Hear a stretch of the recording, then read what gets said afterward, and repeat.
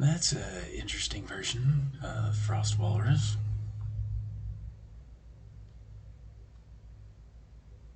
Kind of digging it. It's also throwing me off a little bit, so. Anyway. Oh, I was going to check my audio.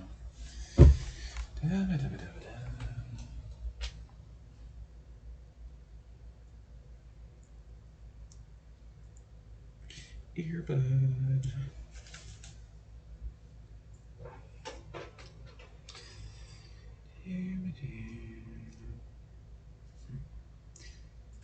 Ow. Okay, can I actually hear myself?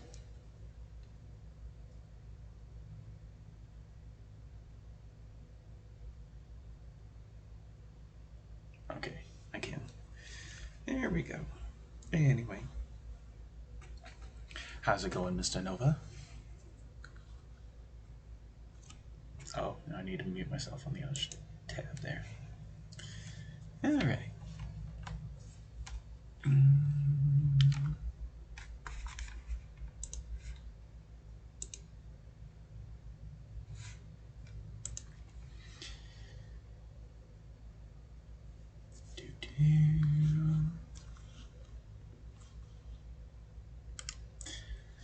See, go ahead and close that.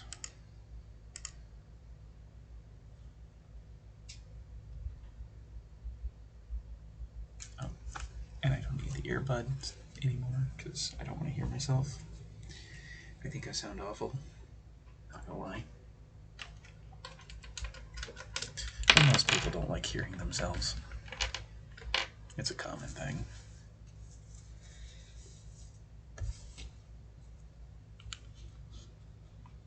Okay.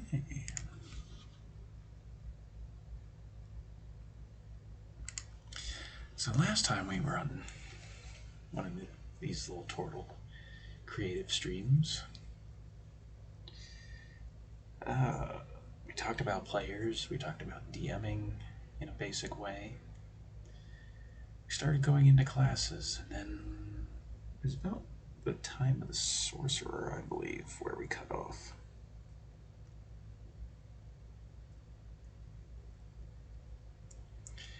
So I figure we finish up talking about classes, and we can talk a little bit about the races available in, well, D&D, or 5th edition anyway, and then we'll move into divinities, if that sounds cool. Because I feel like, oh, I need to switch my screen. Boop.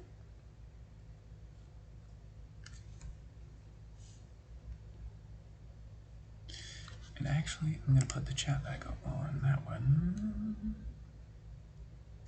Chat.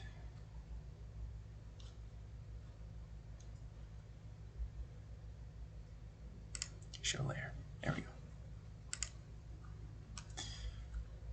Just so you're not staring at a blank screen of just the map. You can see your guys. See yourselves in the chat.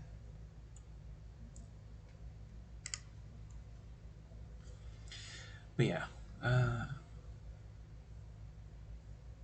and along the same lines as talking about the spellcasting classes, we're going to talk about magic, because it can both be fun and troublesome at the same time. So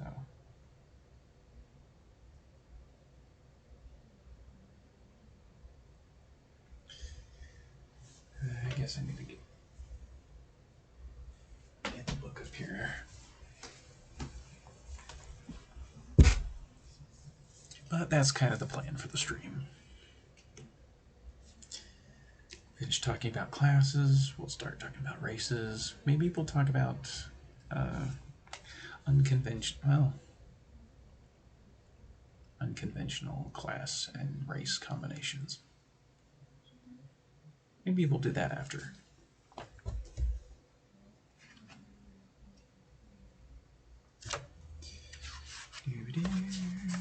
Nope, that's a warlock. Nope, that's the rogue. There we go. Sorcerers. And I'm getting messaged.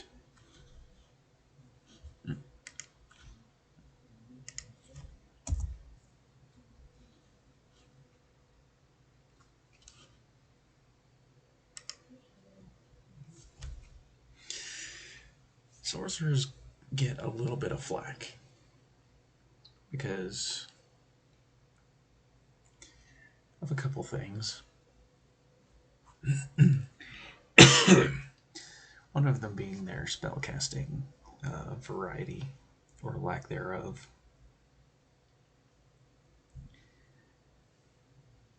Slightly better than the Warlock, but not as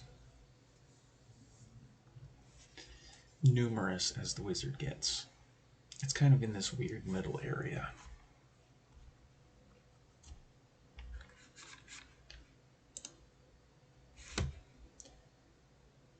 And there was a lot of things between 4th and 5th edition where they changed a lot of the ways that spellcasting actually works.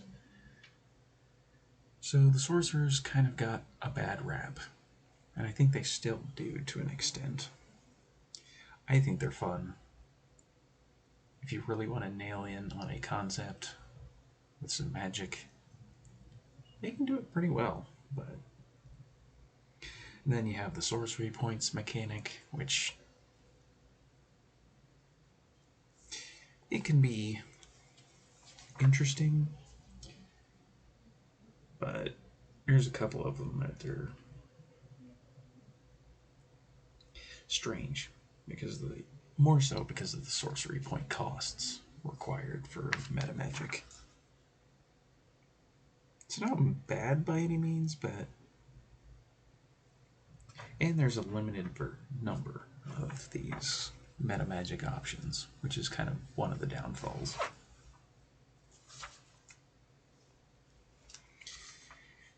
And the other one is, and I guess the other concern with sorcerers, is the lack of advancement paths that they get. Because in the player's handbook, you only got 2. In Xanathar's, I think you got 2 more. Divine Soul and the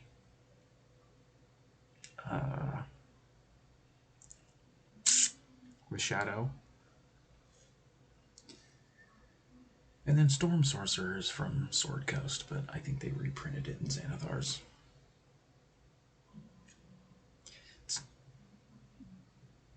And everybody already knows how I feel about reprinting.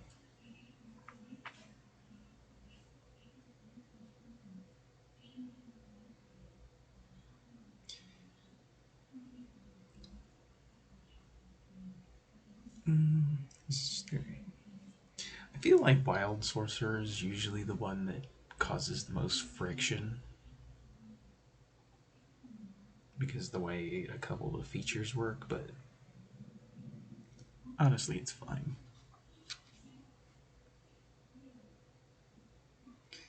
And I don't know, I just like sorcerers. And if I ever got the chance to play one, I have a couple of ideas of how to make it work, even if you don't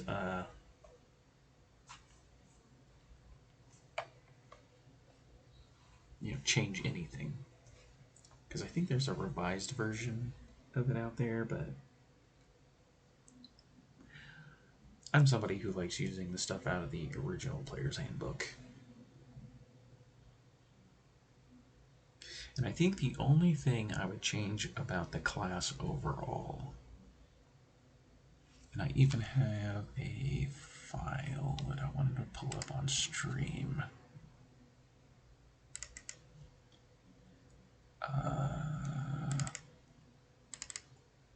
Is it here? Ah, there it is.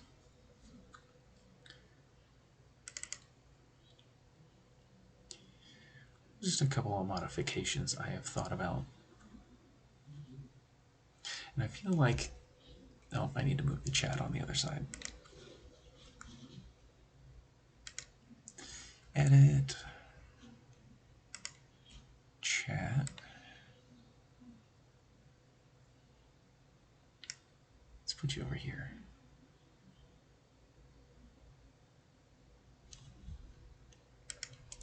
Save that. Okay, cool. But this is a feature that I came up with that is very similar to the Bard's Magical Secrets feature. But there's a couple of things that I've tweaked around with it. And you can probably even read some of my reasoning stuff that I had put down here. Let's see if I can't get... No, I don't think all of that's going to fit on screen at one time. Anyway, scroll back up a little bit. But the idea of this feature is, first of all, to give the sorcerer more spells. Because one of the big... find a good place for my mouse out of the way. Is the limited spell casting. So an ability like this both adds a couple of spells that you can pull from any class. So if you're trying to flesh out a concept thematically, you know, this, it's a double-edged sword. It does both, I feel like. And the sorcerer has pretty large gap. Well, large gaps. And I think I even mentioned this in... Yeah. Well, most other classes gain features every level with a few exceptions. Sorcerer has a more noticeable number of gaps. Noticeable numerous gaps. Levels 5, 7, 11, 7, 9, 11, 13, and 15. So this is basically an ability that starts at 7th level. And then you gain another one 11, another at 15. This can add some spells into your repertoire that I feel like can only help. The one big mechanical change that I've written into this, between this and the Bard's version of Magical Secrets, is that you can change out these spells during long rests. And then, or you can expend a number of sorcery points equal to the levels of the spells you want. Because normally you prepare spells, in 5th edition anyway, you prepare spells for the day and then you're kind of locked into those. Well, sorcerer can get around that mechanic, and I feel like that's very flavorful for a sorcerer. Just personally.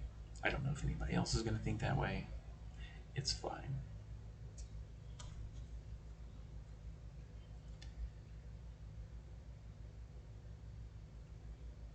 But yeah, just adding 2 spells, and then adding 2 more spells, and then 2 more spells. It's essentially 6 spells. You still need the spell slots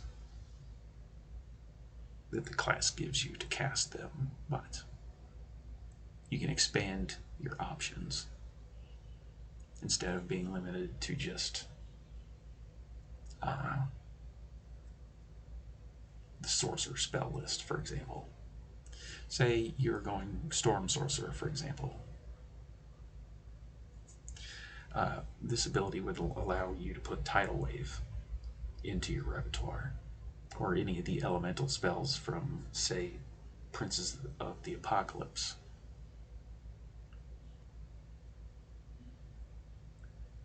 You know, this basically does that so much easier. than trying to grab, say, a level or even multi-classing, a level in multi-classing, or some other harebrained way.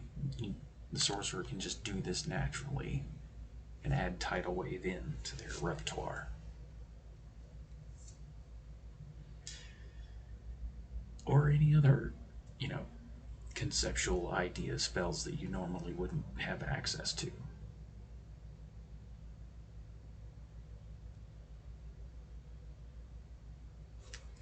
And yeah, even here in my little text description for my reasoning,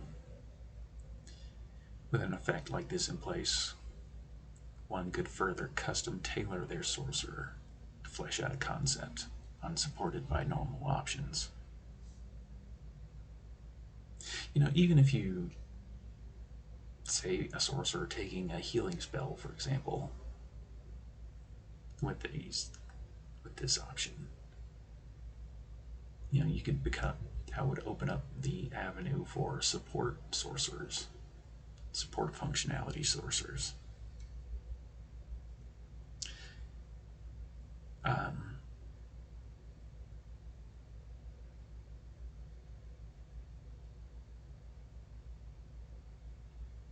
had a thought and then I lost it.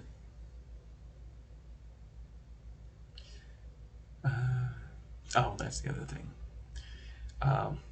Just more ways to use your sorcery points than metamagic.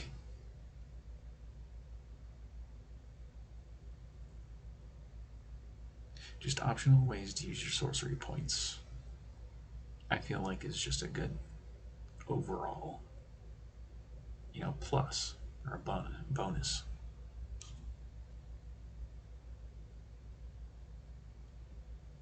And then I don't know about unbreakable willpower. That was just a thought process I was having, but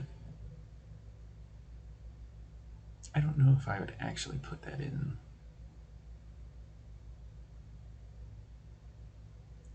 And this basically just allows you to maintain concentration if you would otherwise lose it. It's a one-time thing, one time in between long rests. And empowerment is kind of a rough idea that I was working with, but more so I'm more focused on innate awakening. And there's a lot of classes or races that get innate spellcasting as a racial ability. I feel like this is, oh, and I even say down here, it's like a more advanced version of innate spellcasting that some creatures and monsters get access to as a racial.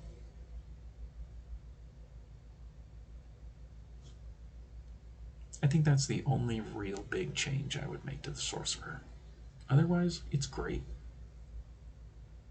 And it does what it's supposed to, in my eyes. There's some people out there on the internet who then have their own crazy ways of looking at it.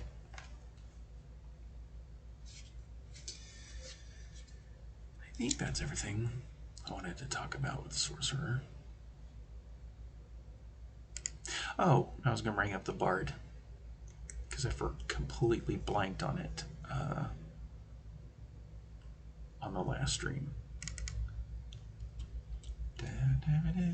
Translator.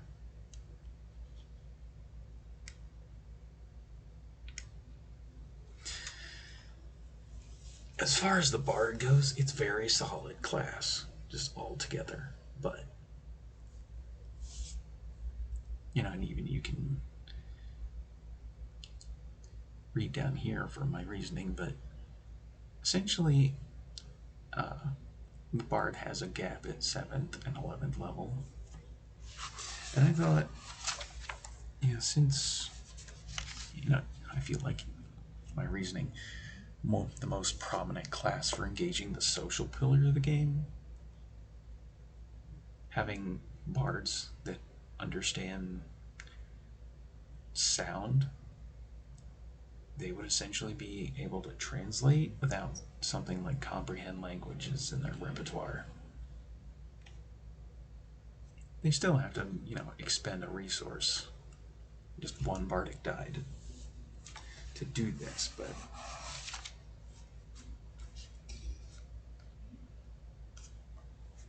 this is more so like a ribbon ability. Why did I close the book? I need it for next topic.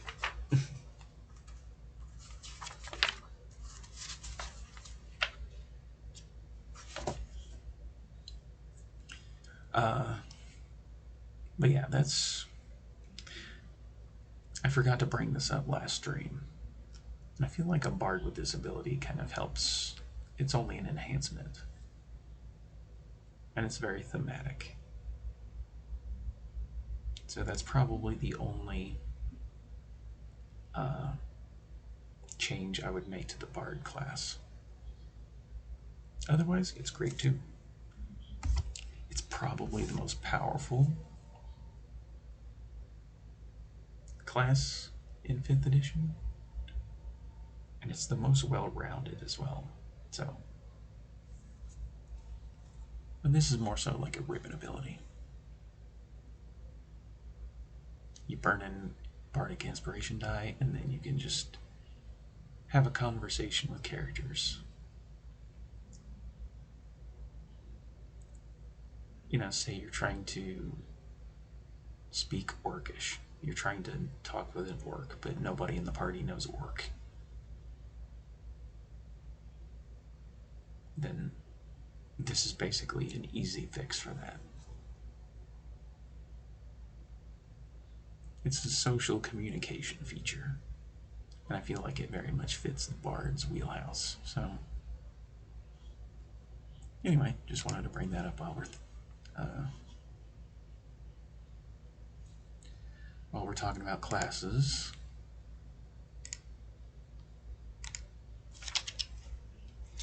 The Warlock. Let's move into that then. Warlocks are great. They have so many mechanical bits that are just unique compared to the rest of the classes. Because of the way their patron works, their pact magic, even their pact boon, which also gives a lot of flavor and flair to the class. Because there's Pact of the Chain, if you want to go more like a summoner, or even just have a familiar primarily. Pact of the Blade is very strong because if you want to go more combat route, it does what it says on the tin, essentially. And yeah, Pact of the Chain also allows your familiar to become a combat pet. So that's a plus, just right out of the gate. And then Pact of the Tome, if you want to increase your spell casting repertoire. You get 3 cantrips from any class. It's actually handy, because you can just have more magic options if you want to go the more spellcaster route with a warlock.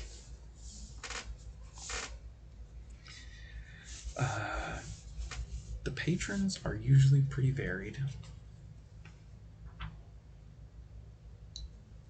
think, oh my god, what is it called? It's not Divine Soul. What is it called?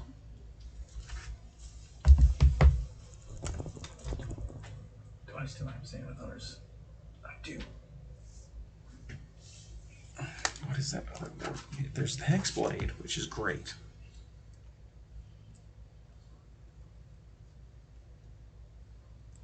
What is the other one that always confuses me? The Celestial Patron. Or Celestial Warlock. I'm not really sold on that idea. I like the idea of it, but I don't know. the build in Xanathar's is just, it's very strange to me. So.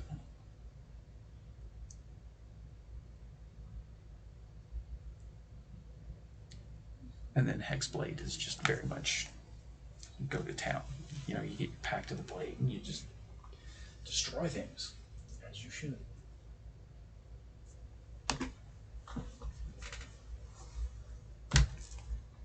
And then in the Sword Coast book, you get the Undying patron, if you want to go more of a necromancer route.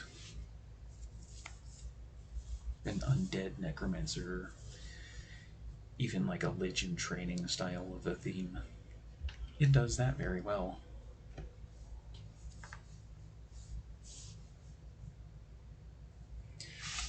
The only drawback to the Warlock is how many spell slots it actually gets. Hello, Mr. Roth. How are you today?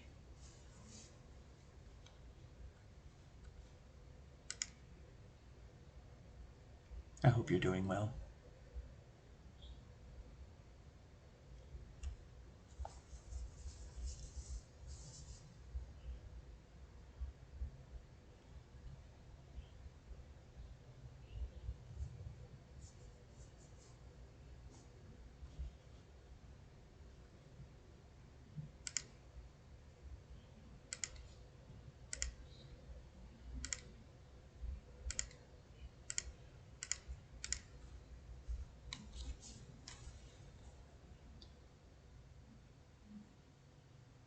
Doing okay.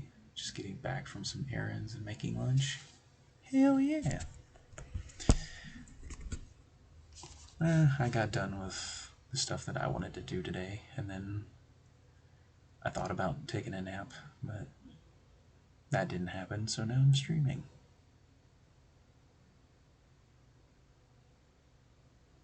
Talking more nerd stuff. All the nerd rock stuff.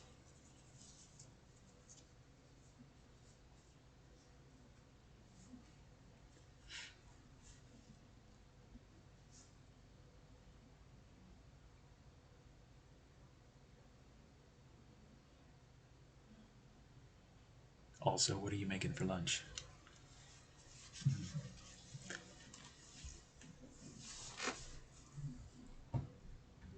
Not that I'm hungry or anything.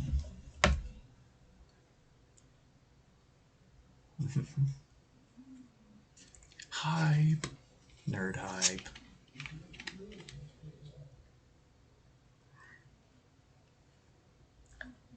I probably should have grabbed something to eat, even if it was granola, but I didn't think of that because I'm dumb.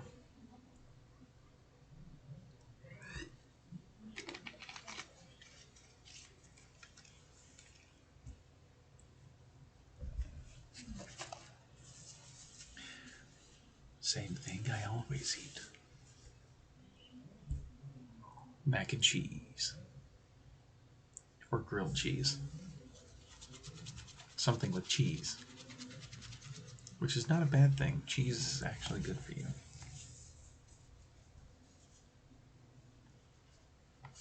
Unless you're lactose intolerant. Then it becomes a problem.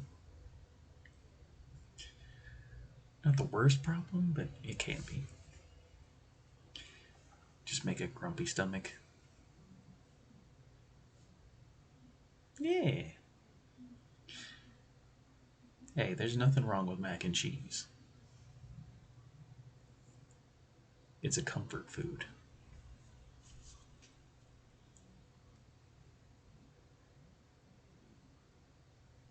And with the world the way it is, you have to enjoy the finer things that you do enjoy.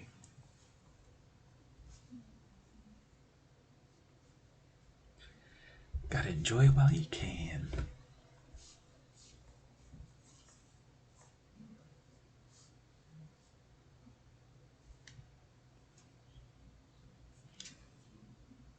But yeah, the only drawback to the Warlock is just the very low number of spell slots it actually gets.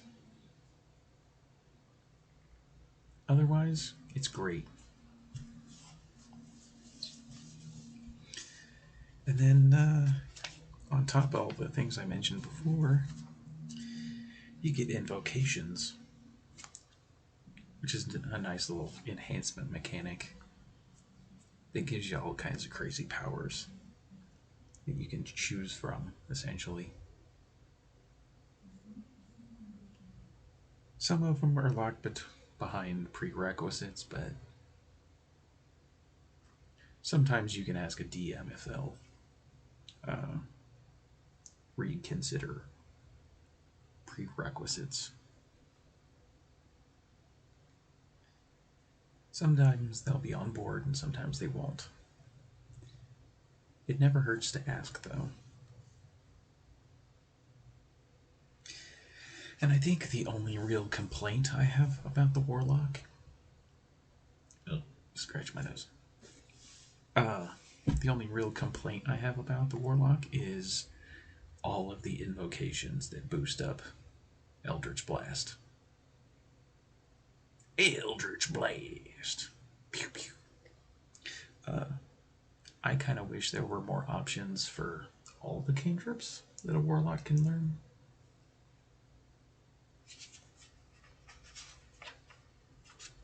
You know, I don't mind that Eldritch Blast gets a lot of support, but at the same time, what if I want to play a Warlock that doesn't use Eldritch Blast? Chill Touch is a great cantrip.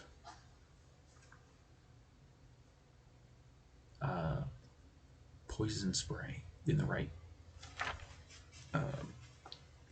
place at the right time is great.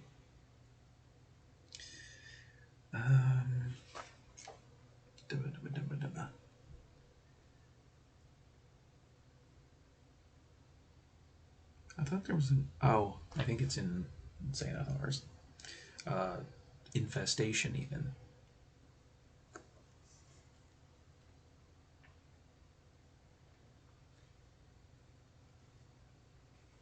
Yeah, but I kind of wish there were invocations to.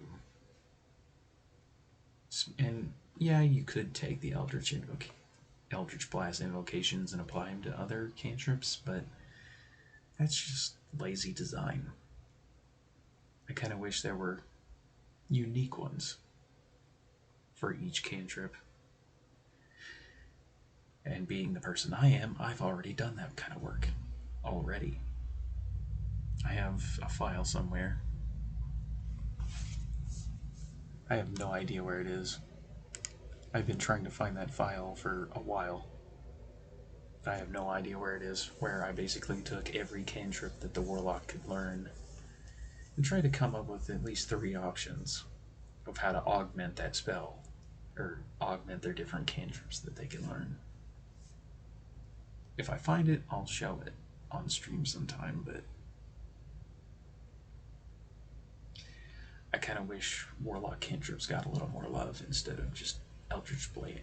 Eldritch Blade? Eldritch Blade. Yeah, all the invocations that boost up Eldritch Blast. Just a little variety wouldn't hurt, you know?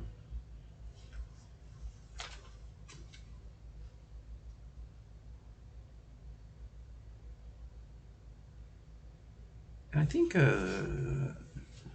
it actually...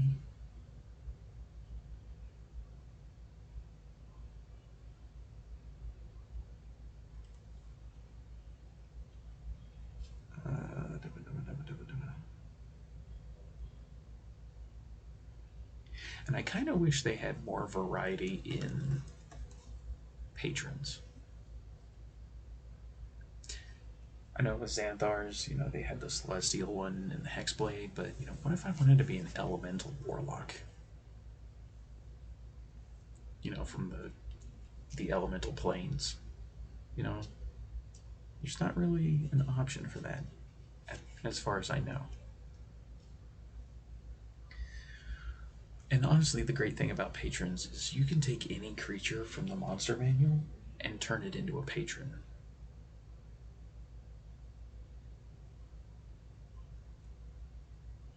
So there is that, but they really like to focus in on the whole, oh hey, demons, oh hey, divines. But I feel like the Warlock has, I kind of wish the Warlock got the same treatment with its patrons that the Paladins got with their oaths, where there was a nice variety.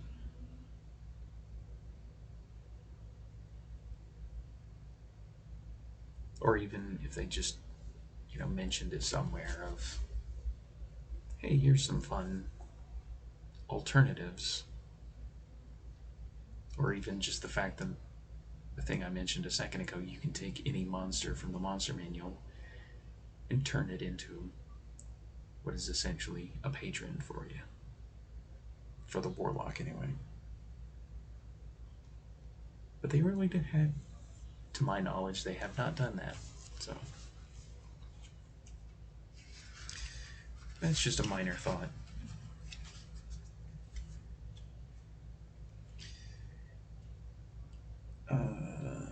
Is there anything else about Warlocks?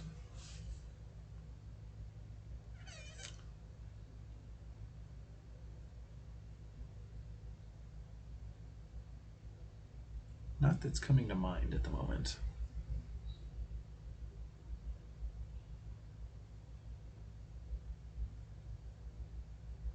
But anyway, let's move on to wizards, the Gandalfs of the D&D world.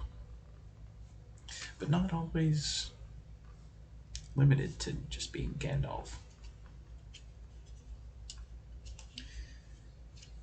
Wizards basically get the biggest variety of, they basically have access to every spell in the game with only, no, they get that too.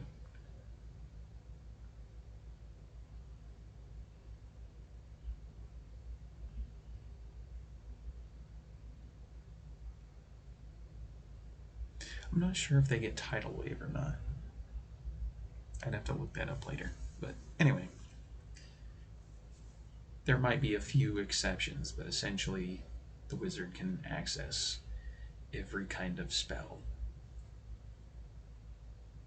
in the entire multiverse in some way, shape, or form. But that's kind of limited to keeping their spell book on them. If they lose the book, they're essentially dead in the water.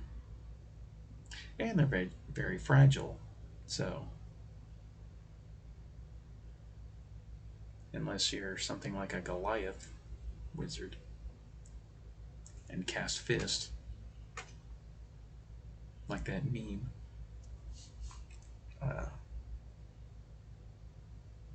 yeah. Which is honestly an idea I've actually had in the past, is a evocation wizard, Goliath. And he'd basically just be like an elementalist or a geomancer.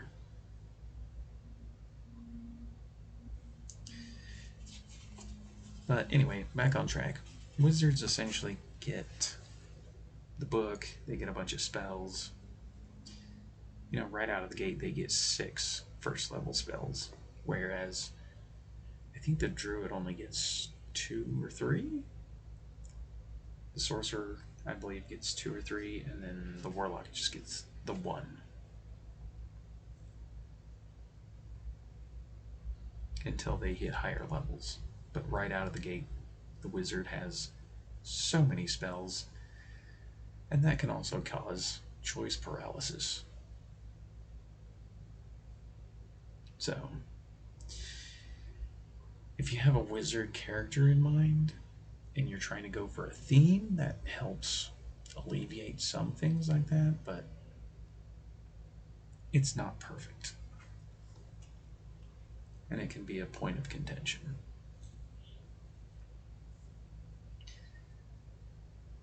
There's 8 schools of magic. And even with the way I homebrew content, I have 3 more added on to that, which are a little bit of extensions to the 8 original ones. And then that I know that in Critical Role, Mercer created his own school of magic.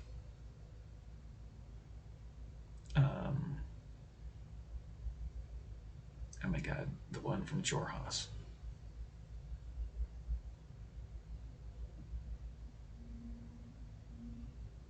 Crap, I can't remember what this is called.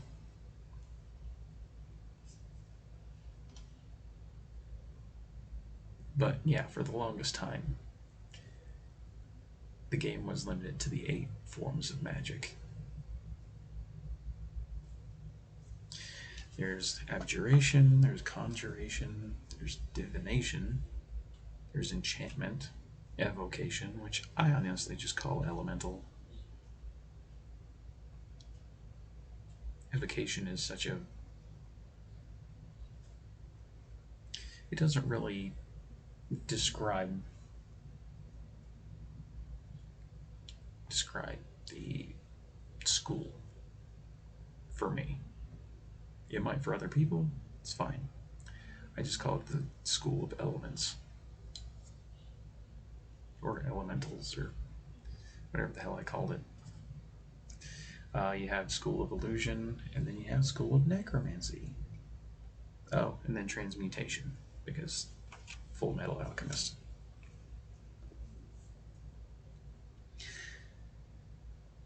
And they all have their different mechanical benefits.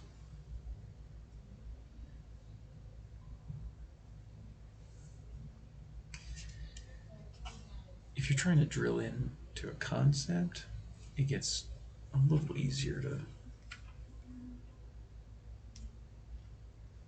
because that's the one thing that the ones out of the player's handbook anyway, that's what they do best. I feel like they're different enough from each other that you can essentially find what you want to play.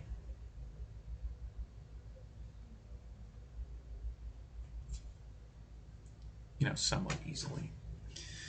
And then the homebrew schools of magic that I have, actually I have to look it up. There's 3 of them that I came up with specifically. School of Alchemy, using, you know, poison, and acid damage as a primary factor in their spell casting.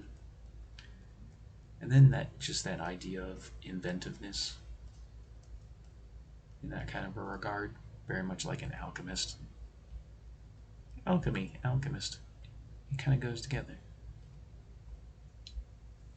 There's the School of Creation, which is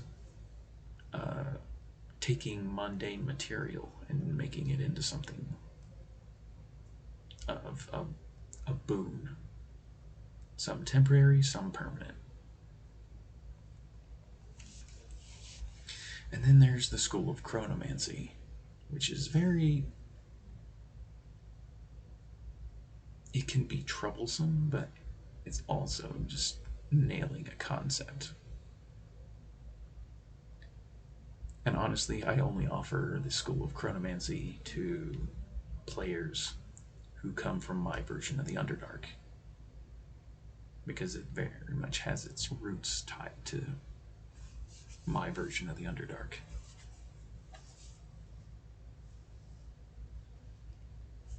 Asteria and Celestara are very much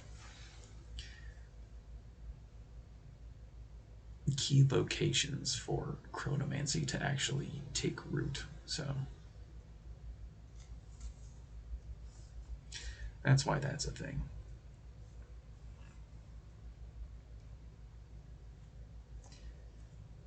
And chronomancy is more so like a control.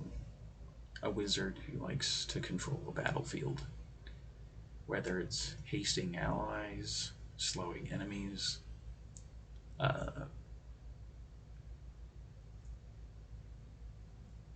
can be both supportive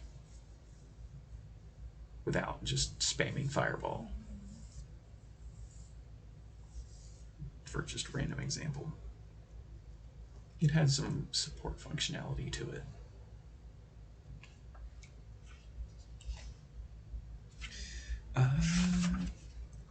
And then it's not in the player's handbook, but I guess we have to talk about the Artificer a little bit. I think people, well, as some of the Discord folks, they already know my thoughts on the Artificer, and I think I even brought it up a couple of times in previous streams, but I am not a big fan of the Artificer. I like the idea of it. You know, this is very much inventive utility class. But they've revised it so many times, and I think they've lost sight of what it's actually supposed to represent. And I just don't like what they did with it. I'm not going to stop somebody from using it in my game, but I'm just personally not a fan. Well, with my Varuna game, I very much have outlawed it, just straight out. No Warforged, no Artificer. In other parts of my world, yeah, they are on the table, but the Artificer itself, I liked the version that Critical Role used for Terry. It wasn't a powerful class, in combat. But it was nice. It was utility and support, and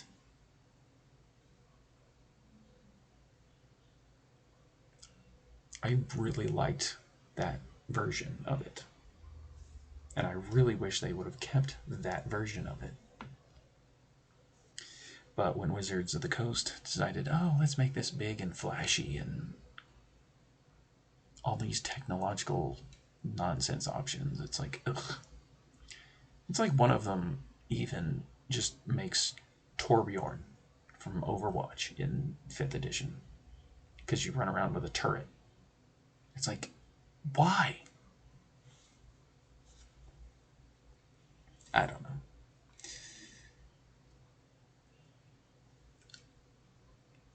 And as much as I like He-Man and Man-at-Arms and, even a bunch of the characters that are from that series that I could see being portrayed in this kind of a light, I just don't like what they did with the Artificer. And if I could find that original version that they used in Critical Role for Terry in the beginning, when the first version that they used, I would love to write that down and flesh that out and even use that version of it. I kind of hate it as its current form is. Oh, hey, here's a big-ass cannon. Oh, here's a turret. And I think there was an option that was in Unearthed Arcana where you got kind of the mechanical companion that you could tinker around with. And it's like, I kind of like that idea, but I don't like the implementation that they eventually settled on.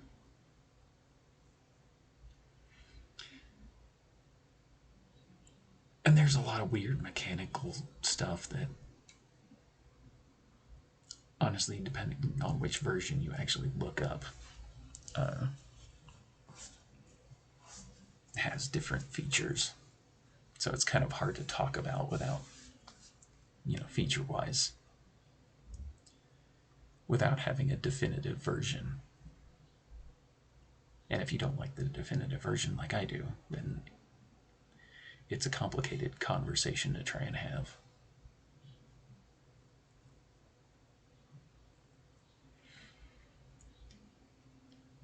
Um,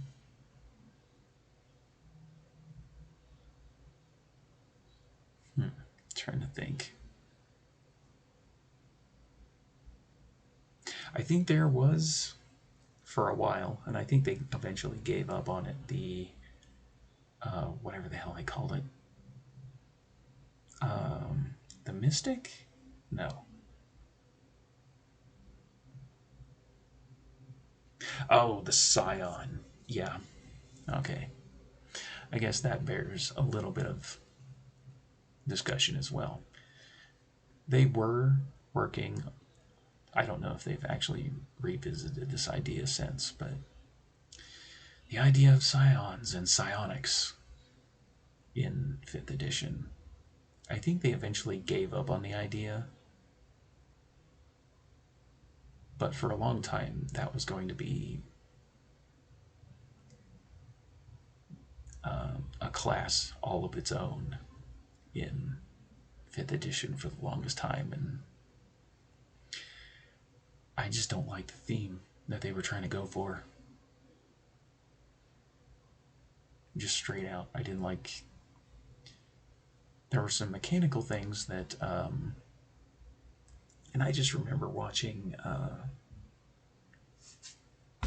Mike Merles when he used to do some creation streams here on Twitch.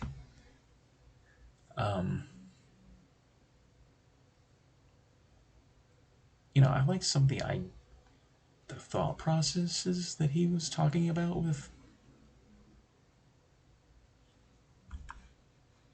the Scion, which I don't like the name Scion just flat out. It's way too futuristic. Seem to remember it being in the Unearthed Arcana. Yeah. They monkeyed around with it for a long time before, last I had heard anyway, they just canned it and started turning it into subclasses instead of a full class of its own.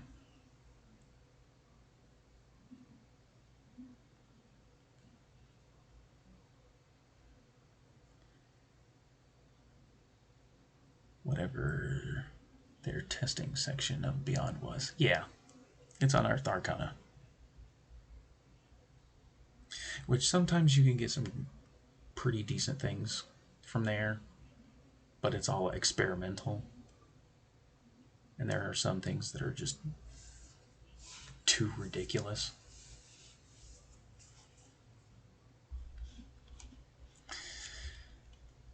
And then I guess we can talk about homebrew classes while we're on the concept of it, I guess. There are, some even, I've allowed a Mistwalker in my upcoming game. It's a homebrew class. At first, I was hesitant to allow homebrewing, but eventually, I had a really good look at the Mistwalker, and I kind of like it. I very much can see the checks and balances of it, and that's why I allow it.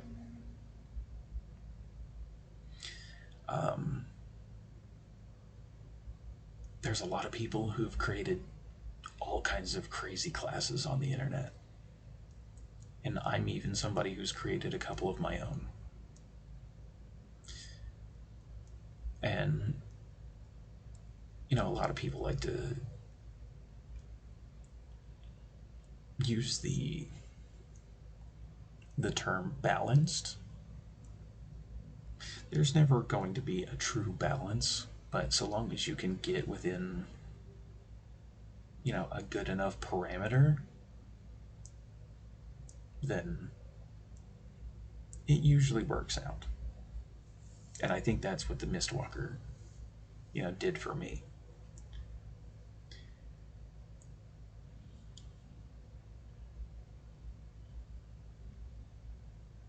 And without spoiling too much, I guess, there's a lot of mechanical and thematic things that you can do with the Mistwalker.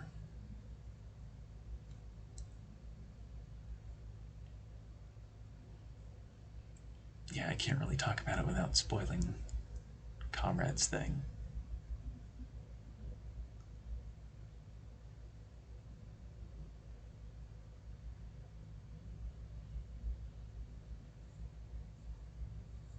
Honestly, we may come back to this conversation after I've run the Veruna game through, and then I can talk more about the Mistwalker. But for now, let's talk about other homebrew classes. Um, I've created a few. One of them is, and even Mercer. Mercer came up with the Blood Hunter, which I both love, and the only thing I have a...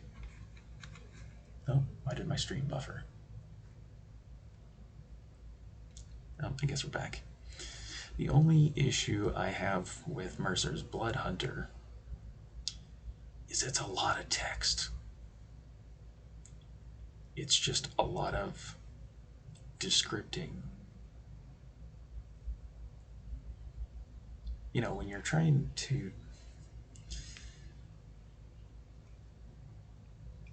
to describe abilities for a class, you don't want to overload. And you don't want a giant wall of text either. You want something... Just being economical with words is one of my pet peeves. And it's something that I do so much of. And if you've seen any of my writing, I very much try to hit a point and stop. Hit a point and stop. I feel like a lot of the description text for the Blood Hunter just... it boggles my mind and it breaks my chain of thought. Otherwise, I think that class is great. It's very much... it has so much variety. It's a martial class with a little bit of an enhancement of unique abilities. Because it's not technically magic, but it's almost like it's splashed in. It's almost like a hybrid class of its own. And I kind of like that idea.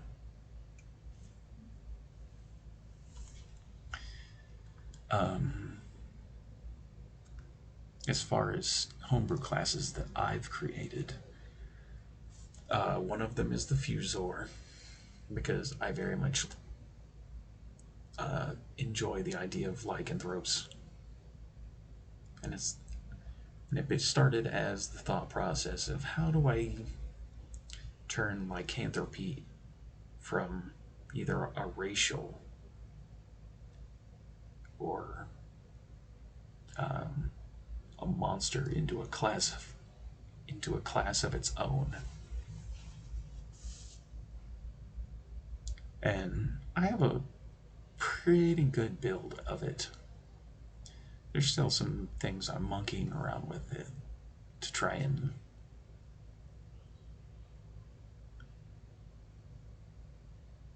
but it's essentially, the idea of it is lycanthropy, no matter what kind of beast you actually want to turn into. That's the other thing, is lycanthropy likes to suggest werewolves. But and that's one reason it's called the Fusor. Because it's half humanoid, half beast combined. If anybody remembers the video game Bloody Roar, the fighting game, that is essentially what I tried to boil down into a class. Very much using a similar mechanic to how the Druid Wild Shape works, but available for another class entirely. It's almost adjacent to the Wild Shape. And then there's other abilities that, kind of post off of that. I think once I get a couple of details situated with it, that is very much something I'm going to post for people to have a look at.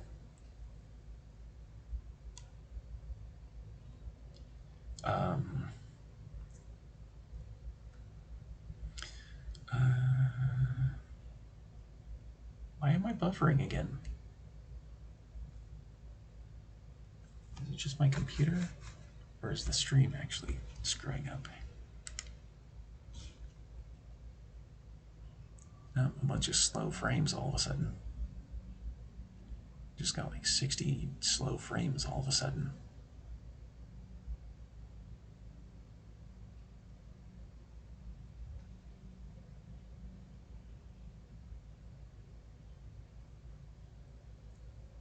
Haven't noticed any drop here. I realize you guys are just looking at the map screen, but still, why would I be dropping frames at all? It's a static image. That's so weird. Anyway.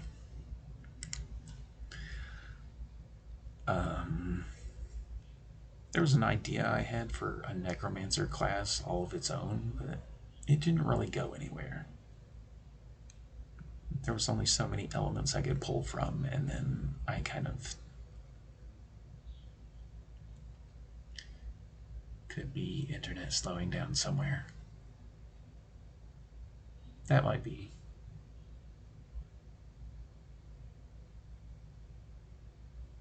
Actually, come to think of it, yeah, it's probably that.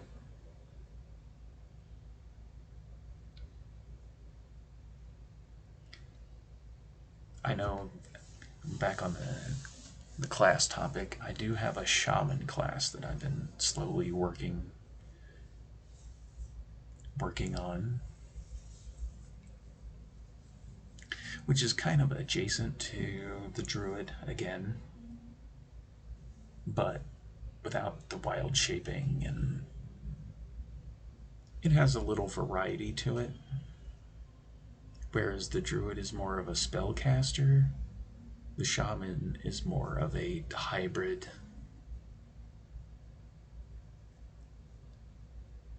Primarily elemental magics, but not limited to.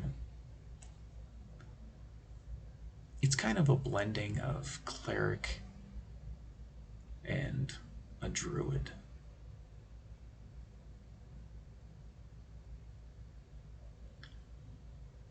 And the base class itself is pretty solid. I'm just trying to develop, I should say, interesting subclass options for it.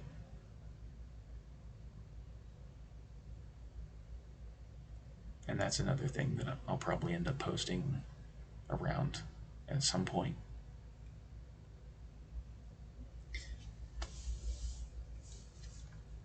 And I guess the other one I can talk about, and I think I'm actually going to pull that up while I'm...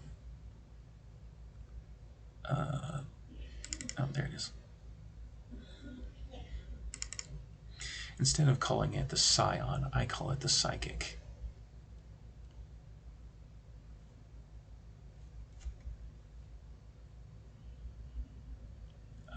Are you going to come up on stream? There you go. I don't like the name Scion. It sounds way too futuristic for me. There are some games where it's like they mix fantasy and sci-fi. I like keeping the two separate unless it makes sense. Unless you bake together, like Eberron, for example. Eberron is very much technological, but there are still magical elements in that setting. But that was baked in from the beginning. But if it's not baked in, it just does not make sense to me. And honestly, the name Psychic works in Pokemon, so why wouldn't it work for D&D? Just saying.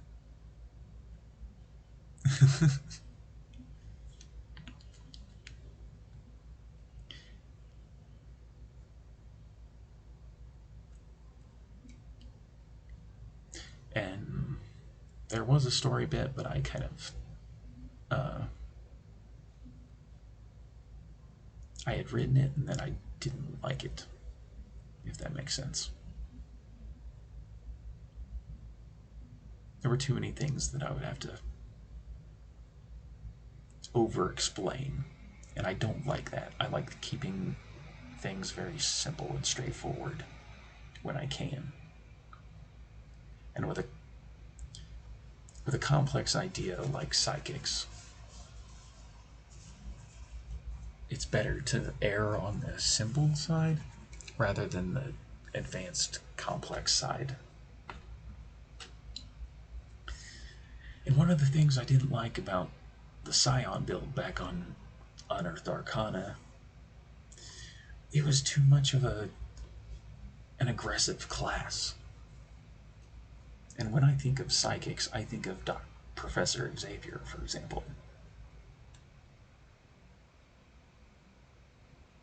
And you'll see that kind of influence later on, but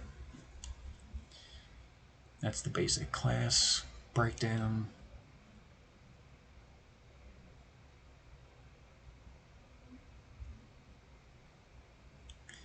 And then essentially this class has 3 mechanics to it.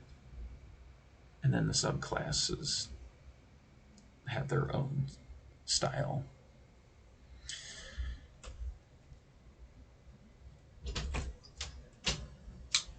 Supper's on the tongue.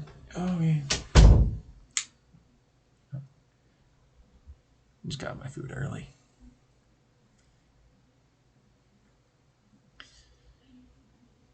But essentially the 3 mechanics that I wanted to play around with was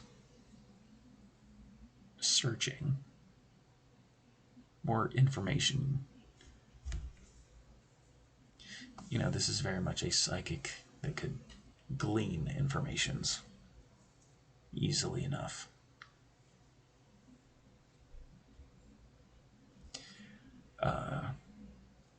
There's the psychic invocations, which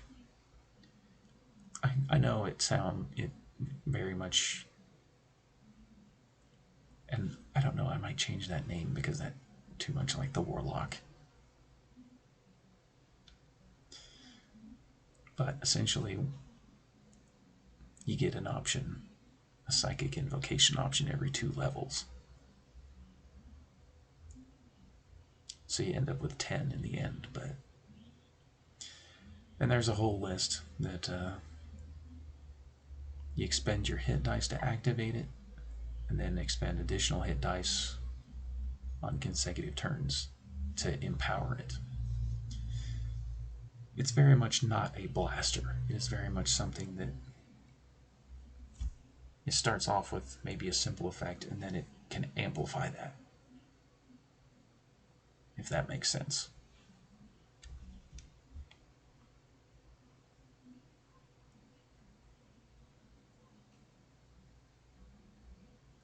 And then the other thing is, again, I baked Translator right into this.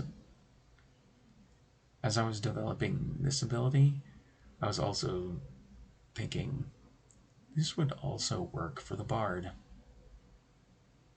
So,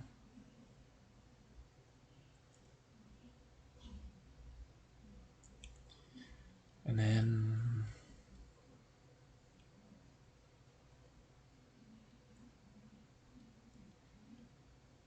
there's a lot of this that, and I guess the subclasses up here, the Chains of Ascension. There's the Dreamweaver, the Arbiter, and the Spartan.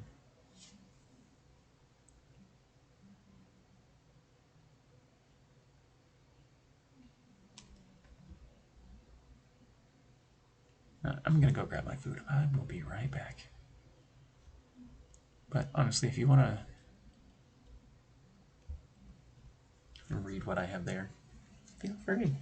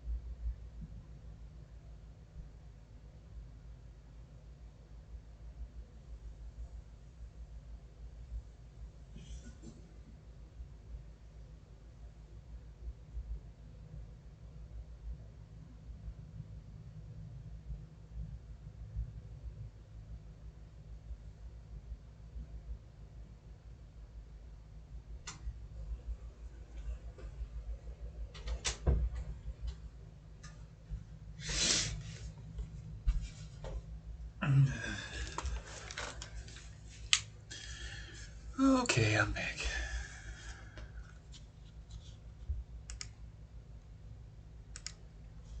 Oh, I even forgot to mute myself. Oh well.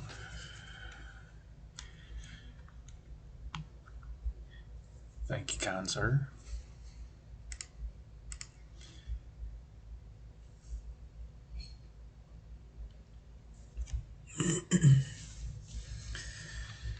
But yeah, this is just kind of the basic idea of one of the classes I've tried to create.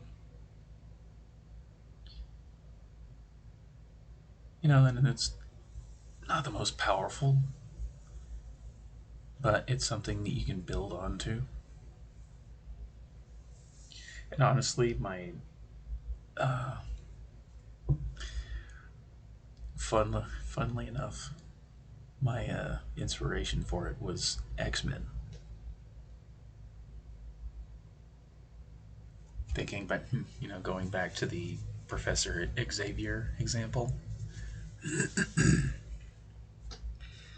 the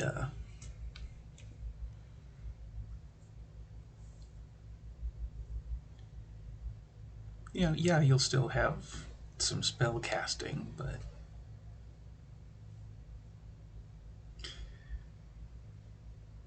and then invocations are just kind of a nice little bump up, a mechanic to play with. Whereas, the warlock invocations are very much either like a passive bonus or they just give you the effect of a spell for the most part. This is something where there's a whole list of them. Is it actually in this file? Yeah, I'll show that off in a second. Uh, they're not powerful effects, just casted. I kind of want to create it. I kind of wanted to create someone who would. The class itself was something that's so much of like a flexible caster, and then everything else will, pivot around it.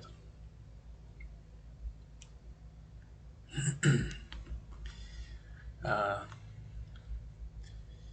when you hit third, fifth level, you get a little bit of psychic damage on all your attacks or your cantrips.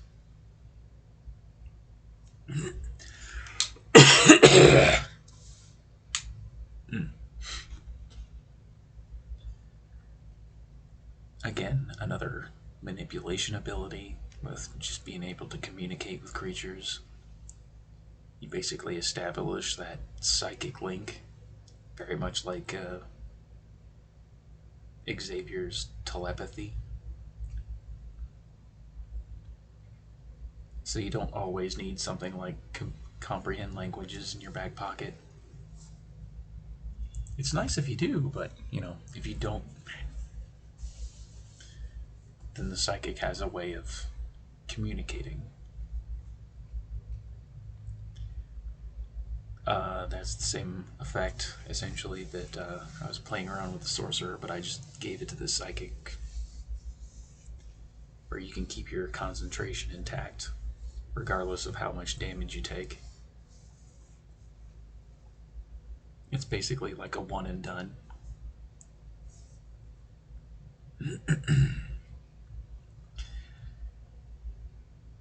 When you hit 10th level, you can basically bump up uh, your the spell casting stats, your saving throws. Say you take intelligence saving throws, and anytime you have to make a saving throw, then you can essentially re-roll it if you don't like the result. It's very niche, and you can only change it during your rest periods. So, once you make a choice, you're locked into it. I don't know, it was an idea. And I feel like mechanically I've written it out as clear as I can write it.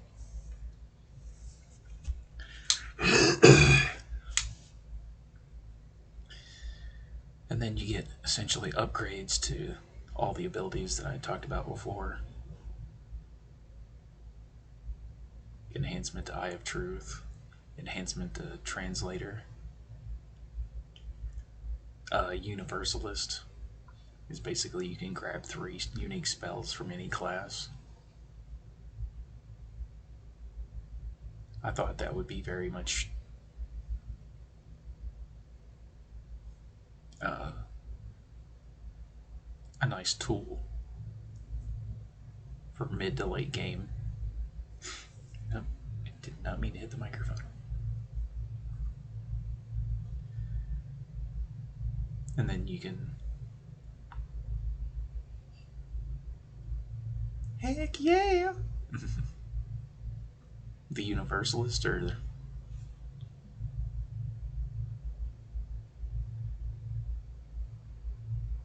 And then this was an idea that I don't know if mechanically I have completely situated yet, but it kind of gives Universalist a little bit of a benefit as well. Yeah, I still kind of have to figure out what spell levels you're allowed to pick from, but essentially 3 spells that of your choice. You can flesh out a concept pretty easily that way. You know, whether you need some damage spells, whether you need some support spells, defense spells, utility spells. I'd probably add to the description of this of has to be a spell that you can cast, or of a spell level that you can cast, but otherwise, 3 unique spells that you can pick.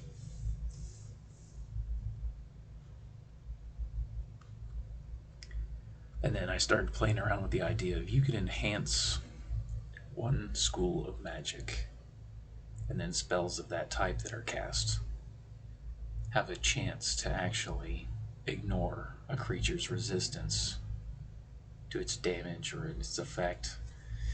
And when it comes to, I was talking about the wizard earlier in the 8 schools of magic. And that's kind of what I stopped with, because even though my alchemy one, and then alchemy, creation, and chronomancy, I hadn't quite worked out all the bugs for those, so I just stuck to the normal 8 schools of magic. And if I work out the bugs with those 3 homebrew subclasses, then I can always add them in. But and then empowered spells have to be cast at their base level, which I feel like that's part of the balance part of my brain, trying to find the balance of, instead of making casting your greatest spell, it's like, no, you have to cast it at its base level to gain the effect. I feel like that was the best trade-off that I could come up with to balance things out. And then it doesn't have any effect on legendary resistances.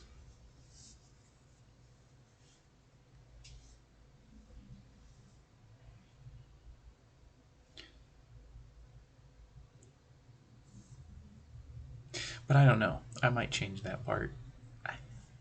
It's still a work in progress, but the idea is kind of there.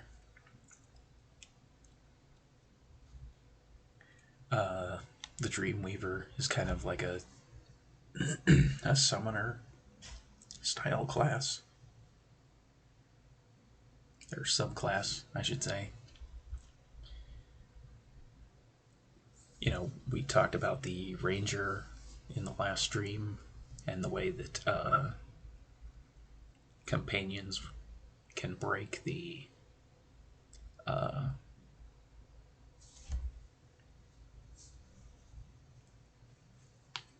my god, brain, please. It can break down the math.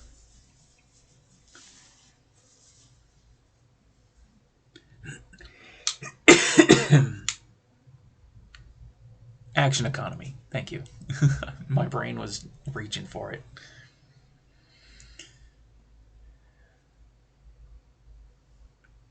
Yeah.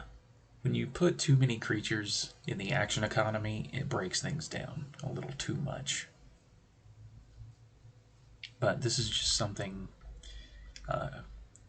you have your own little imaginary friend, essentially, that you can give physical form to.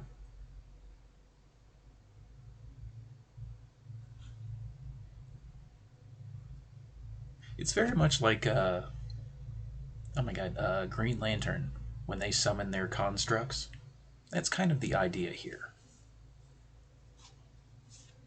Except with a companion instead of, say, a giant chainsaw or a plane or all the crazy shit that they can summon through their rings.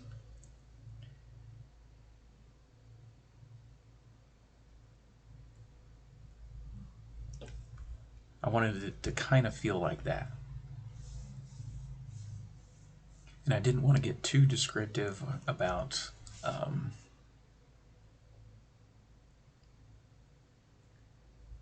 certain types, because people could take this idea and whatever they imagine,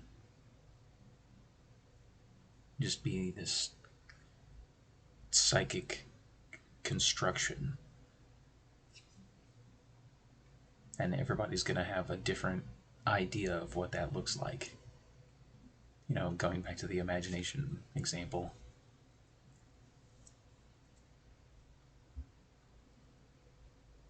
Because I originally thought about, you can make a bunch of them, and then it's like, oh, that's going to break the action economy. Let's just stick with one.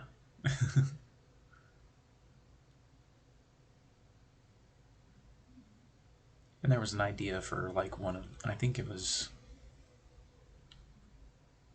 my original version of Master Architect, where you could create a bunch of your psychic creation companions. But then it's like that kind of breaks the action economy, so I kind of backed off of that idea.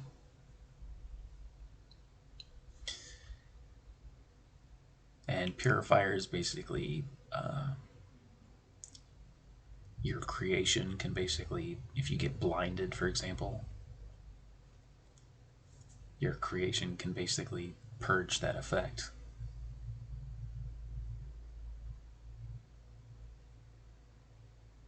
Or it can just heal you.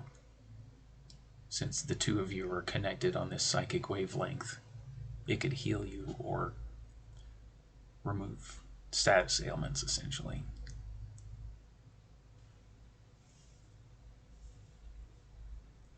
Honestly, I was very much thinking, oh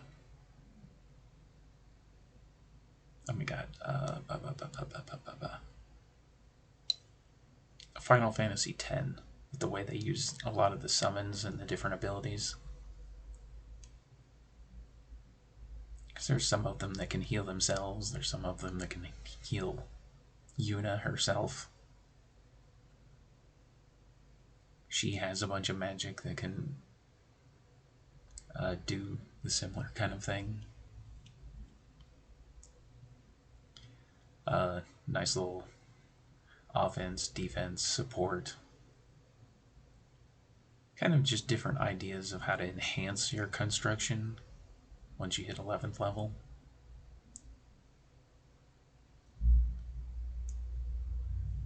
And then Master Architect is basically the overdrives.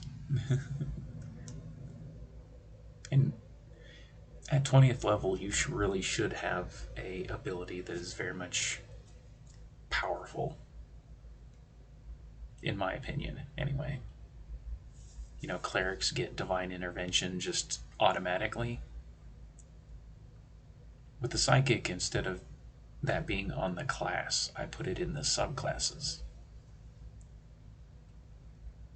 So each of their capstone abilities is essentially pretty damn powerful.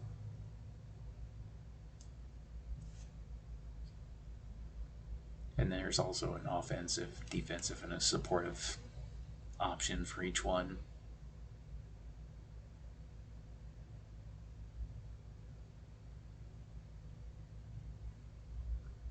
And that's something I usually I try to facilitate, is just giving people options.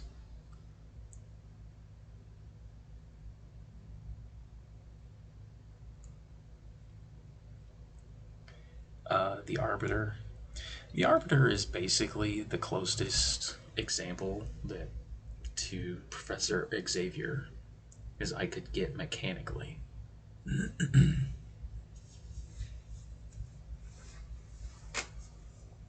even with it, I was still trying to work out different mechanics.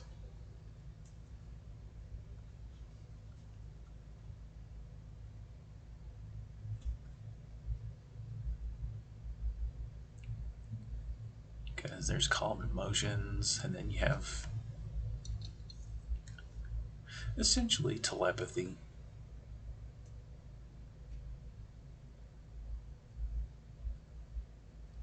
And then just being, it's very hard to sneak up on Professor Xavier because he's always going to know you're there. So, auto detection of creatures that come within. I don't know if I was sold on the 15 feet part. Probably make that a 30. Because 15 feet isn't that far.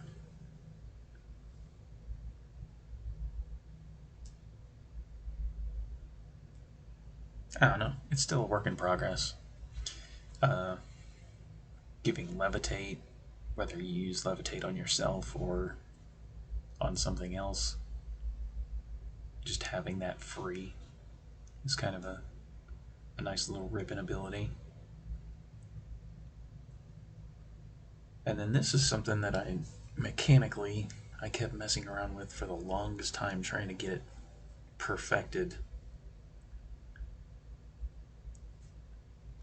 But as an action, you can restore hit points or refresh spell slots to yourself and a number of allied creatures. I don't think there's enough support and utility abilities in.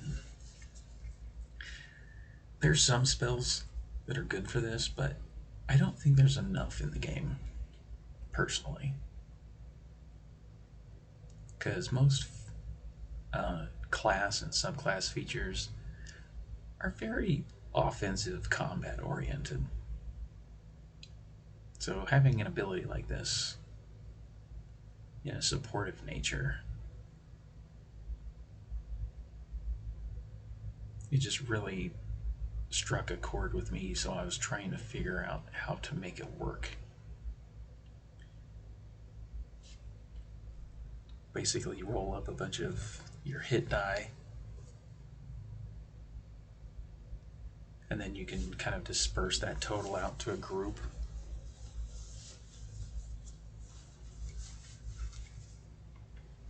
Say you're fighting 20th level, you're probably fighting the most deadly things in the multiverse. Let's be real.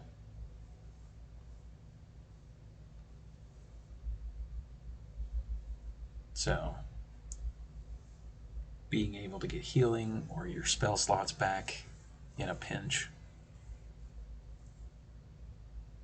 it's a very unique feature. So, and very much like Xavier, he's very much a supportive character.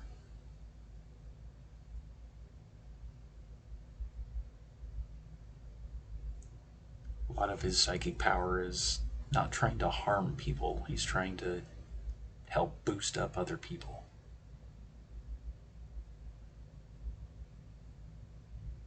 I just remember one of the comic books where, oh my god, somebody had gotten crippled. And he was basically probing into their mind and basically convincing them that they could walk again. And eventually they got to the point where they got back up on their feet and they began walking again.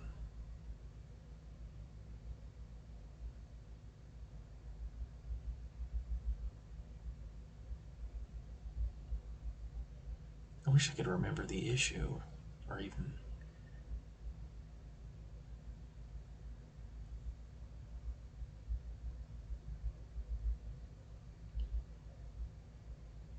But my brain also doesn't want to work most of the time, so... If I remember it, I'll drop it in the Discord somewhere.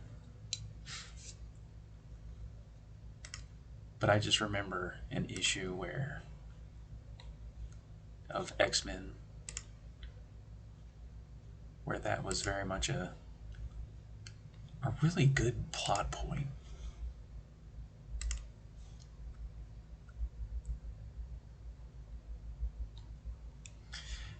And then essentially the last subclass is the Spartan. I kind of liked the name. And it's kind of Destiny inspired a little bit because it's very much a physical anti-spellcaster, essentially. That's kind of what I wanted it to be. You know, while the Dreamweaver was more of the, hey, here's my companion, and that's how they apply support. And then the Arbiter is basically, you know, just full-on support and utility. Kind of needed a aggressive option.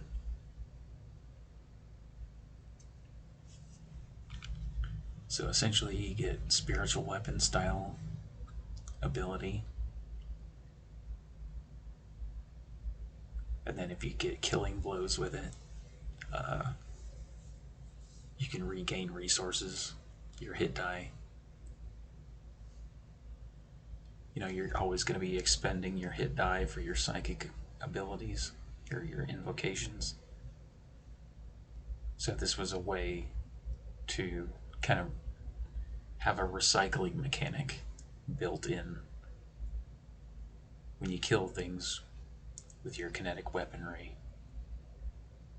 then it basically kind of recharges your expended reserves.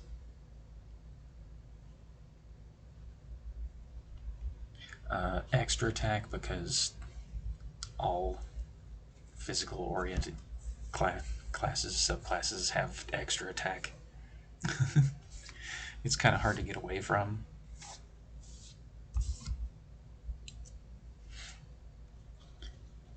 Disruptor is just when you hit things with your kinetic weapons and they're concentrating on spells, you basically stun them.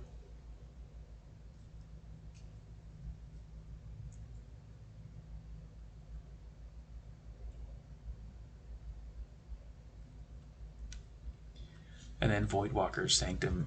It's essentially the Titan bubble.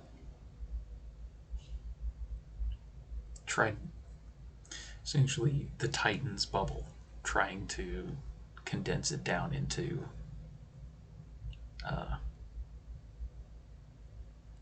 D&D terminology.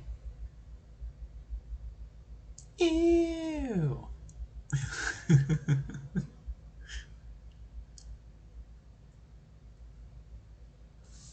Well, when it's on your side, it's great. When it's on somebody else's side, it's like, ew.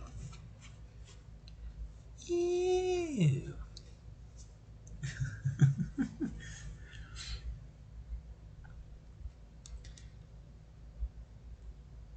But yeah. And again, the 15-foot dome. I don't know if I would make that bigger or not.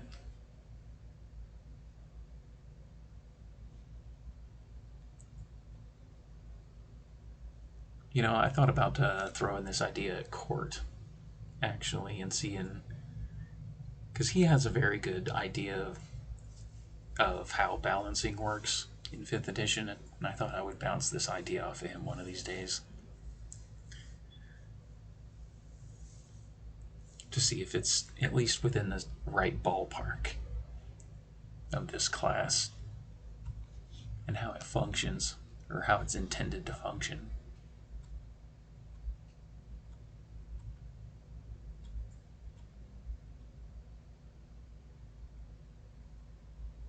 But anyway, now that we're done talking about classes, and I kind of gave you an example of homebrew class creation, where is the races file that I made? Oh, there it is. Let's talk about races, because I probably should have talked about races before classes, but whatever. They go hand in hand, so it doesn't really matter which one comes first.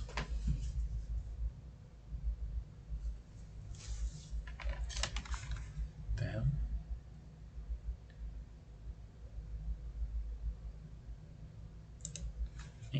There we go. But essentially, I tend to think of the races in D&D in 5th edition in 3 different categories. There's the common races, which is what most people are familiar with, and the options that are in the player's handbook. It's essentially all the races that are very common in fantasy.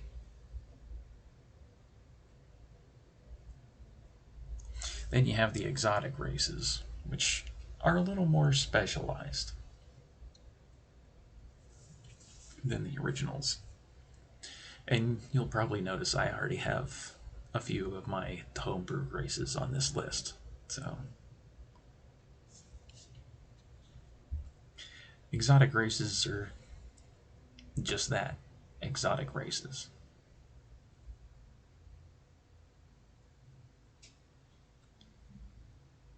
And I added things in here like my Hound Folk, the Dragonkin, the Centaurians, the Colossi, the Fae, the Primus, and even the Vampire. Because those do exist in different parts of the world.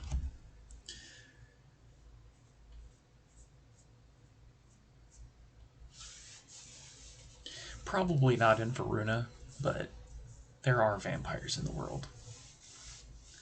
There are probably vampire hunter Ds as well, running around.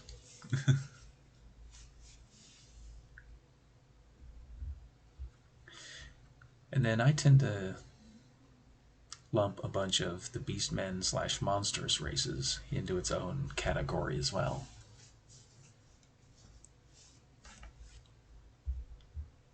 Which, again, the Crocon, which are basically frog folk, and the Saurian, which are kind of like dinosaurs. Essentially giant versions of lizard folk, in a way. And then the Insecticons. Not to be confused with the Transformers, but there are insect races in my campaign setting, just as a whole. So that's why that's there.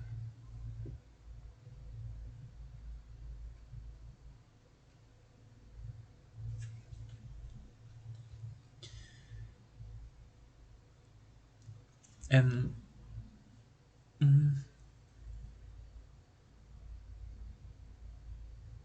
and there's a lot of DMs out there that will even have more options than this. And this is just what is commonplace in my world. And you can shrink it, you can expand it, You can do whatever you want, but this is just the way that I end up doing it.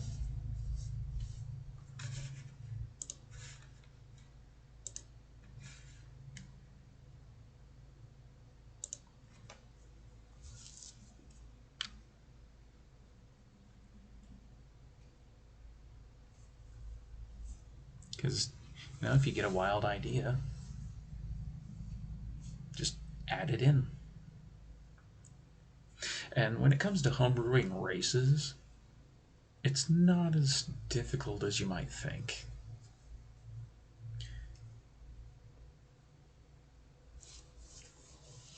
Oh, I forgot the Shidarkai aren't on this list. Shit.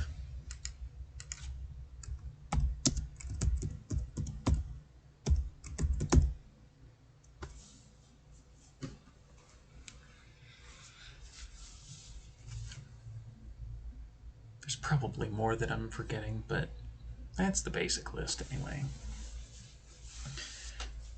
And when you decide to create homebrew races, you can take whatever concept you like and... Ba-ding! Thank you, computer, for ba-ding in my ear.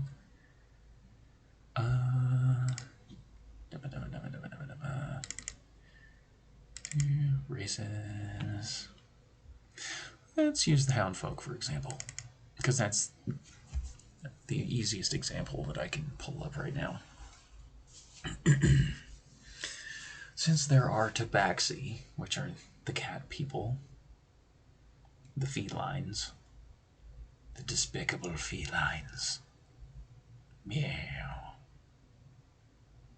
Anyway, I have always enjoyed the idea of polar opposites.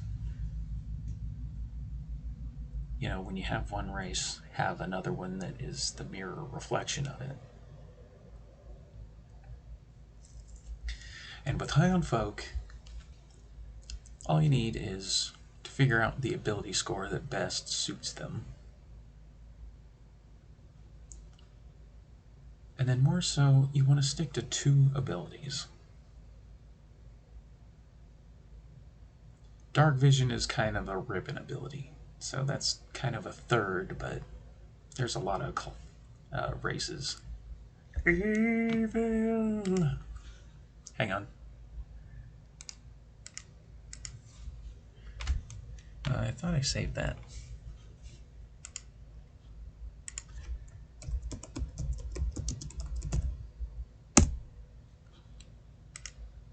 Evil! Exactly.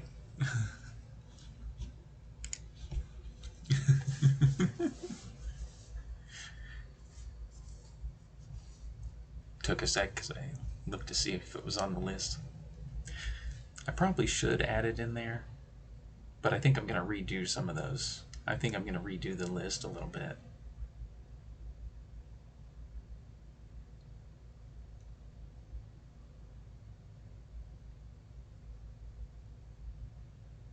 Yeah, I've had that happen with... usually refreshing tends to fix it, but not always. But there's a lot of times where it just breaks. At least for me, anyway.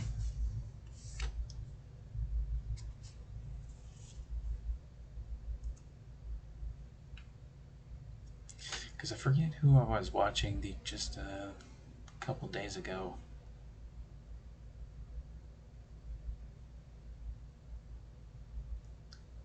And I went down to hit the sound alerts buttons. And they just did not want to load. So I had to just refresh everything had to pop it out to get it to load. Yeah, that's also the other way to fix it. Sometimes. It's not always. But sometimes that'll fix it. Because you know what it is? Evil!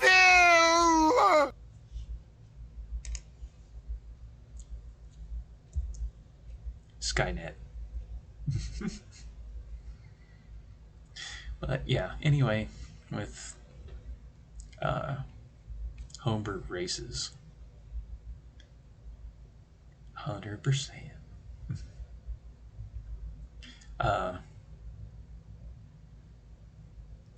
While the Tabaxi are very much a. Well, I have the book over here. I wanted to make essentially the counterpart to the Tabaxi, and Hound Folk just very much fits that motif. Because Tabaxi get dark vision, they get feline agility, they get cat claws, they get cat talent, or cat's talent. It's like that's 4 abilities just for the race itself. I think the only race that has more racial abilities is the elves.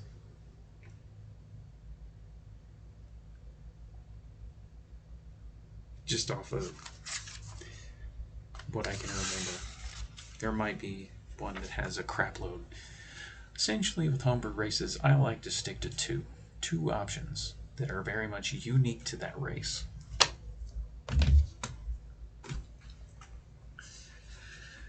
And for Hound Folk, Keen Senses is very much that.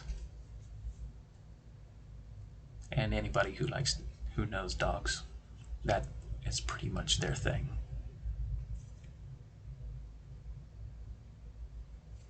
When it relies on their dog senses, it's natural. And then Running Wild was essentially the Tabaxi have that agility move. Oh my god, Court, get out of the way. There we go. The Tabaxi have that speed boost ability, essentially. When you move on your turn in combat, you can double your speed until the end of the turn.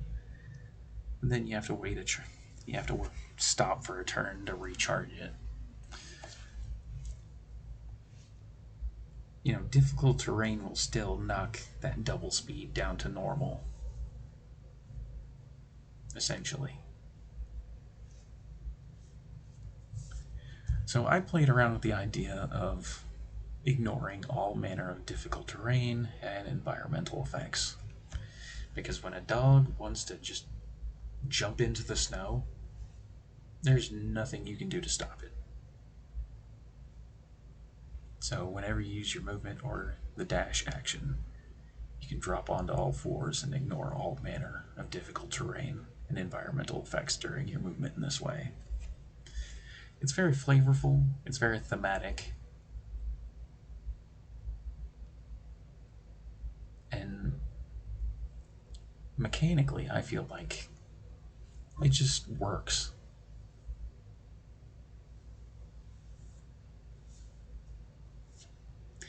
I put a bunch of Bren puppies in the chat, but my sub ran out for her, so.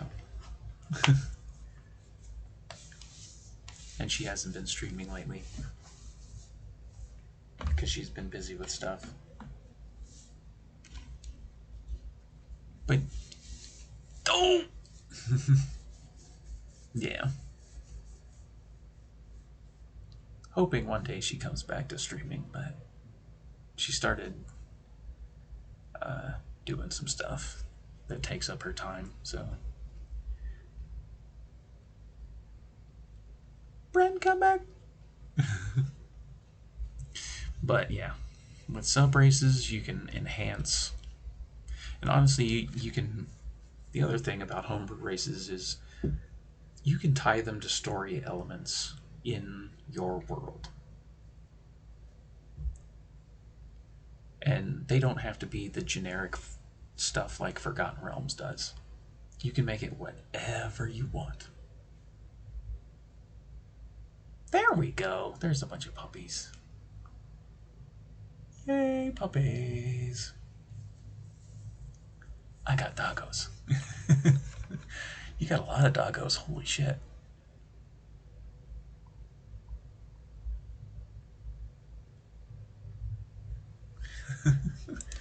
That's a lot of dog poop to clean up.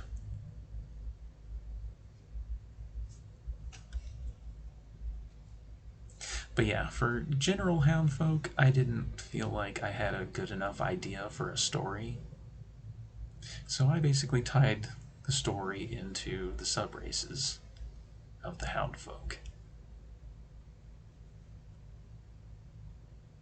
Is that all on screen? No, it's not.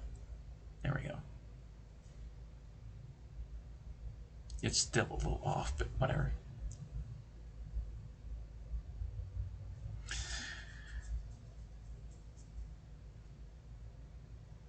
But yeah, the Digo are kind of the more common hound folk. They're very much what you would expect from hound folks.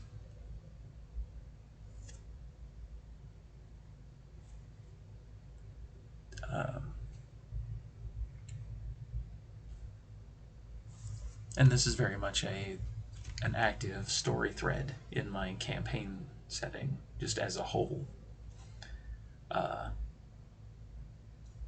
They don't know exactly. There's many of them that don't know where they actually came from, whereas some races know, well, like in my campaign setting, most elves descend from Ivalicia or Keldor and the union that they had before everything went to shit. Can't hear it all, but you get to be here too. Hooray! Where's my hooray cat? There we go. Hooray!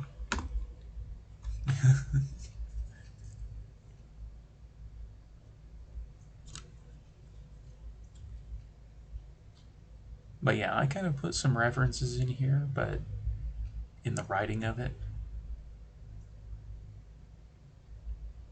But it's a mystery. And if a Digo player actually wanted to pursue that, then they might find some answers. Or maybe they won't. It's all part of rolling the dice. You have to let the dice decide.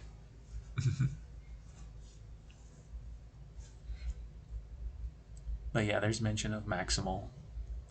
There's a mention of Fenrix.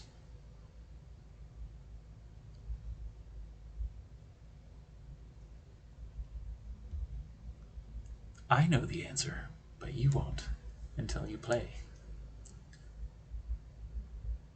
Highas, we went to Game Nuts and got new dice today. It was so fun. You guys would love this store. I geeked out so hard. Hooray! Yeah, that's something we didn't get to do while you guys were here. Let's roll up your stuff.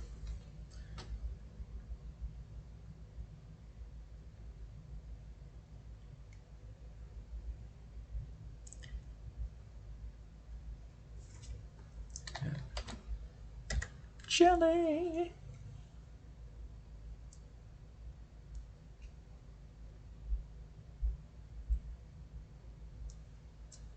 And there's some information that kind of helps describe out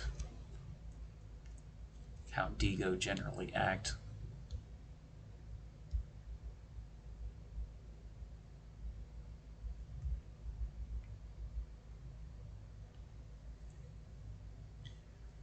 Had the guy working there pick out a mystery grab bag of dice. Got purple and silver marbled with green numbers. So happy.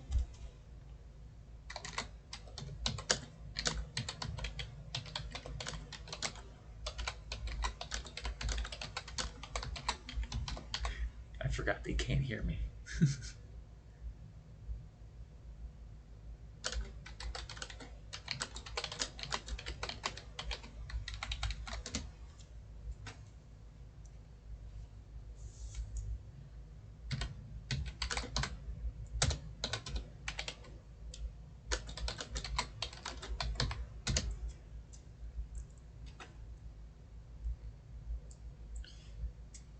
But yeah, and then I kind of left this little piece here of, you know, the general breeds, the dog breeds that, and this is not exclusive, this is just the ones that just came to mind right out of the gate for how Digo would be. Will do, definitely. Hell yeah.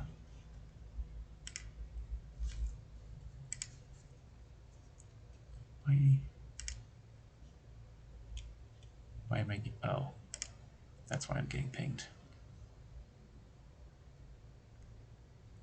Why is that kid, oh, that's a little morbid. Holy shit. Okay, moving on. Holy crap. And then stat-wise, it's standard affair. Because with the general hound folk, you get 1 to dex and then 1 to stat of your choice. Well, for the sub races, you get a +1. And I thought charisma was the best stat for the Digo. So you get 1 dex, 1 charisma, and then 1 of your choice. You can do a lot of finagling around with, you know, how you actually want your stats to turn out this way. And then essentially everything else is standard affair. There should be a space right there. Superior dark vision. This basically, you know, as a normal hound folk, you get dark vision, but if you're a Digo, you get superior dark vision. And, you know, dogs can see all kinds of shit in the dark. So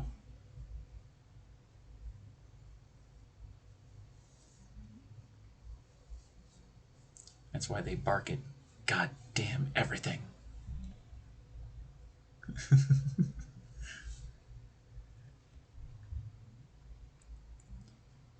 I'm not bitter. I just have neighbors who leave their dogs out all night.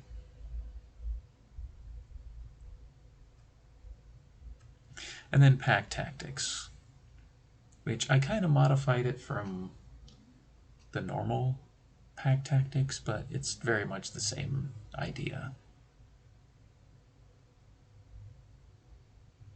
Ooh, why did my thing? Oh. And I guess that's the other thing I could bring up is you can choose your size as a Digo. I probably should have put that in the hound folk up here. Or, oh, no, yes, I already did. Your size is medium unless otherwise stated in your subrace choice. So I did think ahead. I'll take you on a video tour next time we go into. It's gonna be a frequent stop, I think.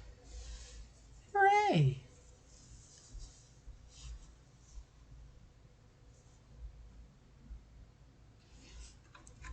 Oh, and the best D20 I've ever seen too.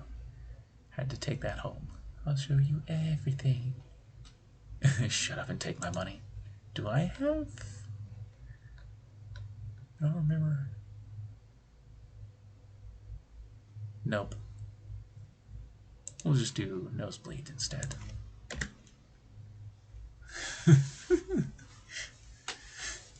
Don't think we will walk out of there with under 100 feet. Oh, wow. That sounds like a dangerous store. It sounds like a liquor store for me.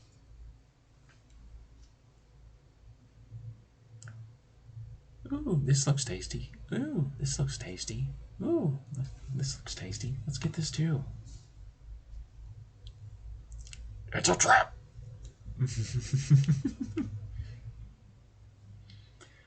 But yeah, mechanically, you know, all you get is the dark vision becomes superior dark vision, and then you get pack tactics. Mechanically, it's not going to break the game at all.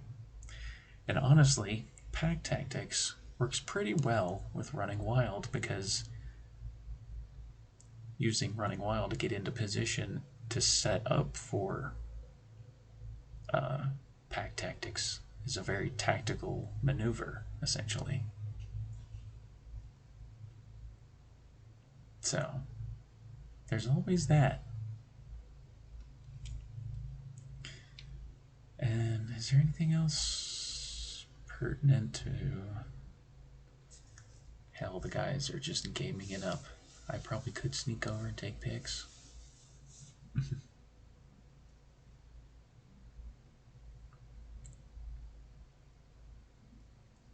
Do it.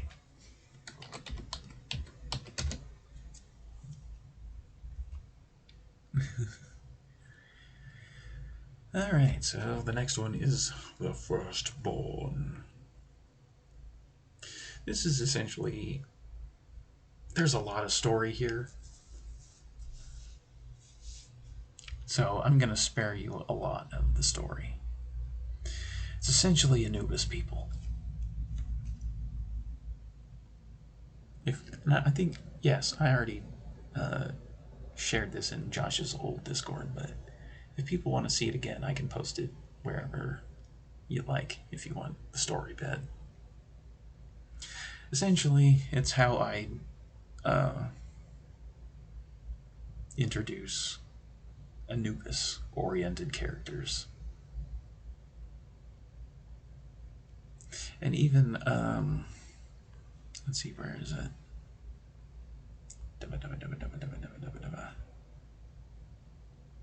Yeah, jackal wares. Essentially, there's a lot of story going on here, so I'm not going to read the whole thing out, but essentially, when I was thinking of hound folk, it's like Anubis is very much a hound, the hound of the other underworld. And granted, this is from Urai, which is in another complete different area of my campaign world, just in general. But, looking at the jackal wares in the monster manual, it kind of helped me develop an identity for them. They were all the servitors of Ra. And then when Ra was defeated, some of them maintained their willpower, and then some of them couldn't endure the disconnection from their master's influence, became jackal wares. So essentially, there's a tension there embedded in the setting. And there's going to, if there was a player who wanted to play a firstborn hound folk, that would be something that I would try to engage them with.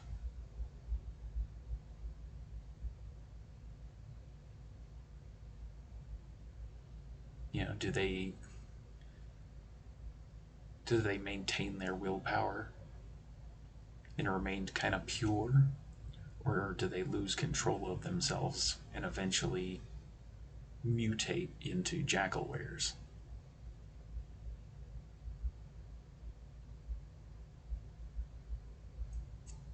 Yeah. But essentially, same standard fare. They get a +1 to their wisdom, so it's 1 dex, 1 wisdom, and then 1 into whatever you like. It can be anything you like.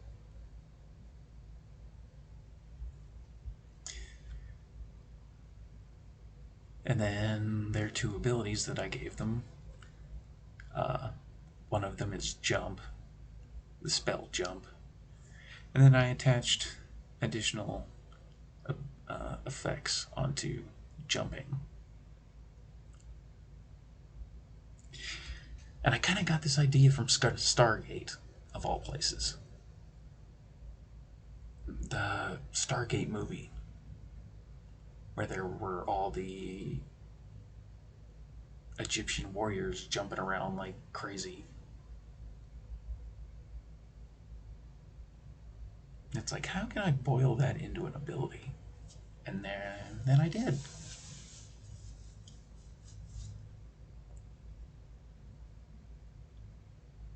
essentially, and almost like a Final Fantasy Dragoon as well, now that I think about it.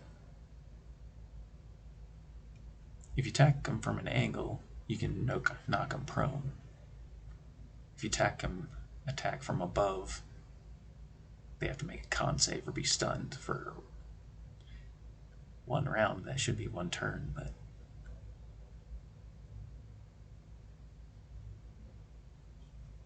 oh well, I'll leave it up around. I think Guardian of the Gate, which they get proficiency in staff and spear weaponries, which is very just a nice little ribbon ability. Because that's something that you can do as well with homebrew races, is give them an activatable ability and then give them something of a ribbon ability. And honestly, proficiency is a pretty good move, or a pretty good thing to have in your back pocket.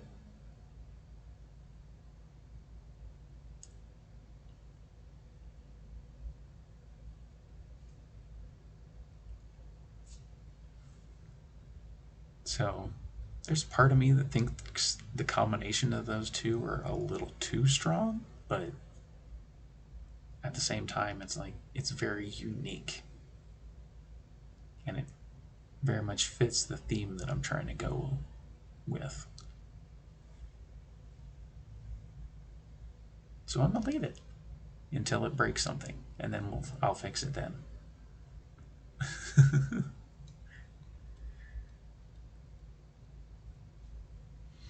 And then we get to one where there's a lot going on with the canine.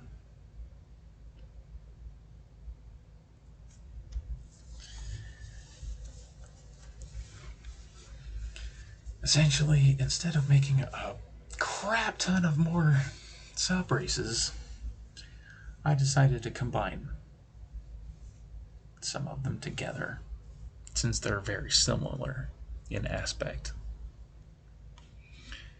There's the Mai, which are coyotes.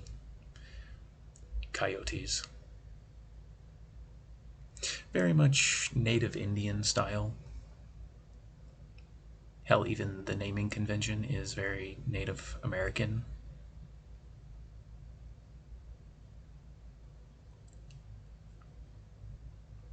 And if anybody remembers the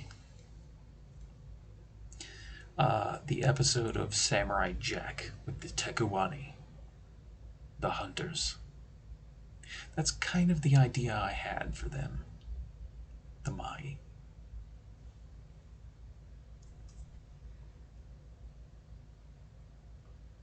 Very much a blend of Native American hunters and traditionalists. And they very much hate gnolls. They very much have a long-standing hatred with gnolls. So it very much ties them into another creature in the multiverse.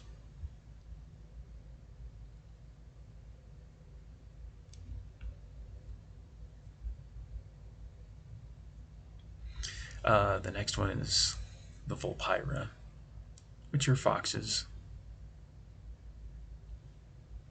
There's a little bit of a superstition, mysticism angle to them. Very similar to Kitsune.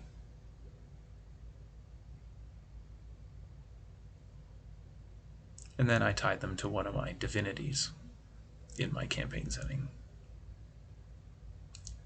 Zionia, which we'll go over divinities probably after I get done explaining all this hound folk nonsense that I've come up with from my brain.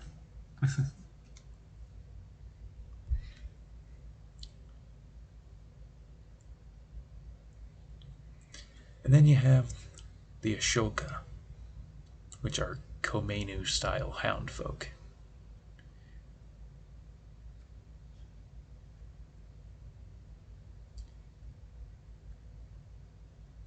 And essentially, they're from Kenshir, which is my feudal Japanese oriental part of my world. And when the kindred basically drove all civilization out of Kenshir, the Ashoka were no different.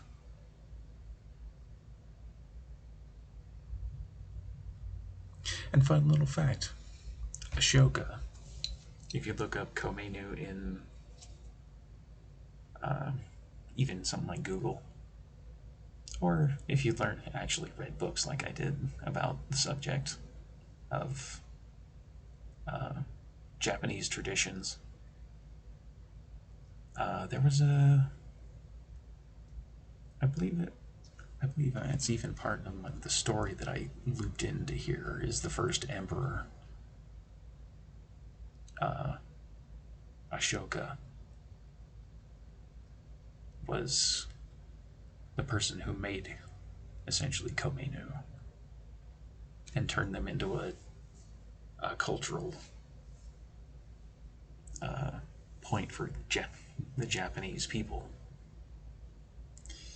There's more to that story. If you want to know more, you can Google it or you can look it up in the history books. Because that's when I originally had heard of it, and then when I started creating for the Hound Folk. That's a fun little thing too that you can do with homebrewing. Like the Mai, like the Ashoka.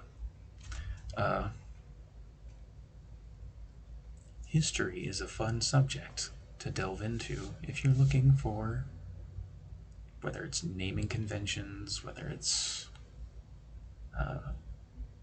themes for different things. You can. It's a rabbit hole.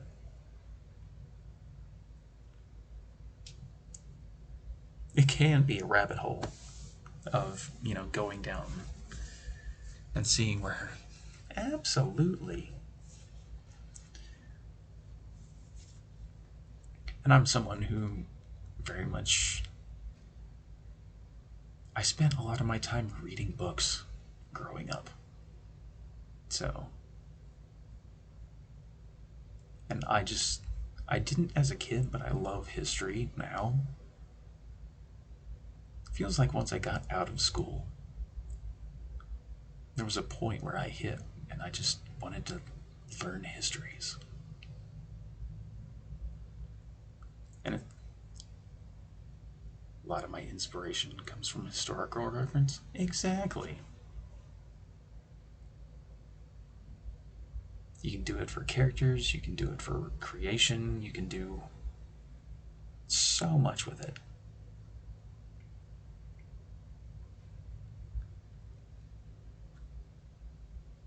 And that's just a really good the Mai and the Ashoka are pretty much two prime examples of me taking historical reference and tying it into my campaign setting and giving it life.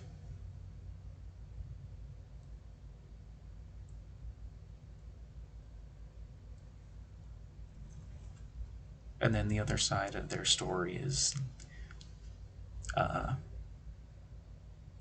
until the time comes where they essentially wander, hoping for the day that they train hard enough to return and reclaim their home, their ancient home.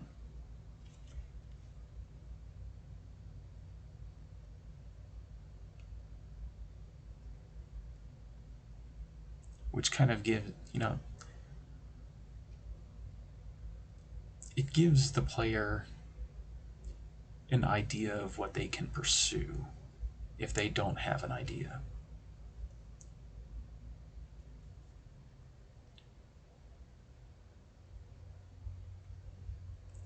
Very much like when I brought up the gnolls up here with the Mai. There's very much this hatred, and they very much wanted to hunt.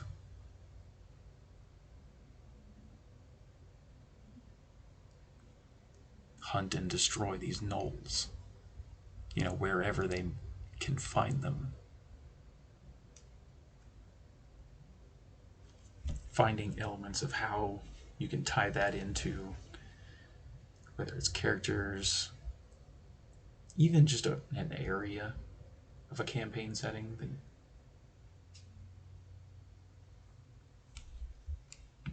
Yeah. And then there's the Wolfos, which honestly I have to rewrite that a little bit.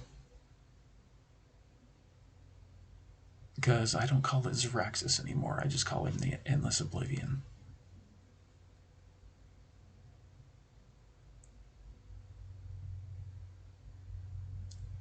Which is basically a Tharizdun, essentially. Instead of having an actual name, he's just kind of the Endless Oblivion.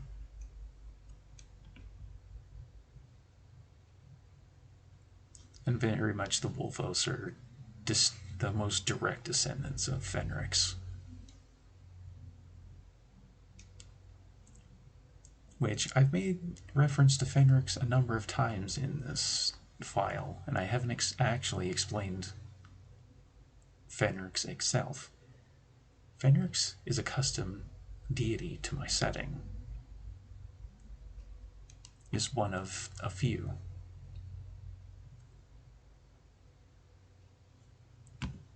And I'll go into more detail later, but even if you want to go down the rabbit hole of tying, a race to a divinity, which used to happen a lot more in earlier editions of D&D. Everything was descended from some deity, some entity in the high planes, low planes, in the hells, etc. Everything had a point where it originated from. And when you're homebrewing a race, you can create your own creatures. Just like you create monsters to throw in front of your players, you can create. And there's a story to Fenrix that we'll get to later that I'll try to use as an example.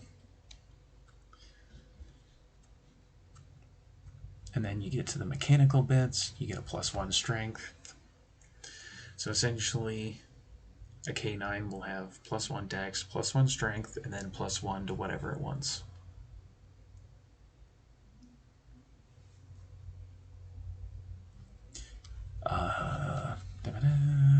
Chaotic good neutral.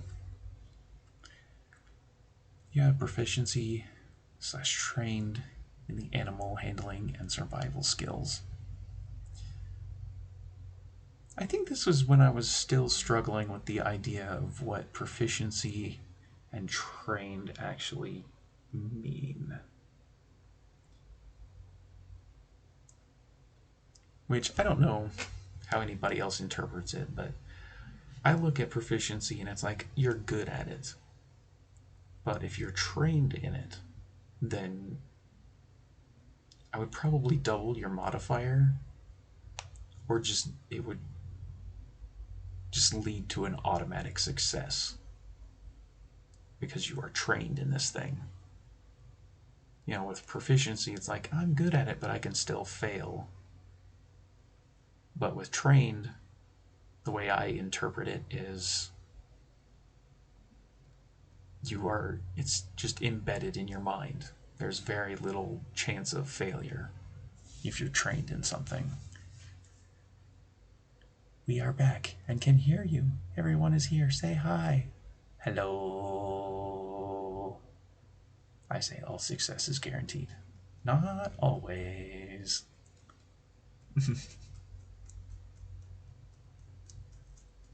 If all success was guaranteed, I'd be married right now. Just saying. I'm here twice now. Hooray!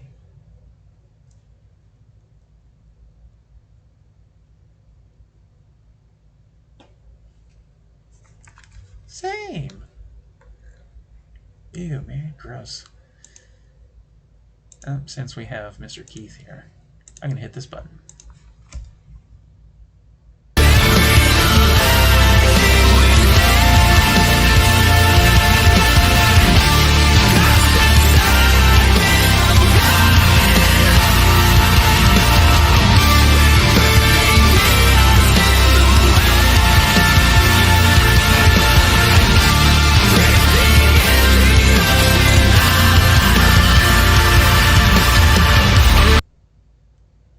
That's always fun.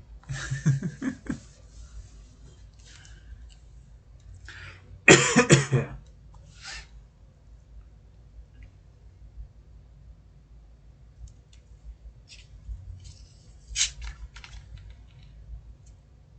And just for good measure, I'm going to hit the Roth button too while I'm at it. Boop.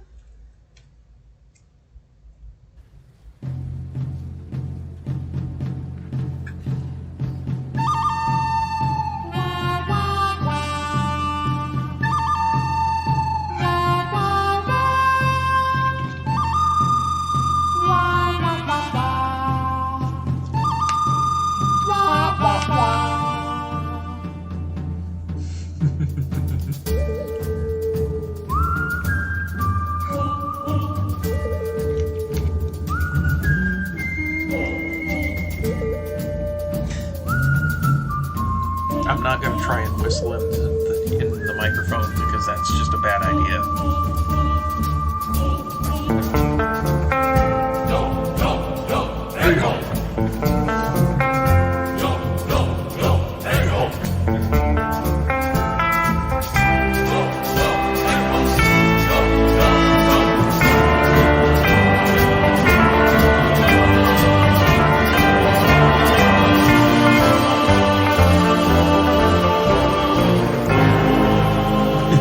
Exactly.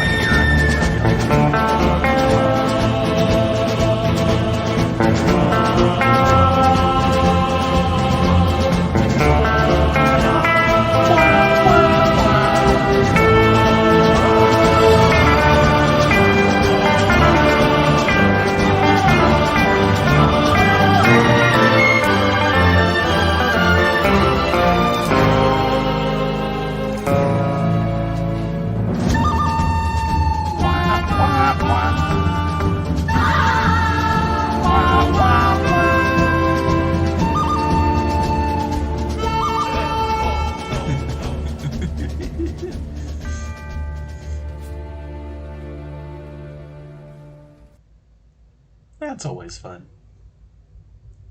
Usually Roth plays that when he first comes in.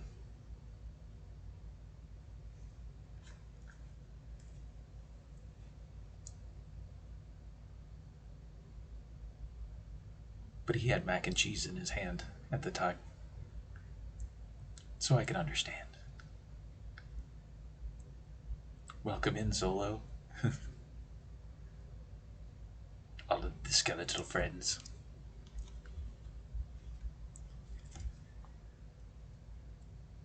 But yeah, I think I made my point about proficiency and trained and the difference between them.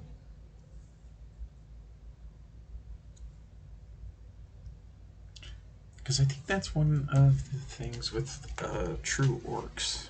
They get trained in, I believe it's intimidation.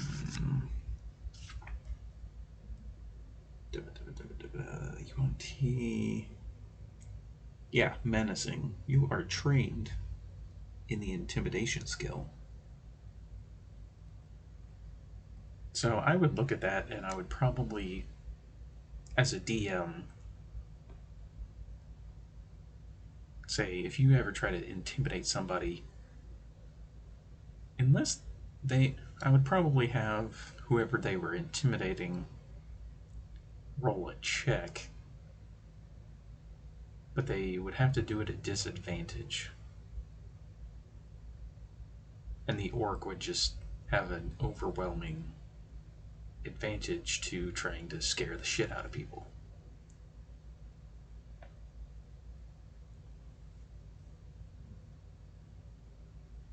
Or intimidating. Whatever. Same thing. Same thing. When you have Gromhell screaming at you,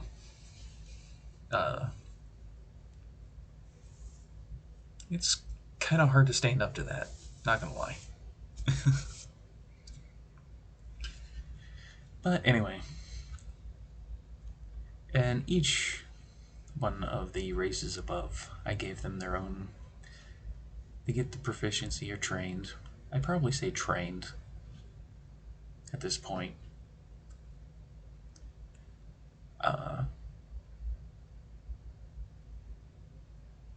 And then they have kind of their own flavored ability. Nunahai. Nunahai? Nunahai? Our shenanigans are cheeky and fun. Yeah, I mean, his shenanigans are cruel and tragic. Which makes them not shenanigans at all, really. Evil shenanigans. I swear to God, I'll pistol whip the next guy that says shenanigans. Hey, Farva. Hey, Farva. What's the name of that restaurant you like with all the goofy shit on the walls and the mozzarella sticks? You mean shenanigans? Oh! You're talking about shenanigans, right? Put those away! Super Troopers. You're always so fun. But yeah, there's a mechanic in the game that causes exhaustion for traveling too far within a short time frame. Well, the Mahi can basically ignore that because they are very natural travelers. So, you know, if you're going to do a lot of traveling in a party, the Mai is just going to be able to go all the time.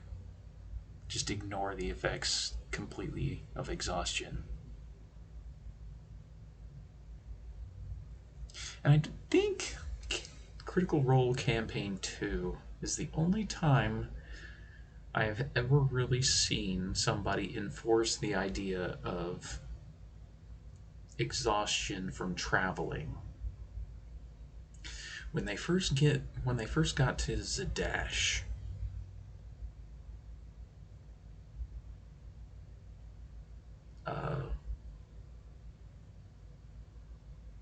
and I think it came up again some point later in that game, where Mercer used that effect essentially.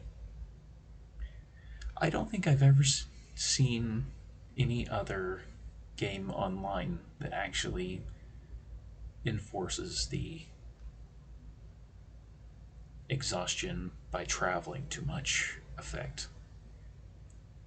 It's an effect that most DMs kind of wave off.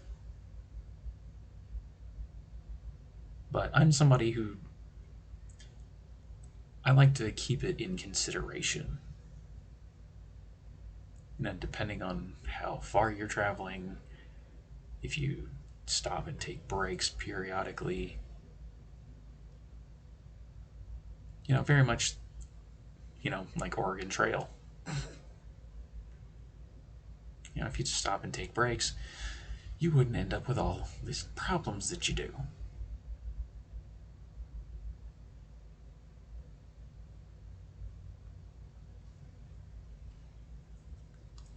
And being of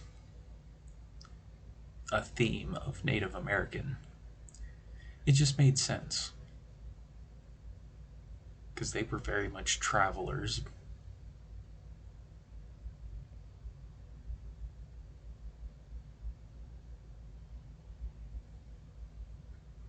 So that's why that is a mechanic that I tried to give some interest and intrigue into. For the Volpyra, Running Wild feature also grants you the effect of dodge for all attack and spell attack rolls against you while activated. You know, foxes are very much hard to nail down, so especially when they're moving. So that was kind of like a thematic element that I wrapped into an ability. It gives you a little bit of a defensive bonus, essentially.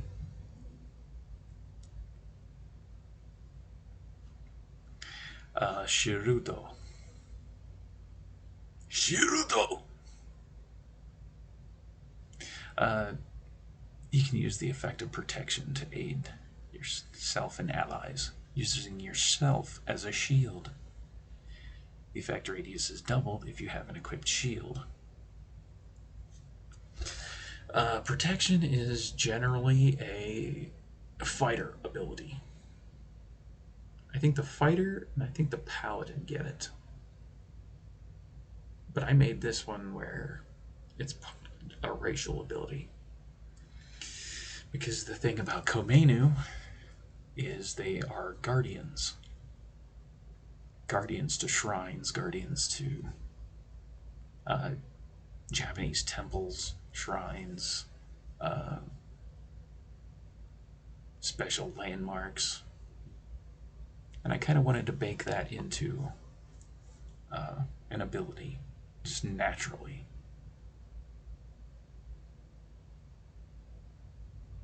And I think protection is just 5 feet, if I remember right. But if you're an Ashoka with carrying a shield, then that becomes 10 feet of effect radius that you get.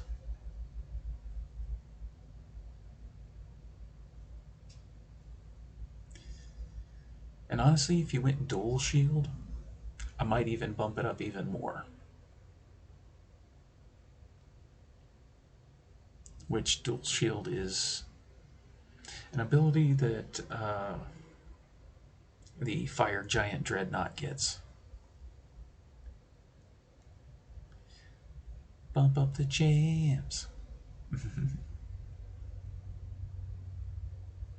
But there's a couple of homebrew subclass options where I have tried to use the idea of giving players access to the dual shield ability. So maybe I'll add that in later at some point. 15-foot radius of protection coverage. That would actually be pretty interesting.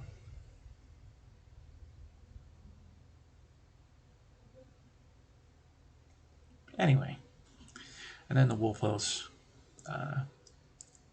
greatly enhanced sensory, so they can double the modifiers of the keen senses feature. I do cast Fireball.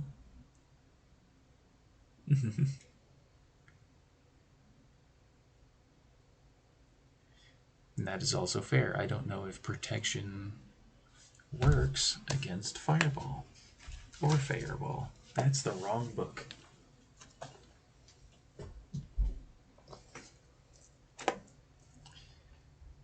Pics posted in your channel. Hell yeah. Fighter protection. When you see a creature, or when a creature you can see attacks a target other than you within 5 feet, you can use your reaction to impose a disadvantage on the attack. You must be wielding a shield. Yeah, I probably would not lock this to a reaction. I would just say that Ashoka could do this as many times as he wanted to, within a reason. Maybe tie it to a modifier like a constitution modifier. Otherwise, yeah. I choose you, other book. Nope, that's the wrong Discord channel. Boop.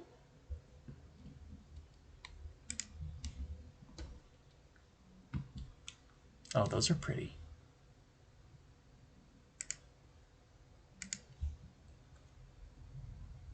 What is that, gold? Gold and marble looking? Also very neat.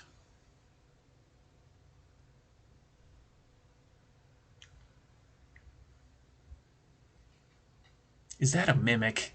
Oh my god, that's cute as shit.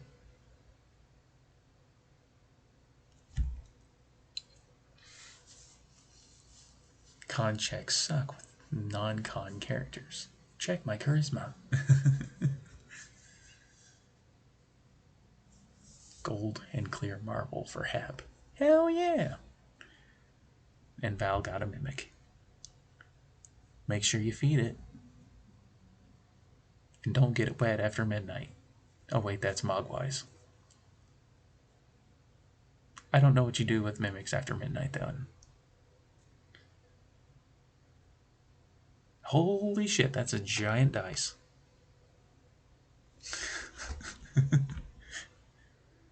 Oh my.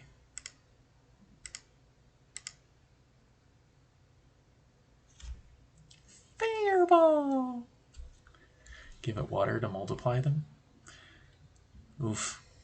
I don't know if I could clean up that much mimic waste. Not gonna lie. And then double your modifiers for your keen senses, which, you know, going back to keen senses. Advantage on perception, wisdom perception, hearing, sight, and smell.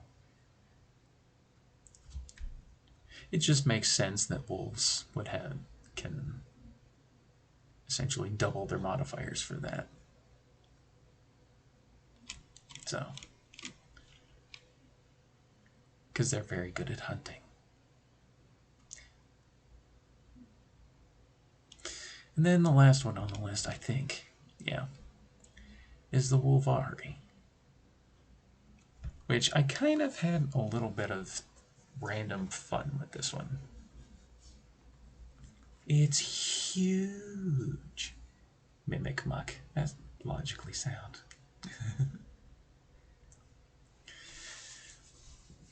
Essentially, these are Wolverines. Wolverine humanoids that are about the size of a halfling.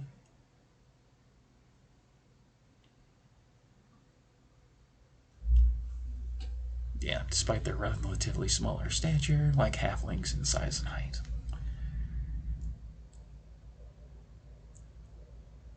And before you ask, yes, there is one named Logan in my campaign setting. If you ever want to find him, that's on you. Just throwing that out there.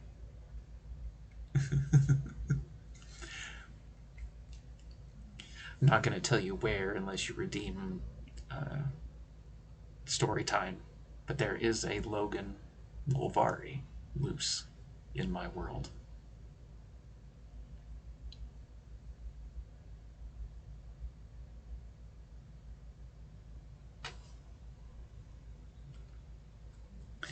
But yeah, essentially, originally I got the idea from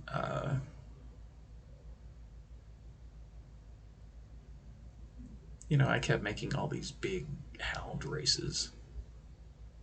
And it's like, what is another hound-like creature?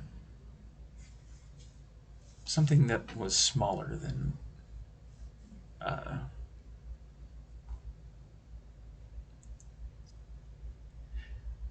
and I also didn't realize this until after, but World of Warcraft actually has the Wolvar in it.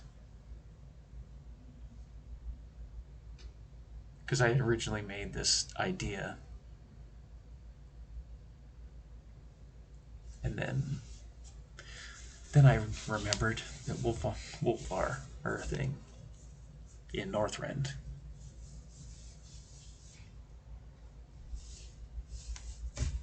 So they kind of go hand in hand, I guess.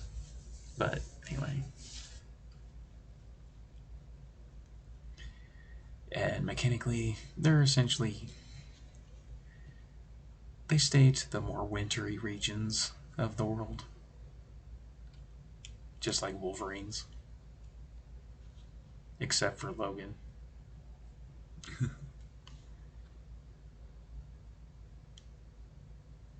You get +1 dex, +1 con, and then +1 to whatever you want. They're usually chaotic and neutral.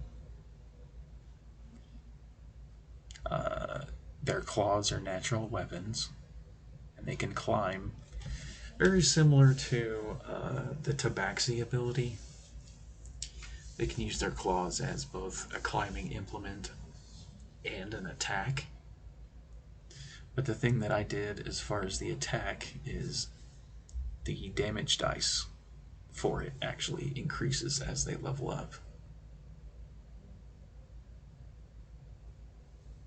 And if you've ever watched a Wolverine slash into something, oof, it's a nasty, nasty picture. So them doing that D12 is actually intentional. Because, fun fact, I watched National Geographic one time, and they had Wolverines fighting, and they tore each other to bits just with their natural claws, and even their fangs even. So claw dice plus your strength modifier and slashing damage. There's going to be some creatures and some abilities in the game that can reduce slashing damage, but still, they're still going to hit pretty damn hard.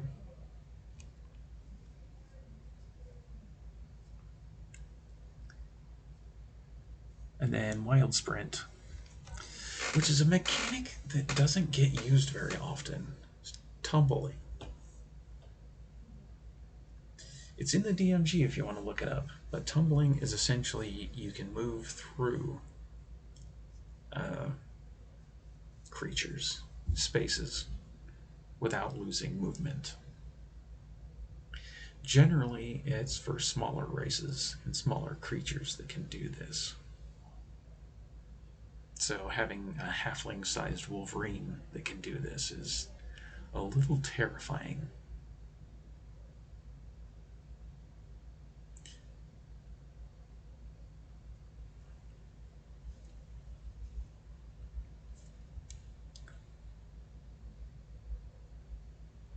Small creature.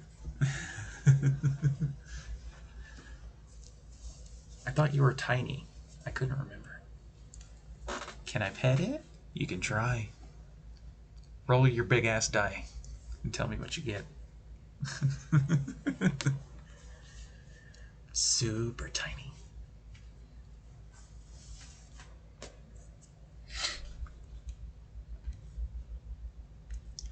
But yeah, essentially you can do this. Tumbling doesn't give you advantage when you look it up in the DMG, but for the sake of making this into an ability, so you can make a dex check at advantage contested by the hostile creature's dexterity. And if you're successful, you roll through without no lost movement. And then a failure, you just get stuck, essentially. Or I think it's, yeah, it would probably cost your speed that you tried to move through. Keeps pointing up, but it's all natural crits.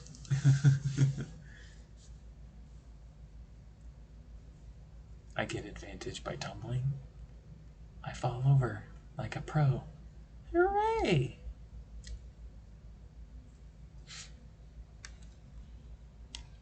But yeah, that's just a mechanical That is a mechanic in the DMG that doesn't really get used in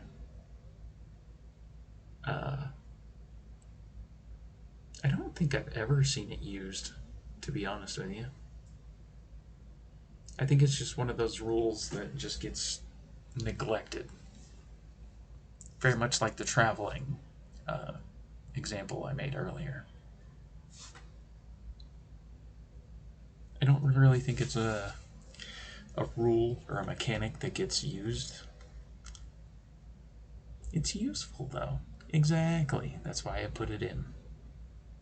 And then I baked it into this ability.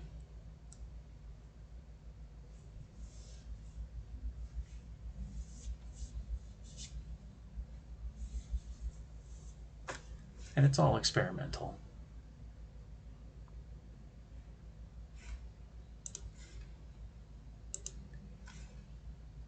But that's the fun thing about homebrew races, that you can really get noodly with this kind of stuff. And it's a nice little exercise of seeing how far you can go down the rabbit hole before the mechanic breaks. Because even doing this at advantage, you can still biff this pretty bad.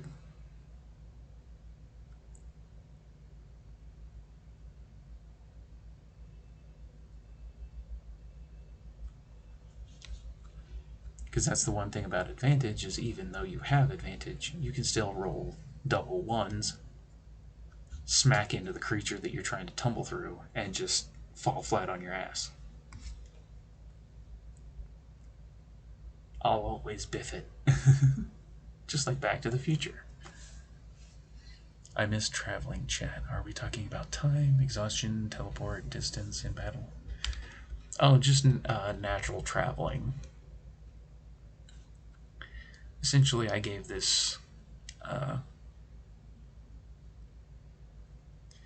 this very specific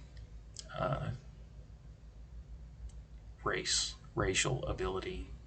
Essentially, you naturally negate any exhaustion effects applied to traveling any manner of distances imposed on you. In the DMG, and I think even in the player's handbook, they talk about travel distance to a short extent, and then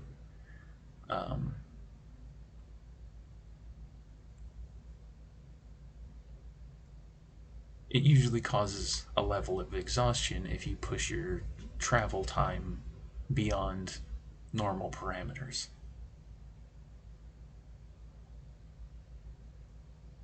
And I made the comment of Critical Role Campaign 2 is the only time I've ever seen anybody actually enforce that rule. Because when they first, right before they get to Zadash, I believe a bunch of them end up with exhaustion points because they pushed that last leg of the journey.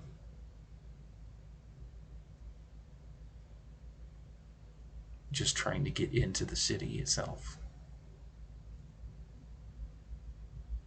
And Mercer basically called them out on it. Essentially.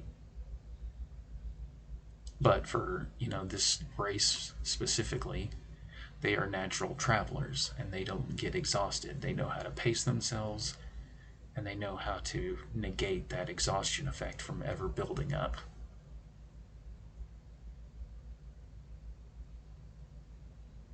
So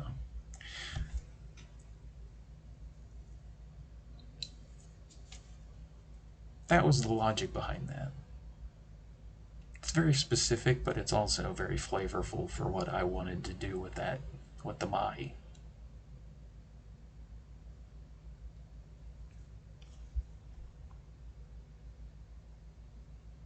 I like it. Sweet.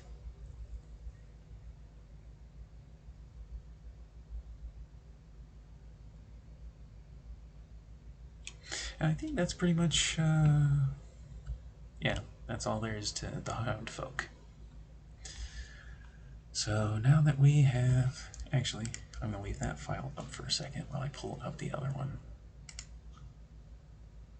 Because I think I have 3 different versions of this file. And I don't want to pull up the wrong one.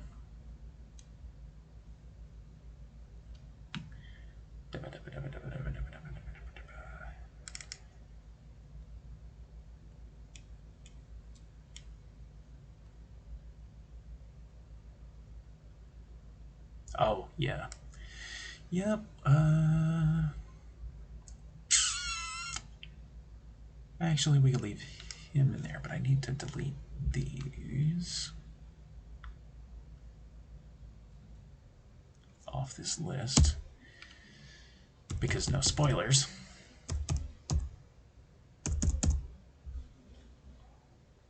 Actually, I could probably undo that.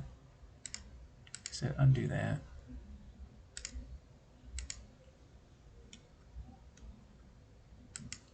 Oh well, I'll just put it back later. Information that was prevalent to a couple of my players, so we're just gonna... Actually, we're not gonna save that. We can just close this out later and it'll be fixed. Cool. Okay. Let's close this one. Houndfolk, yes. Let's see if the other one actually captures right away.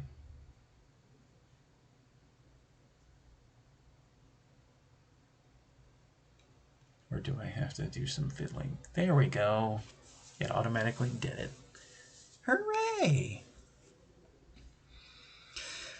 Since we talked about classes, we talked about races. We talked about homebrew races. We talked about homebrew classes. So far, let's talk about pantheons.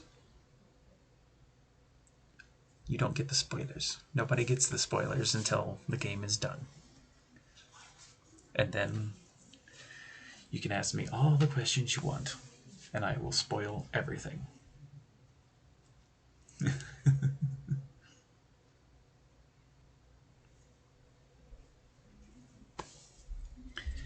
We play the game first, and then you can ask me all the burning questions that you want. So, with pantheons, divinities, the evils of the universe, etc., you can basically, there's 2 ways you can go about it. You can use the bog standard stuff, and in the player's handbook, I believe there are lists for no fair. Well, I'm trying to not spoil things because it's going to be fun to play through instead of just talk about and spoil. I think it's the player's handbook, actually.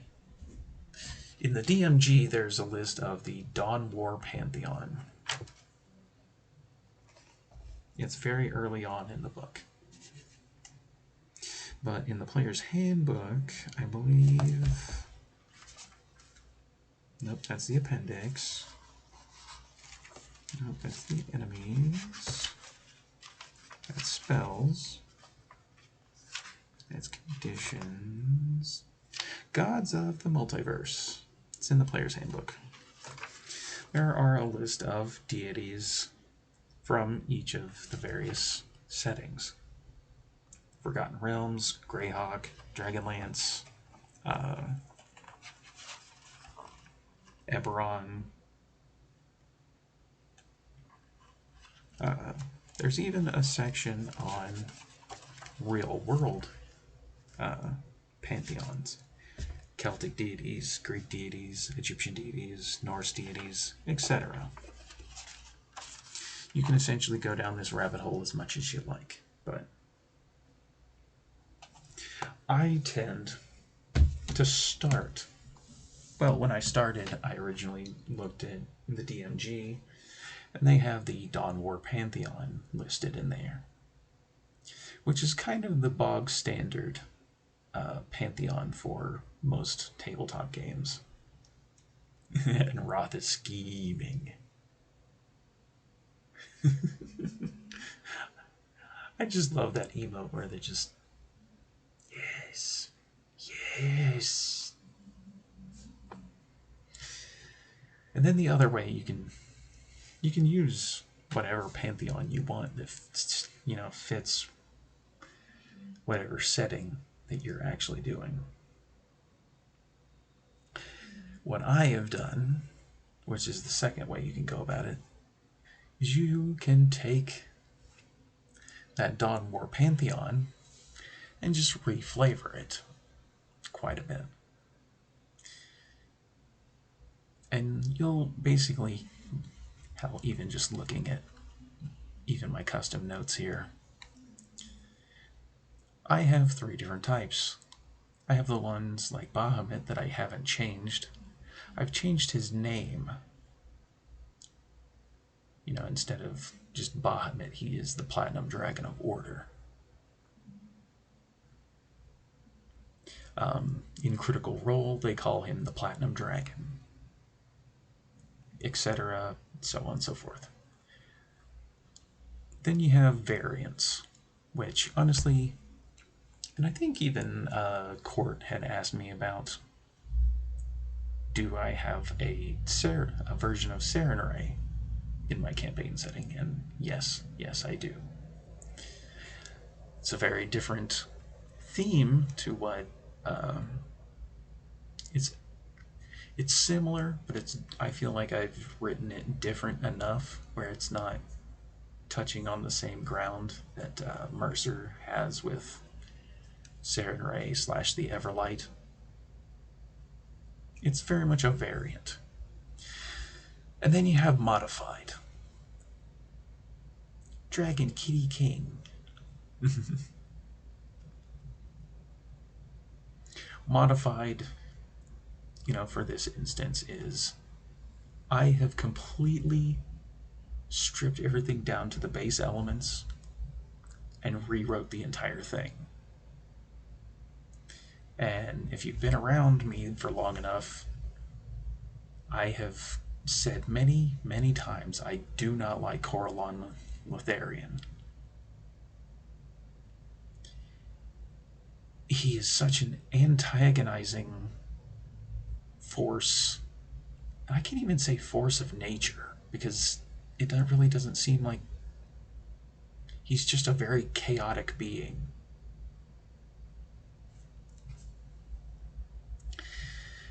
The Evergizer Bunny.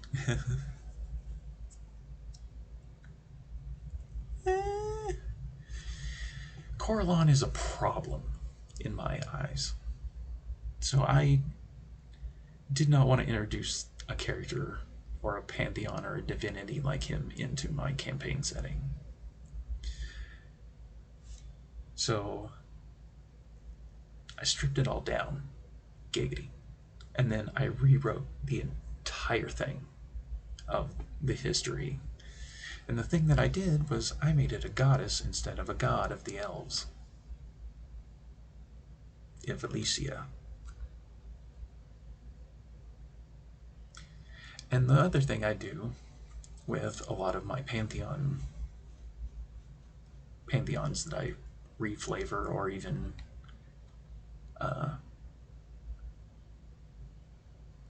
rewrite, they usually come with a title. They are usually the goddess, god, or goddess or something. Dryer's done. Okay. My buzzer went off for my laundry, so I'll finish my thought and I'll go grab that. I usually make them the god or goddess of something, and then I'll give them a title. And for Ivalicia, she's the goddess of the elves and the heart of the dawn. And there's a reason for that. There's a reason for their titles. Very much Athene, goddess of knowledge and magic, or the architect of arcana. it very much goes hand in hand with itself. And then you have a couple like this. I mentioned Fendrix earlier. It is a custom new deity that I created from scratch. Because I found that as I was in the creation process, there was a need that I needed to fill. And so I created a divinity to represent that.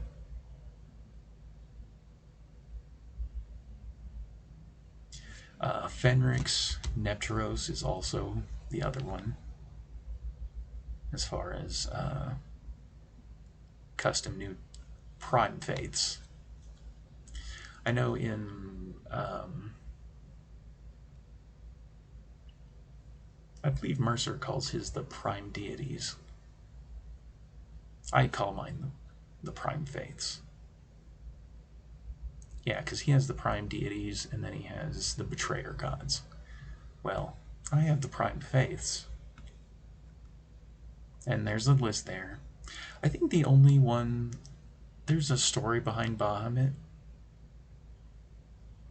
but essentially, if a player was going to be playing something that gave praise to Bahamut, it's not too far out of the realm that my modified story would synchronize with that. I am the perky goddess of Squirrel Brain, ruler of the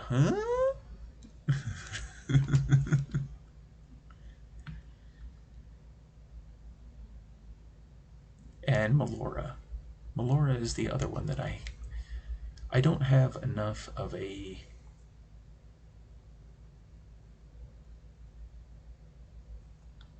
creative enough idea to change her that much. You know, she has a couple of titles: Lifebinder, Earth Mother, Wild Mother.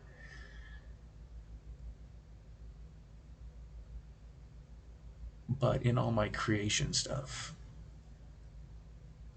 I think the only thing that I did is I made her the goddess of nature and wilderness.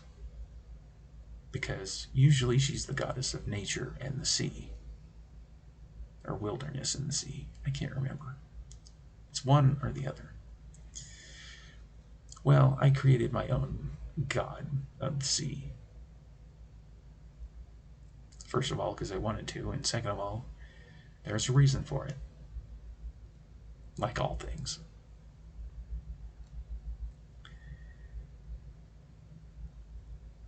And maybe I'll show that one off later. And then there's something like Ord, God of the Forge and the Tailkeeper. He's a modified version of Moradin. Some modifications are varying in size. And if you're a DM not happy with any of the divinities in, say, Forgotten Realms, for example, like I am, and you're looking for a new creative outlet to steer them toward, then it's very much in the wheelhouse of the DM that they can create that.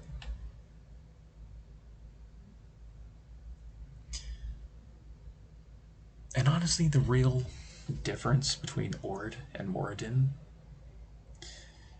Ord is responsible for more than just the dwarves. He's responsible for some Goliaths. He's responsible for some of, dwarves. And then even Warforged in some parts of my world. Not in Varuna, but Ord is essentially responsible for the Warforged being in the setting, just in general. God of the Sea, putting optometrists out of business. I see what you did there. I have an eye on you.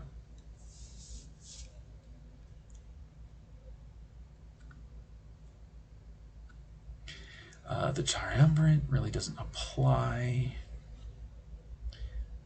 And Zionia is not really a goddess, but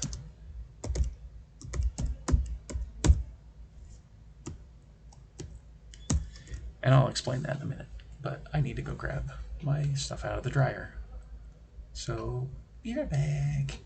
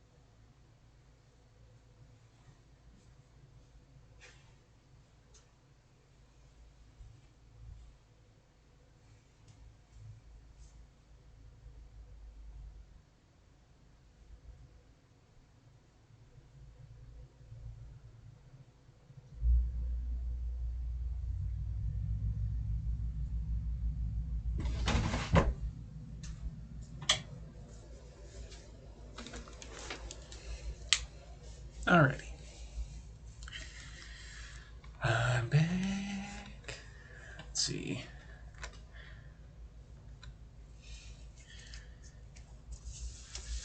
I don't like him either. I have no idea what he is, but he sounds like a rival, so yucky. God, Girls, Best Gods. I'm Perky God. Oh, yeah, I read that one. Prime Face. Optometrist. And any patron saint for totem snuggles. Ooh, you know what you did.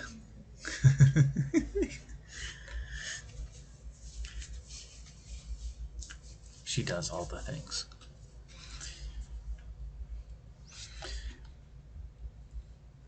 And I guess thank you. And I guess the thing with you don't have to do this, but this is just the way I have done it. Because I don't much care for some of the depictions and a lot of the nonsense that goes on with some of the, say, the pantheon that's used in Forgotten Realms and etc. There's even elements in the Critical Role universe of Exandria that I just don't agree with. I think Critical Role and Mercer, the way he's written it, is a better representation, but it still falls prey to some things.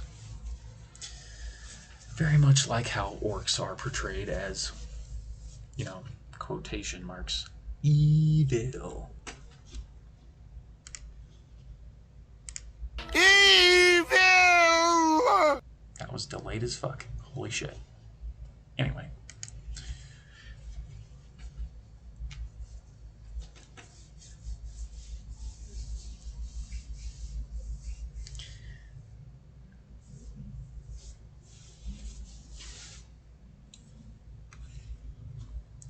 And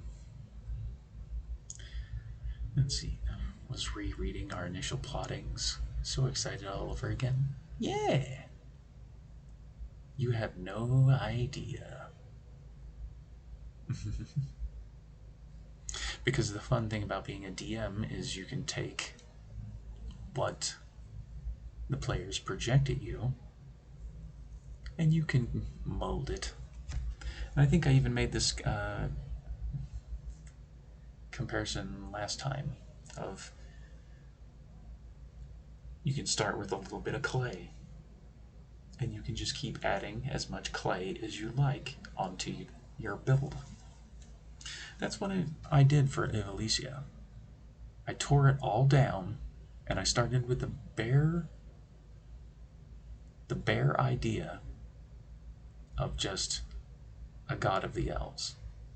What if it wasn't a god but a goddess of the elves? That sounds better to me.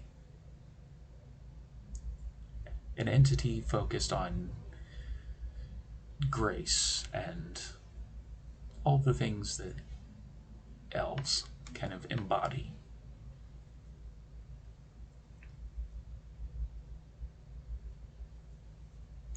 In all technicality, Fae is evil, but really? I wouldn't say completely evil.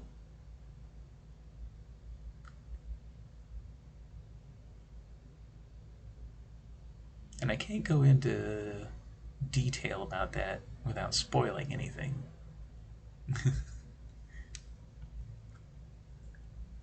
But there's a reason for it. That's what I'll leave it at, unless you want to redeem story time, and I'll tell you a couple of things. Not everything, but a couple of fun details.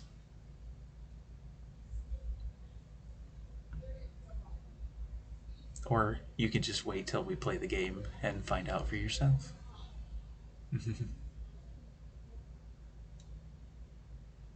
Because eventually, I figure when the move is over and you guys get to some semblance of normalcy,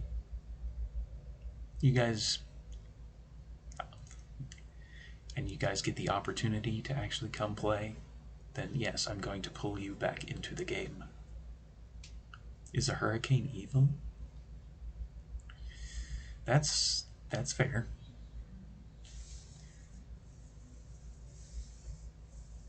Godzilla isn't evil. He's just...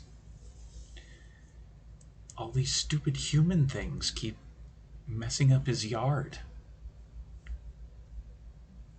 And then these even bigger monsters keep trying to come over and take over his yard.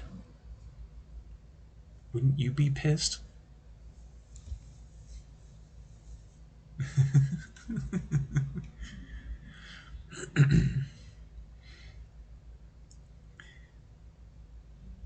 But as far as prime faiths from the Dawn War Pantheon, all of these are modified versions, essentially.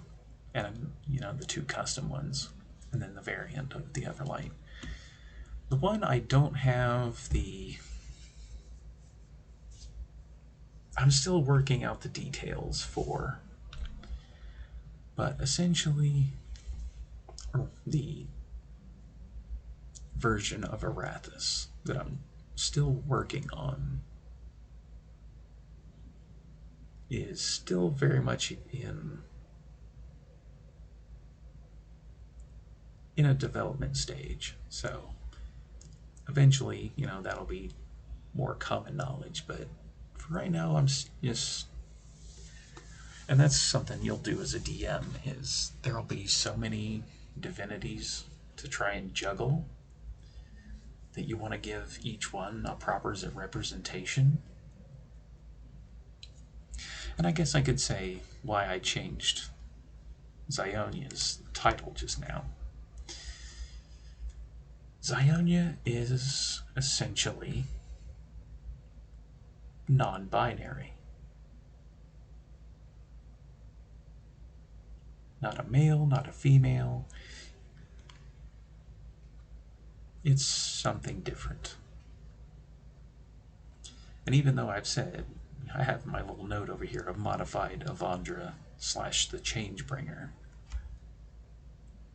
there's levels of depth there that I have done my best, and I'm not perfect at this because I don't know enough about non-binary life to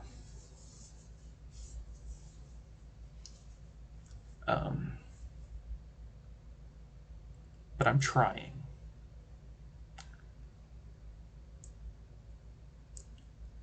And that's something that you'll do as a DM as well, is you'll try things and you will hope you represent it well.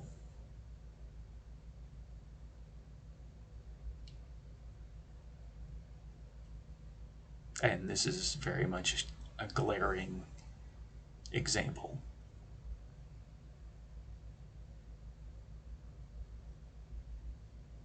And even though I've tried to have conversations with non-binary people to try and, you know, get some input, that only went so far.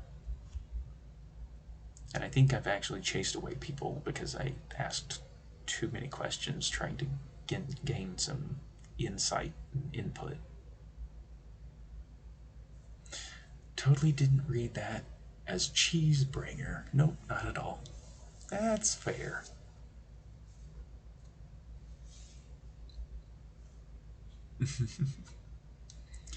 And where you have, and I guess the final point is, where you have essentially the good-oriented side of your divinities.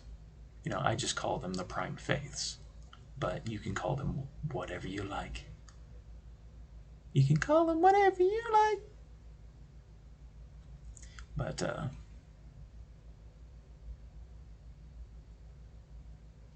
where you have good, you must also have evil. Evil!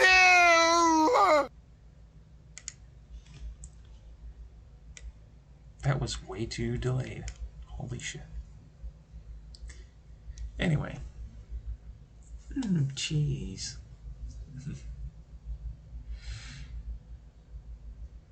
you also have...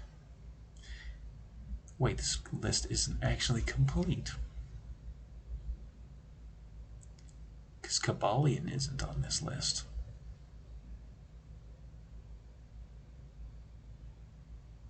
Oops. I'll find that later. Evil. But essentially, the Endless Oblivion, Dark God of Madness, and he doesn't really have a name. There was a time where I was going to call him something, and then I just decided he doesn't need a name, he's just the Endless Oblivion. I know in Critical Role, they call him the Chained Oblivion, and I know in Forgotten Realms and whatnot, it's Tharizdun. I kind of threw all that out. So that's very much modified to the point where it's its own thing.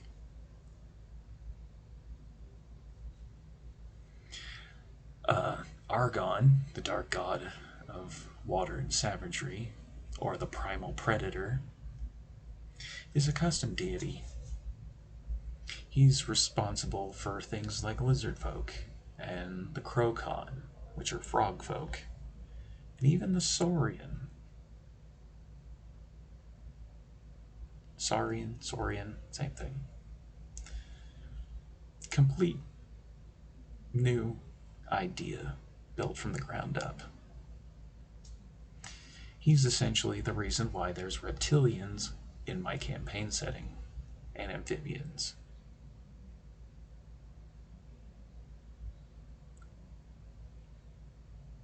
And he has very much a Egyptian water theme to him.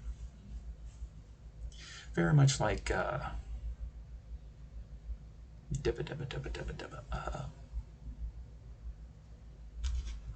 Oh my god. Google, help me out.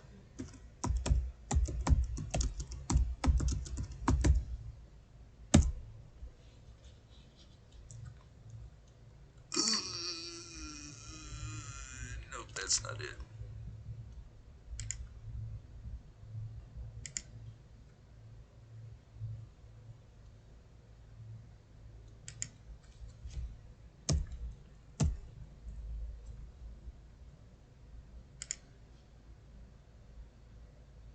Nope, that's not it either. Oh, my brain is failing me right now. The crocodile god of the Egyptian pantheon. My brain is just failing me right now.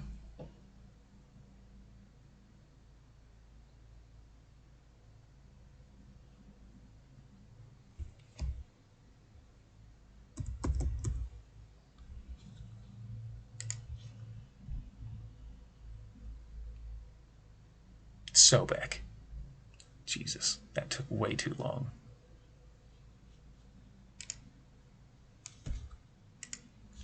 It's very much kind of that initial idea that I reflavored into its own deity. And it basically gives me the ability to use reptilian enemies and monsters and races in my campaign setting. Not all of them are truly evil, but a pretty good majority of them are. And there's a very long story behind that, but... And very much the same with Dagoth, the Brood Lord of Cinders. Except, the one thing about Dagoth is...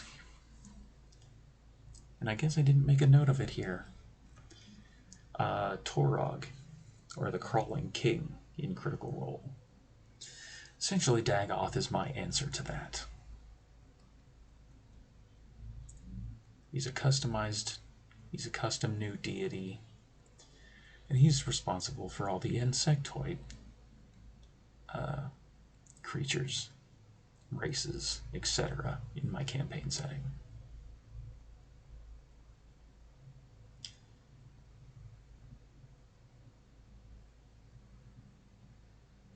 Because I don't think there's actually, I don't think, looking through the monster manual, I don't think there's any defining reason why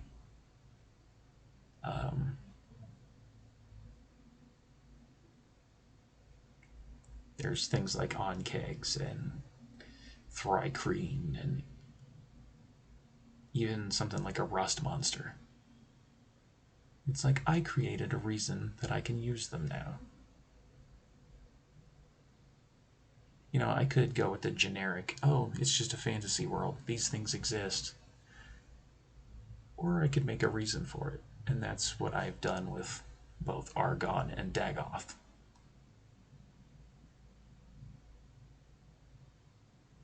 And there's a big old long story of why they became what they are, but we'll get into that another time. Keldor is essentially my answer for Lolth. You know, I went on that whole spiel about changing Corellon around.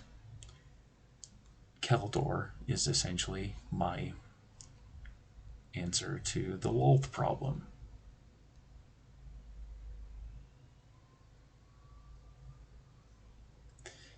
And there's a story there.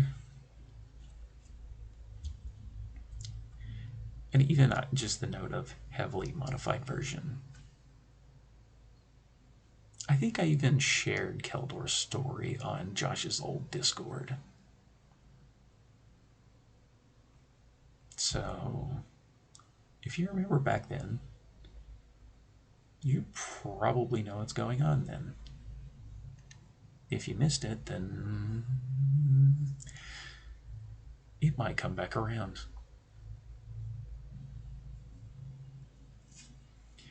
Korgoth is my answer to Grumsh, whatever. That sounds like a thing. What does?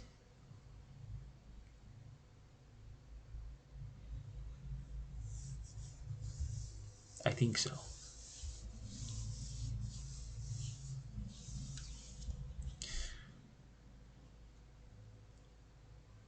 But yeah, Korgoth the World Breaker. He's essentially the Orc Patriarch. I don't like how Grumsh is depicted, especially in the Forgotten Realms. So I created Korgoth instead.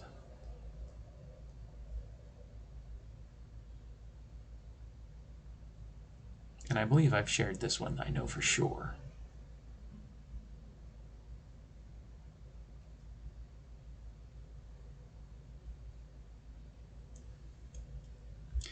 But yeah, I basically took out the part. I didn't completely,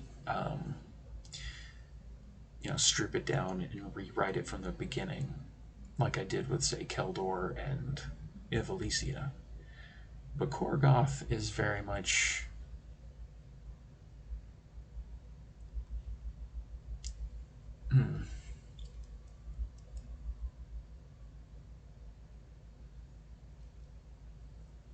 Korgoth the Hugbreaker.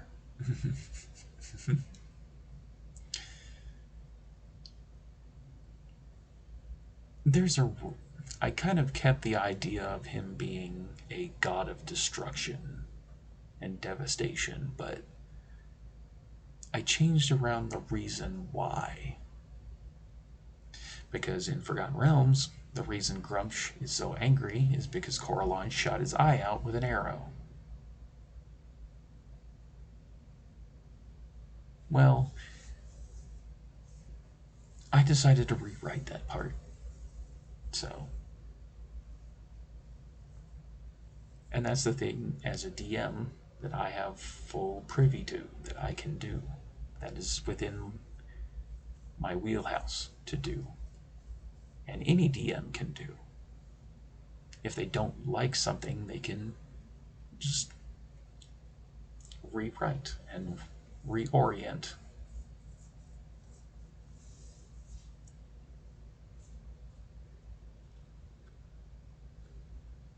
And it's not so much modified as it's more so a variant version.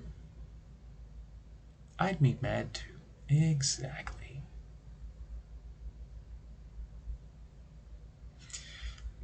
And then Samael, the Lord of the Nine Hells. I don't know about you, but Asmodeus is kind of lazy in the grand scheme of things. All his depictions is, him setting up a plot and then it failing. Samael is essentially, if I had to rank the exiled evils as far as which ones were the most deadly, the Endless Oblivion and Samael are at the top of the list.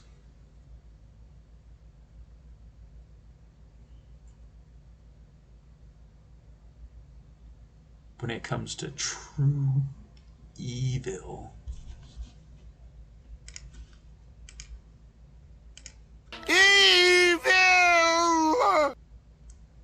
thanks, Mermaid Man.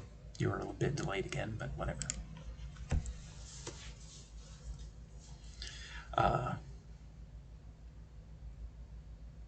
Without spoiling too much anyway, the Endless Oblivion and Samael are very much top of the list as the deadliest of the exiled evils.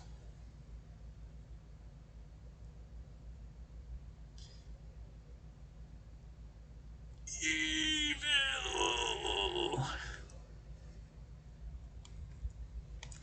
And I feel like in, say, Forgotten Realms, for example, I don't think Asmodeus really takes any real direct action. He always feels so passive to me. Well, Samael is very much active. He is very much an active evil throughout the entire world, not just one place or...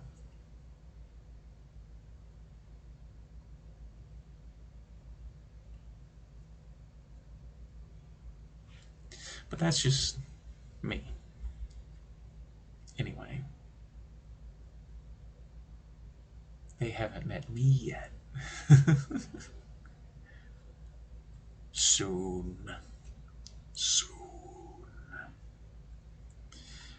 Anyway, moving down to Scorn the Warmonger. He's passive aggressive. Yeah, I would say that about Asmodeus. And that's one of the things I wanted to address when I created Samael, is he is very much an active evil in the world. He's not sitting back waiting for something to happen. He's out there making shit happen on a grand scale.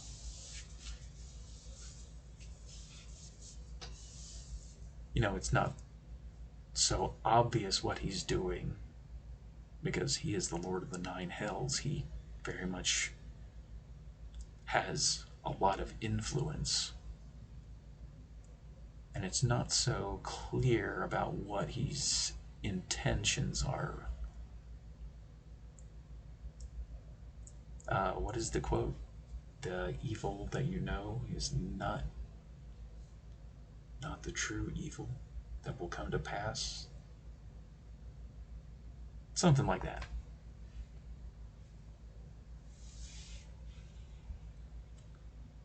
Anyway, Score the Warmonger is essentially my answer to the Goblinoids.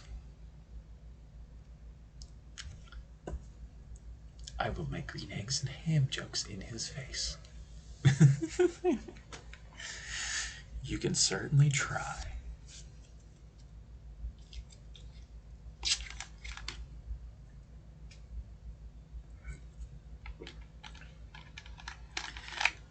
And I think Scorn, I know I've posted in multiple places.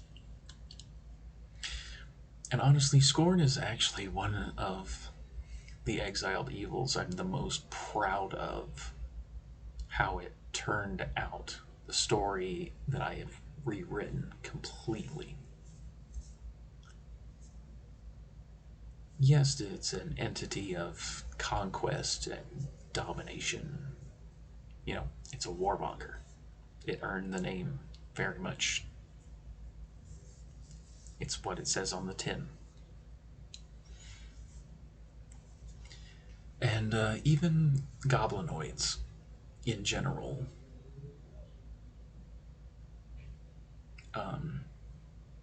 I very much love goblinoids. I really wish they got more, I don't know, more appreciation.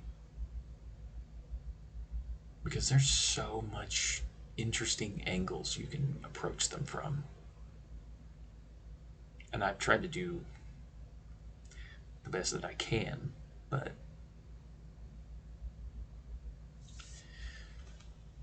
and essentially I can tell this part because this is common knowledge.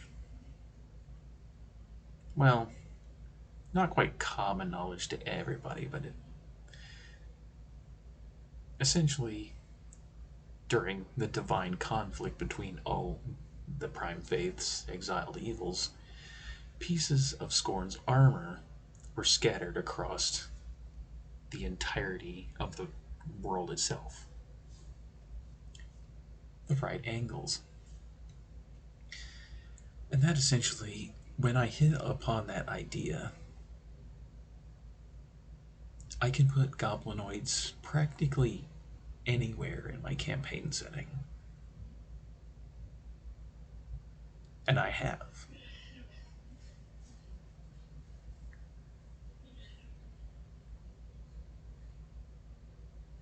And I think I even talked about this last stream of goblinoid societies, how their governments work. I think that was one of the ramblings that I had just randomly went off on. And then again, I shared my Scorn document with people because I was so, I don't know, I was so proud of it. I'm so happy with how it turned out that I just wanted to share it with people. And at some point, I will eventually end up sharing it again. But,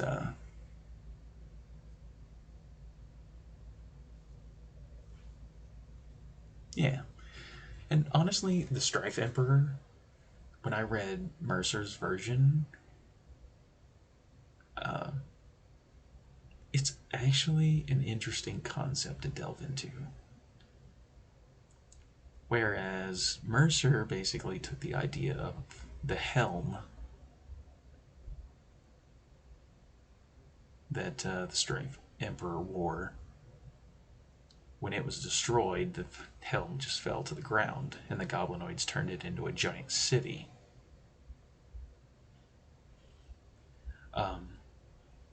I took that idea and I just kept expanding and expanding and expanding on it.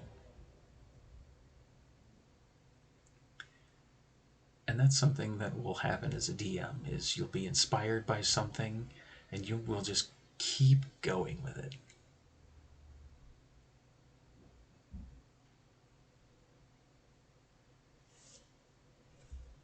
And honestly, if I ever get a chance to play, and I have the chance to play a goblinoid character, you damn right I'm gonna play one.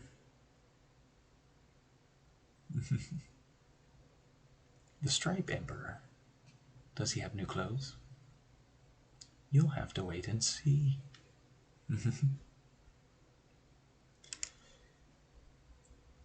Tiamat, just like Bahamut, the two of them are opposed. He's the Platinum Dragon of Order, she's the Dragon Queen of Chaos and Chromatics. Sorry, I stop. Yay, Gob save. Yeah, that's honestly one of the characters that I would love to play, is a hobgoblin. Because I have a really interesting concept. Oh, actually, I drew it. for Josh's drawing challenge a long time ago. The art challenges that we used to do. So you've actually seen the character.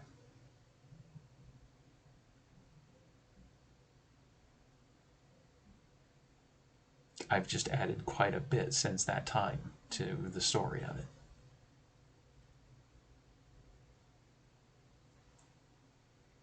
But yeah, Tiamat is very much the same as she always is. Very angry dragon, wanting to end the universe, etc.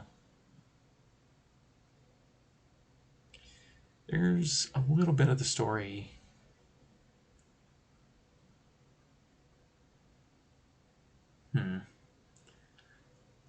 I have more of a story idea for her than I do for Bahamut. I'll say that. Because where Bahamut is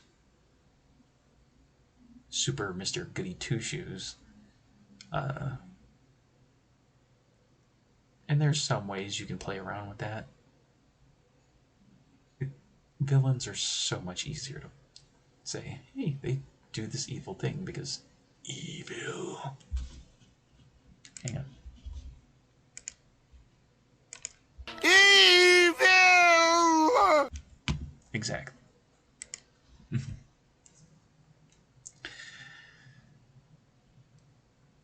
And there's a bit more I could go into. You know what? Screw it. I'm actually going to tell this part of it. Everybody knows about Bahamut. Everybody knows about Tiamat. In my campaign setting, there are actually 4 great dragons of this magnitude. I won't tell you what their names are, because one of them might be prevalent for something.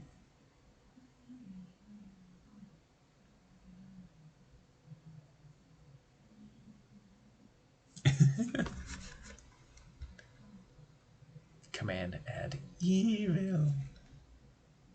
I could make you a mod if you really want to do that. If you want to play with the bot. How do I do that?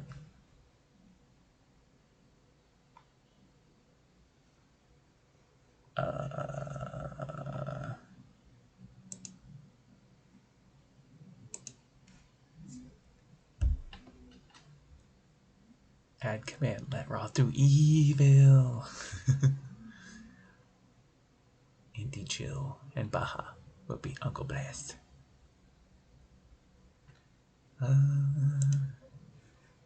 Actually, can I do that from this menu?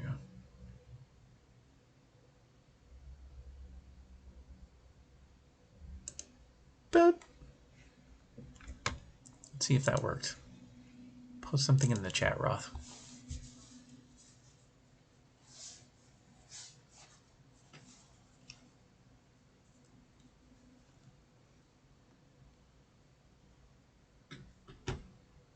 Unlimited power! Yes. You have the power. Go forth and do the things you do.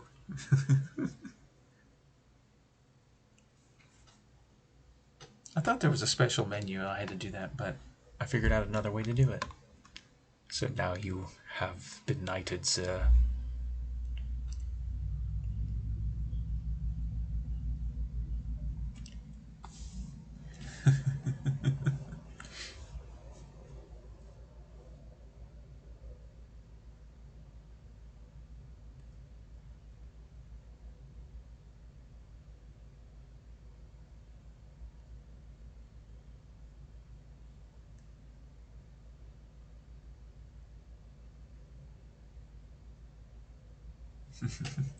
Have fun with that, because I know you will.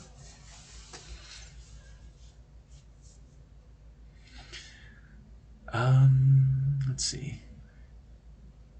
Yeah, there's actually 4 dragons. I can't really... Yeah, I'm gonna leave it as a temptation there. Popcorn. Add evil. Oh, hang on.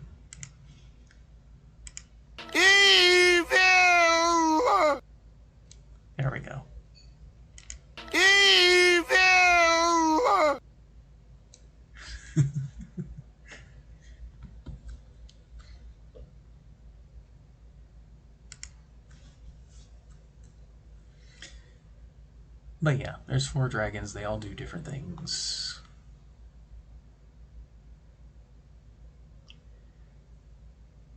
And the one thing I will say, because I had it up on screen earlier when I had the exotic races up, the dragonkin. Some of them are, there's a difference between dragonborn and dragonkin. And then there's dragors, which we're not going to get into, but I'm going to make that mention right now. Dragonborn are your typical dragonborn, visual oriented anyway. Dragonkin look very much like half dragons. They're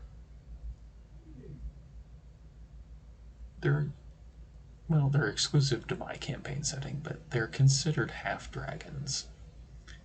And in a visual aspect, I guess, if anyone knows about the dragon aspects from Warcraft, Alexstrasza,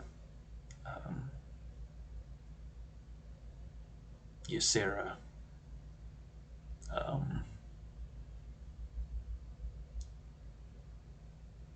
my god, whatever the hell his name is. Anyway, you get the idea. The visuals are there of they are very much half humanoid and half dragon. They are a hybrid of both. Whereas Dragonborn are very much dragons. And then there's the Amon, which they kind of go hand in hand. And the only difference between Dragonborn and Amon is Dragonborn have tails. The Amon do not.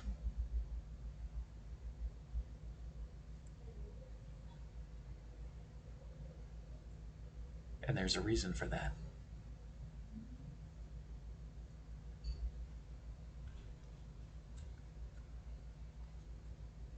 But yeah, I think that's enough of a teaser.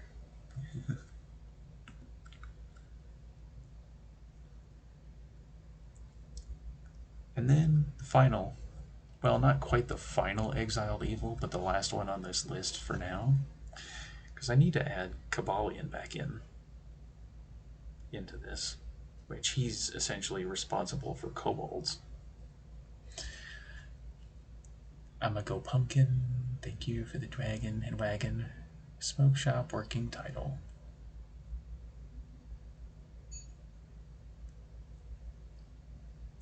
Can't wait to start. Have fun. Alrighty, go have a good night. Because I think you guys have a busy... Oh wait, your pod got delayed. So not quite a busy day tomorrow, but... A tale of 2 dragonish. There are actually dragons in my campaign setting who do have 2 tails. Fun fact. And then you have the cloaked one, which its true name is one of the biggest mysteries in my campaign setting. He is very much the cloaked serpent / Zahir oriented. Happy slurking.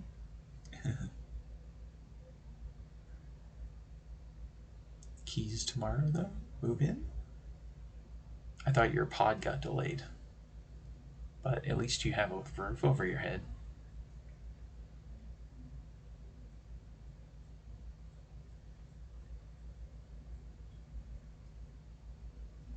But yeah, the cloaked one is essentially responsible for all the serpents. Serpentine, the Leviathans,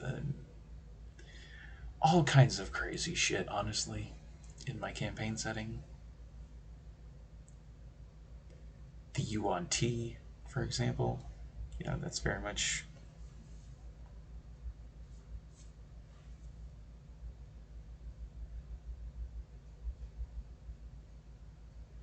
That's just about it. Yep. Yeah. You get a roof over your head, and then you get to fill it with your stuff whenever that shows up. Which I'm honestly guessing because of the flooding in Kentucky, that is the reason why your shit got delayed. If they went that route, if they went the same route you guys did, then I don't know why they got delayed. But anyway.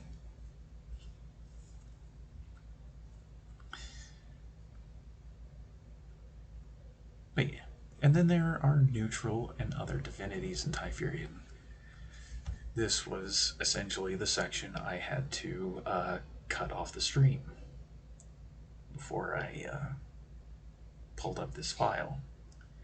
Lazarus I left up there because it's fine. But the other ones were a little bit of too much of a spoiler for the upcoming game. So, and that's the fun thing about DMing and even games and even creating pantheons or even just creating divinities. You can create. You can make something that is, a very fine point into things.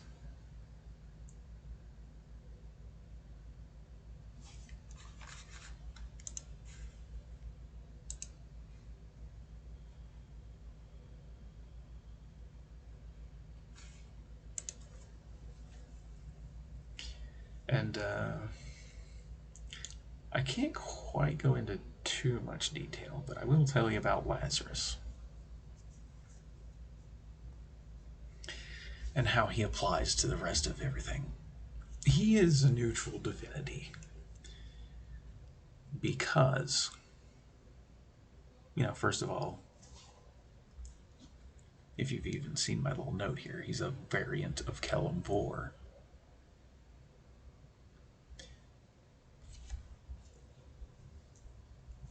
He's the god of the undead, the lord of the bones.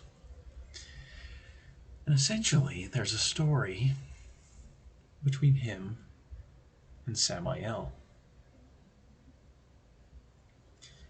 They were like brothers. And then, essentially, something drove a wedge between them. And that's why Lazarus is not considered an evil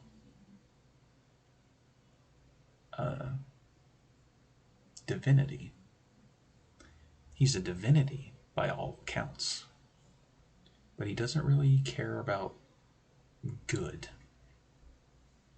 and he didn't want to join the prime faiths in their unity.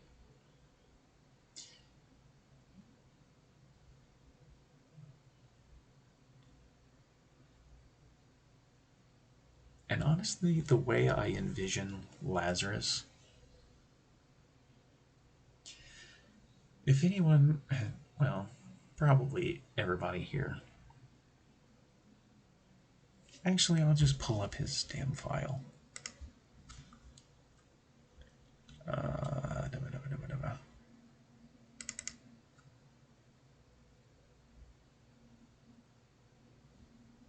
If I can find it.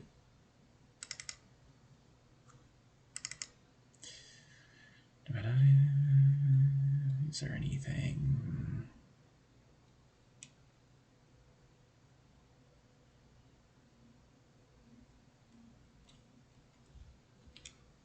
Yeah, there's nothing spoilery here. Alrighty. So, now that I think we're done with the overview. Because once I kind of explain Lazarus, you'll get an idea of what, taking all of these and then applying story elements. Well, you don't have to, but I do. Every divinity, every creature, everything in my campaign setting has a reason, it has a rhyme, a reason, a reason for why it exists. And that's just a me touch that I do to the game and to my campaign setting. And we don't want to save that one, so that the stuff that I had to take off of that list is not showing. It's back on that document.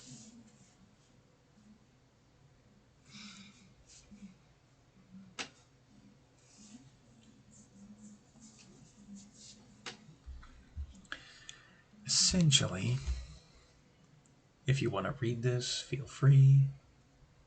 If not, I will kind of paraphrase. Essentially, Typhurian began as... Actually, I can't even say that, can I?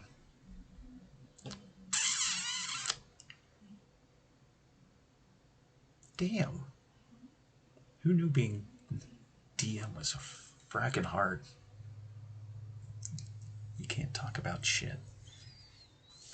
Anyway. Essentially, when creation began on Typhurian, it drew a lot of entities, attentions, to the plane itself. One of these being a creature known as the Harbinger. Very much tore through the souls of mortals and even demigods. Until Samael and Lazarus approached it. They wanted to convert the creature, but was very unsuccessful. Well, since they couldn't get it on their side, they killed it. Lazarus scored the killing blow. And all that power that the Harbinger had collected transferred to Lazarus, essentially transforming him into a divinity.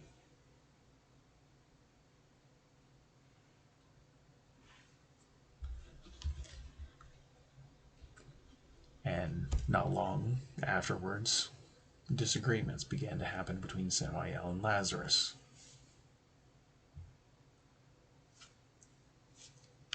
Creating a great divide between the two, who were once depicted acting as if they were brothers.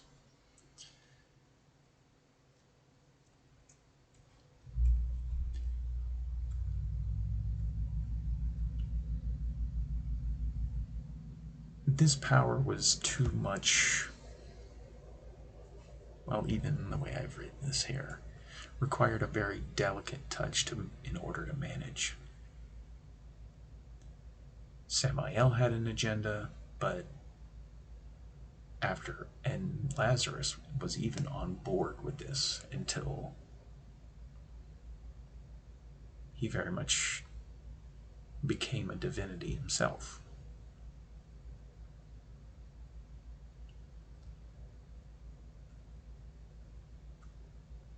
And since they couldn't reconcile, they parted ways.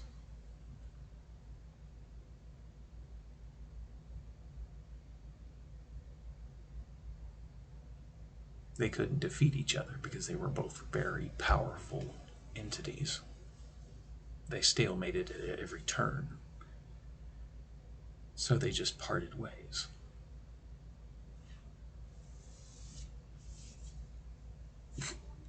Evil. Evil!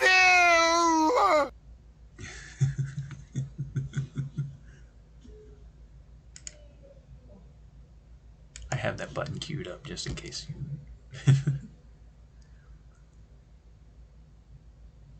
I wonder if there's a way...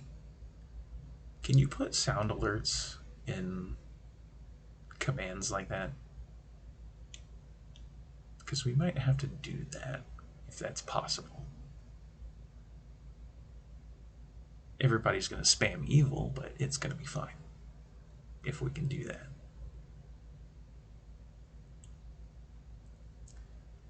And then in the aftermath of the divine conflict, the divinities and the evil and the exiled evils all became essentially pulled behind the divine gate.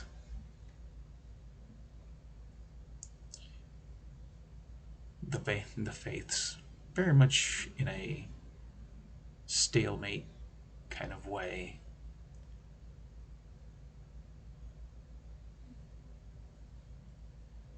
I think so.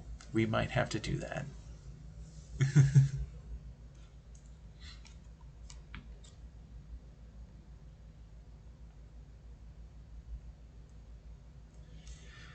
And honestly, Lazarus had no intention of aligning himself with the prime faiths or the exiled evils. He didn't want a part of either side, so that is why he is a neutral-oriented divinity. He very much kind of tips the scales in both sides. So he very much, like I said, he's part of a neutral. There's a law, even though I said put lawful neutral down here, he's more on the neutral side of things. But we're not down there yet. His priesthood and how clerics, paladins, even warlocks of Lazarus operate. There's 4 chosen, and then those 4 chosen basically preside over the various factions and priesthoods of Lazarus.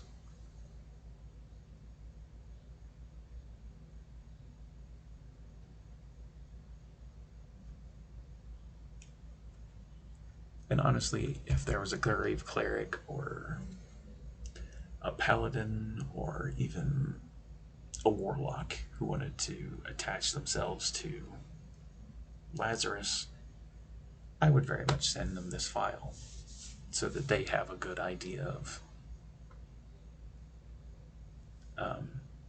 what they were getting themselves into.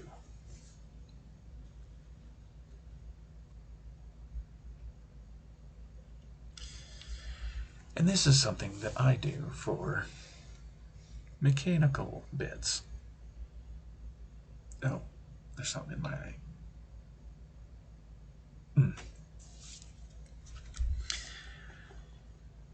Generally,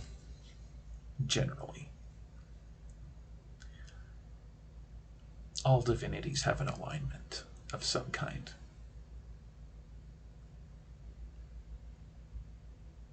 And finding one that gels with their idea or their concept usually helps both players and DMs, know where the boundaries are of,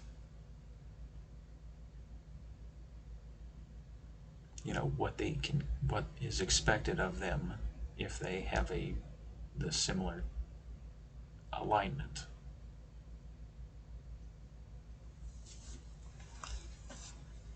And there's a lot of people who hate alignment. I like alignment as an enhancer. It's an enhancing mechanic to the game. A lot of people hate it because they can't just run around doing all the crazy shit they want to. And it's a double-edged sword, essentially. But I like being bound to an alignment, and if I go too far off the beaten path, it should reflect. one of the things I do with a lot of my character concepts is I create neutral characters. Some of them can be influenced by the party to deviate one way or the other. You know, if they are lawful, then the character I create would gravitate toward a lawful neutral style. And if they were chaotic, then I would be chaotic neutral. It's very much, that's a concept I've played with a number of times, is you start as a base level of neutral, and then a lot of my characters gravitate depending on player interactions.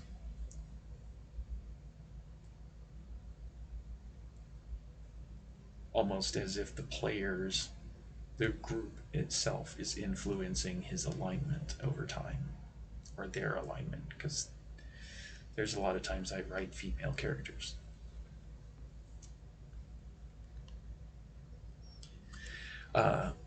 Yeah, the next thing that I do is domains. There is, in the DMG, there is a list of domains for various. If you look up any of the divinities, they usually have a alignment attached. They usually have domains attached. And since there have been new domain options released since the printing of those books originally, some of them need updating. And that's kind of what I have done. Because the blood domain is a critical role creation from the original Taldore book.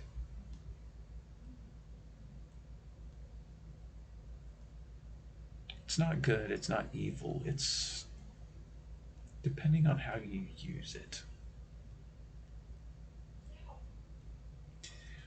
Grave clerics, you know, that just goes without saying. Death domain is usually reserved for enemies and monsters, but it's in the DMG along with the Oathbreaker. So I very much put this in available to my players. If they want to play a death domain cleric dedicated to Lazarus, they have that option. And then this should say Oath of Vengeance, but it will in 1 second. Actually, while I'm here. Domain. I can spell, I swear.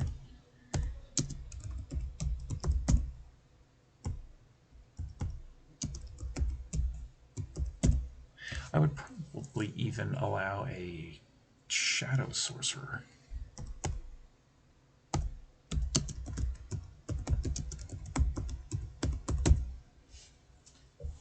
And that's something you can always do too, is add on.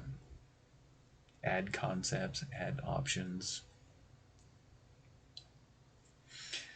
Third thing I generally tend to do is create a symbol or an emblem, something that's very thematic to whatever divinity I'm creating.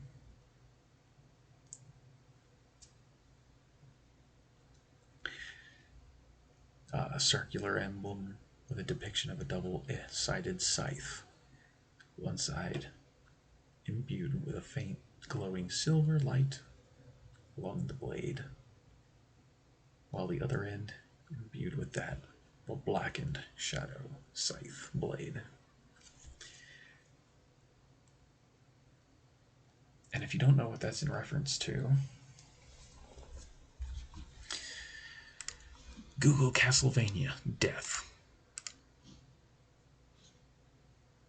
I did not want to hit that button, thank you. I wanted to stay on evil.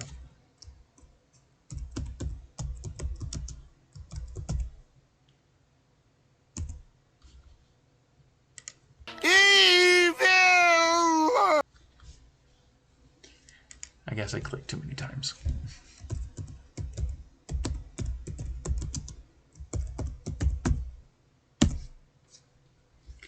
But yes, if you haven't figured it out already, Lazarus is very much inspired by Death from Castlevania.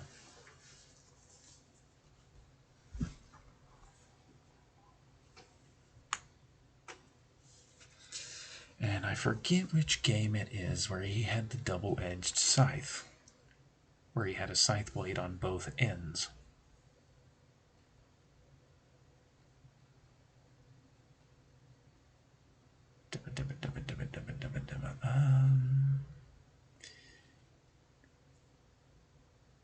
It doesn't look like it's here. But anyway, you get my point. And even when I was talking about Lazarus and Samael being brothers, no Castlevania game, to my knowledge, every Castlevania game has death in it. Somewhere along the line, you have to fight death. And very much the idea of death and Dracula are very much intertwined. The same idea went into Lazarus and Samael.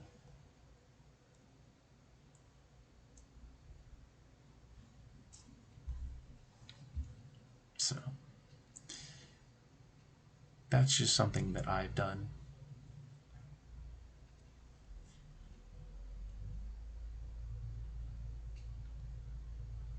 And as a DM, you can do whatever you like.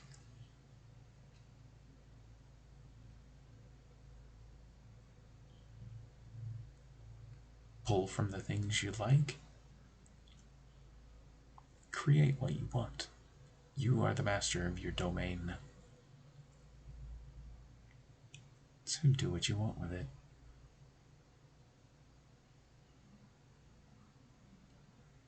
I still cannot find that death picture. I was going to drop a link to it in the chat. Oh well. Maybe I'll find it later and drop it in the Discord.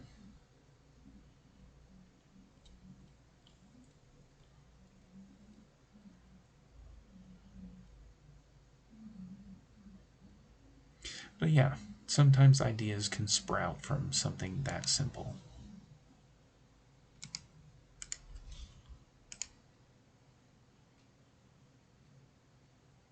I have been a very big fan of Castlevania ever since I was a kid. And having to fight Death and Dracula in almost every single game.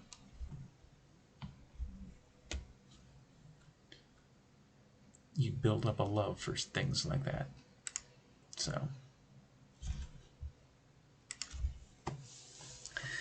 the next thing I do as a DM is primary minions. Generally, most humans follow Lazarus, but there are some Dogglefar elves that also follow Lazarus. And there are others, but I had to take them off this list because that's too much of a spoiler.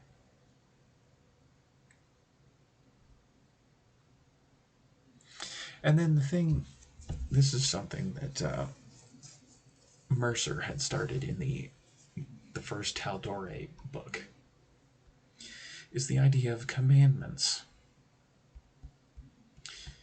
You can pull some from mythologies, you can pull some from other medias. I like to create my own. And commandments are an embellishment, I guess.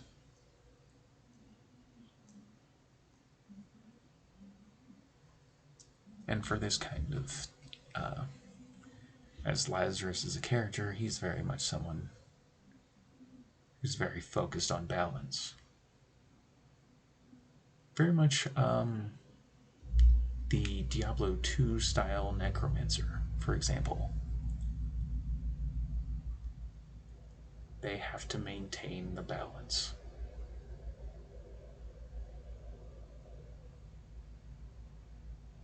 So, yeah. And you can flesh these out as much as you like. You know, Lazarus only has 2, but I could add more commandments if I really wanted to.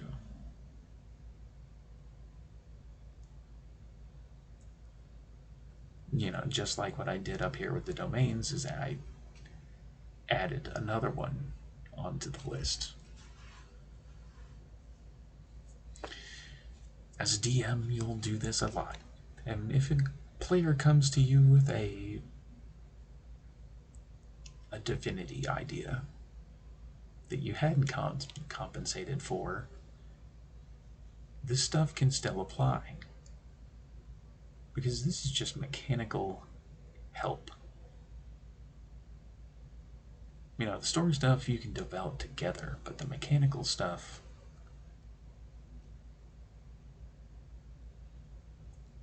it can only enhance what you're trying to get at.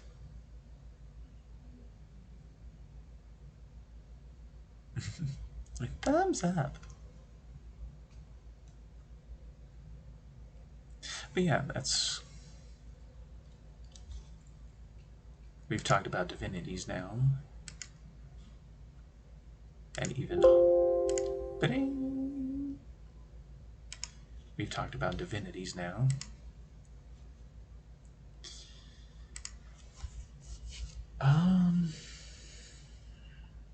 I feel like the only thing we haven't really talked about is the magic system in 5th edition.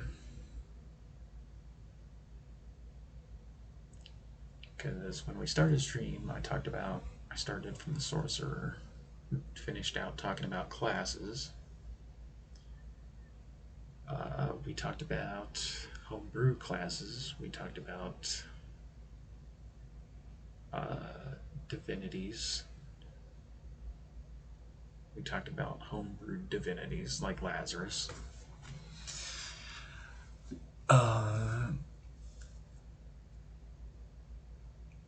I guess we could talk a little bit about magic and the way it works. Some people love magic. And then there's some people who like low-level magic. It's very much like the difference between, say,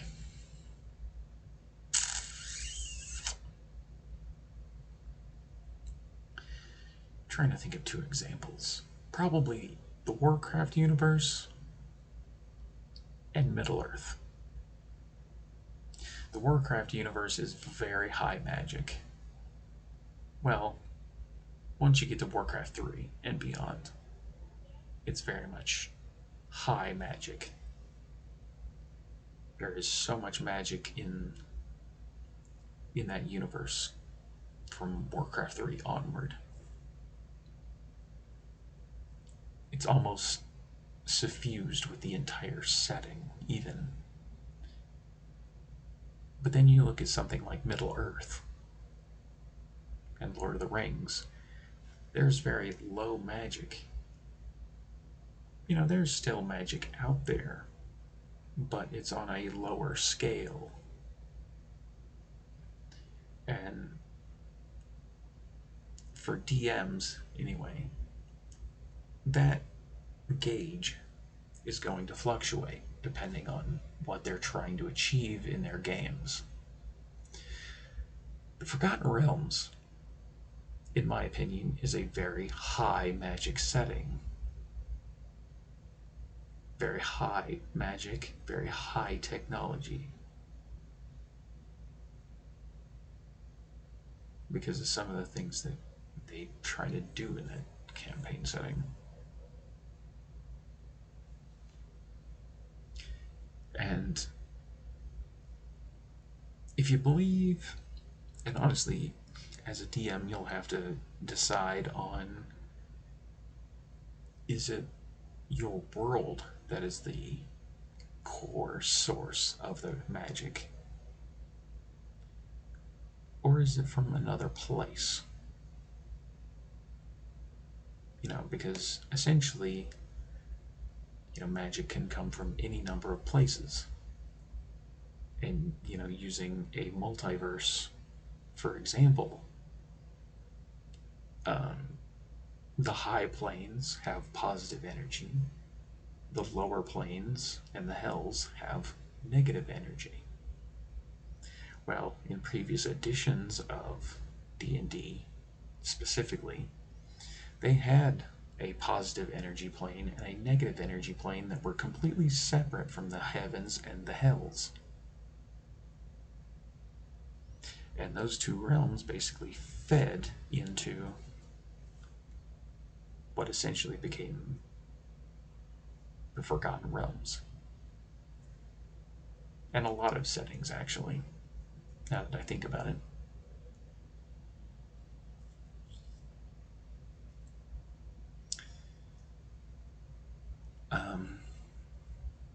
Because, yeah, Warcraft.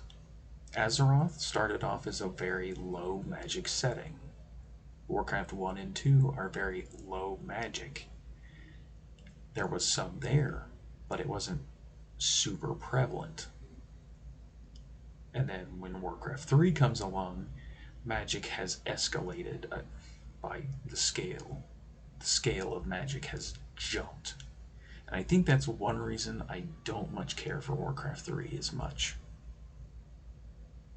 in the long run. Is because it jumped too far, too fast.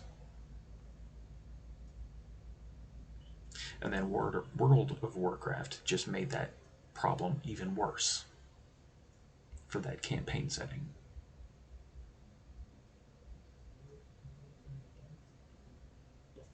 Because Azeroth is so suffused with magical energy, it's hard to sparse it all out now.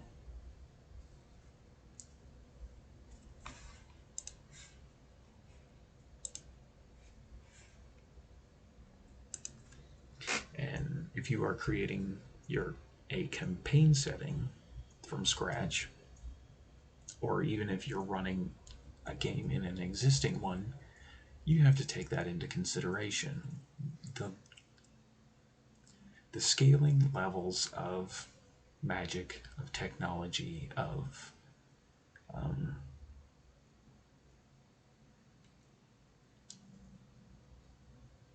even divinities. Because Eberron is a place where, if I have my thinking correct, Eberron doesn't have divinities. I believe everything is due to the dragon houses. That's where all the magic comes from. And they are essentially fonts of energy that people absorb. And they don't believe in the traditional ideas of religion, because a lot of that's very much a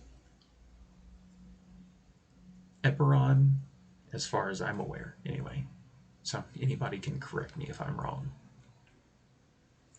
but it's a very high magic, high technology, very low religion setting.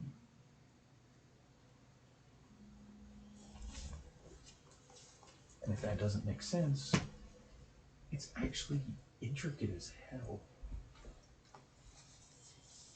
It's interesting in its own right,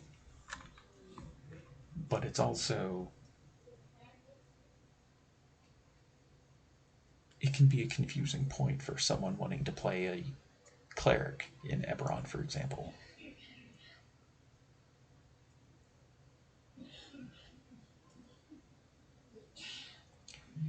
Because, most clerics need, a patron or a divinity to draw inspiration from, or even energy from. But when you don't have that, where does this come from? And that's all questions you'll have to ask yourself as a DM. And that'll be questions that your player would ask as well. Now, where does my magic come from?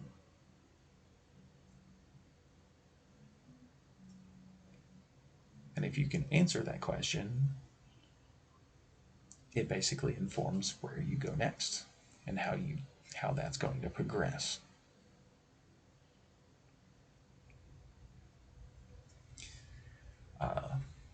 For Varuna, for example, I've said this many times, but I'm just going to reiterate one more time. It's a very high magic setting. It has a very low technology scale. And the religion of this part of the world is very high. The religion scale is very high because, very much like ancient Greece and ancient Rome, divinities and mythologies are very prevalent. And that informs so much that comes afterward. And you can tweak the dials essentially however you like. If you are creating your setting from scratch, you can play with the dials as much as you want. And even if you're running a game in an existing universe, say Taldore or Exandria or Forgotten Realms, that's something you're going to have to consider. And I would say consider it before you pitch a game to a bunch of players. It's better to iron out those details first, and then you're plotting again.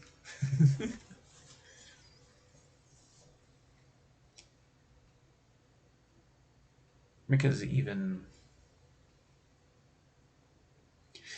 earlier when I had the Divinities page up talking about Sarenrae, even just doing some simple conversions to a pre-existing divinity,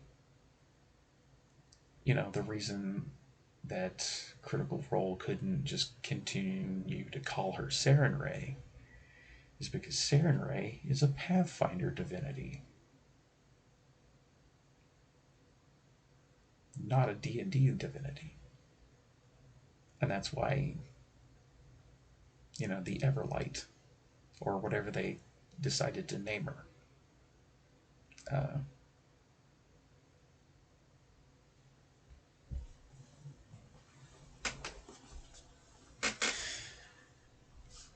Is there anything else? Trying to think. My brain is kind of mush, but I'm trying to be as concise as I can.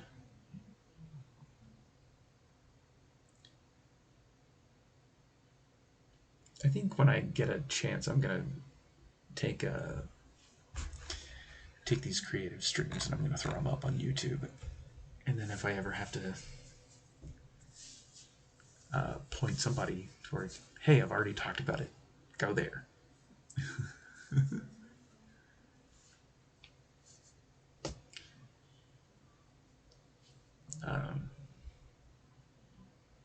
Maybe that's what I'll end up doing with these creative streams anyway, because that's the great thing about tabletop games, is just creating things. I kept making the clay analogy earlier. You start small, and then you just keep adding as much as you want on top of that. Because that's what Mercer did. I'll tell you that right now. He started off with Stillbin, and everybody knows that story of it was only supposed to be a game for one night, for a birthday party, of all things. And it turned into a game.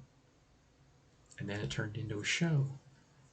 and then it turned into a stream, or it turned into a stream, then it turned into a show. And then if you play, I think it's one of the Pillars of Eternity games, you can play with the Critical Role characters in the game. And I think there's a rumor floating around that they want to make a video game now, after they get done with the animated series. So that's the last. I don't know if that's true or not, but that's what was circulating around on the internets.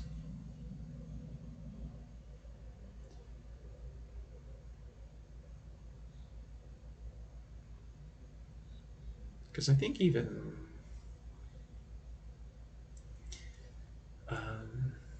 the stream where I was talking about, just initial DM stuff. All you need is a town, you need an environment, you need some kind of adventure in mind, at least to start off with, and then if your players decide they want to go off the rails, just follow that around and see where it leads. And staying flexible enough to allow them to just kind of spread their wings and see what's out there. That can be an adventure all in itself.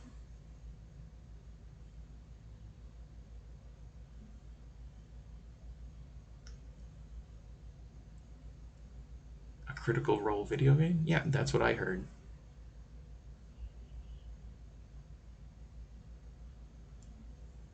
I think there was a leak about some copywriting or some licensing that they secured for a video game. I don't remember the entire story, but it wouldn't surprise me if they made their own video game at this point, because they are goddamn rich. And they can do whatever the hell they want at this point.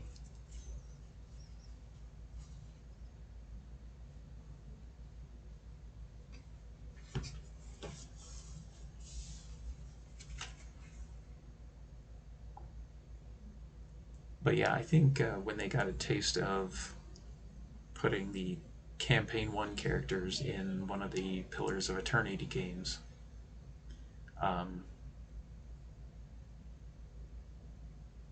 think that bug kind of caught on. But then the animated show kind of took precedence.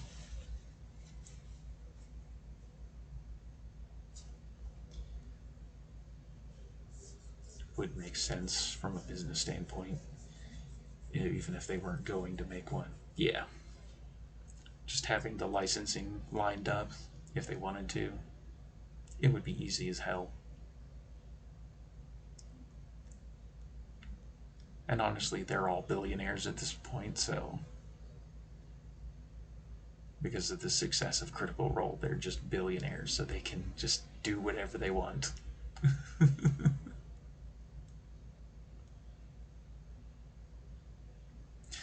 And I guess that's a point that can probably be a helpful thing to talk about, is if you end up either playing or DMing to the point where you end up in an online game situation and it does get the success like Critical Role, there's been people who have tried and failed, and it seems like Critical Role has enough people keeping it balanced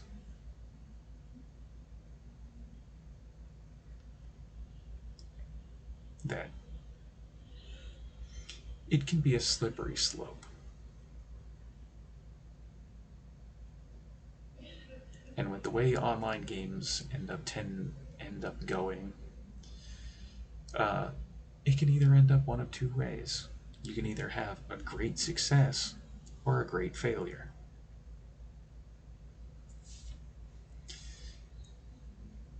Because there used to be a streamer and a YouTuber by the name of Adam Coble.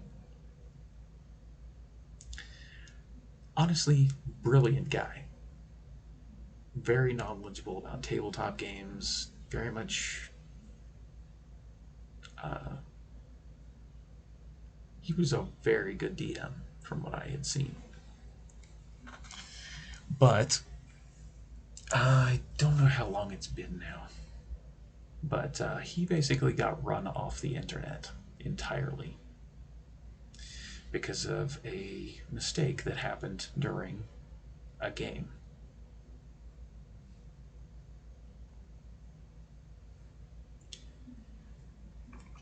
Where he introduced an element that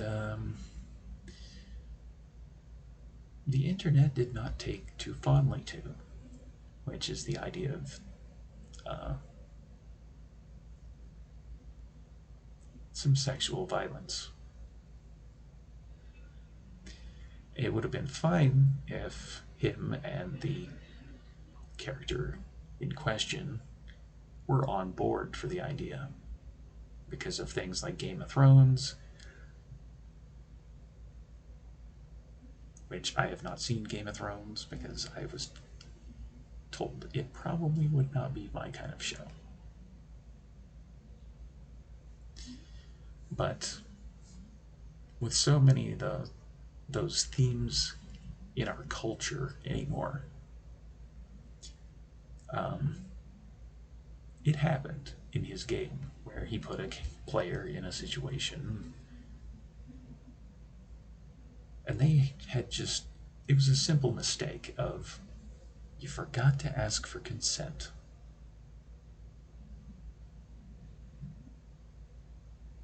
And honestly, that killed his entire career.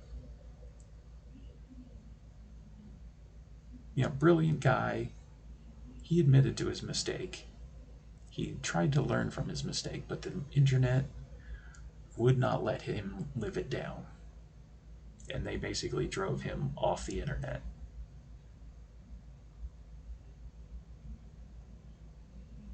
That is the other thing about online games. Is simple mistakes can happen like that. And because the internet and people in our society as it is right now, they have such itchy trigger fingers for this shit. So you have to take a little bit of care and caution when it comes to online games of D&D or tabletop games or anything. Even just using the wrong term at the wrong time can essentially just completely kill all interest in some things. And honestly,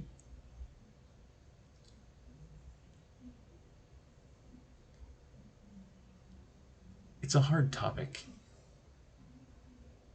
to try and talk around without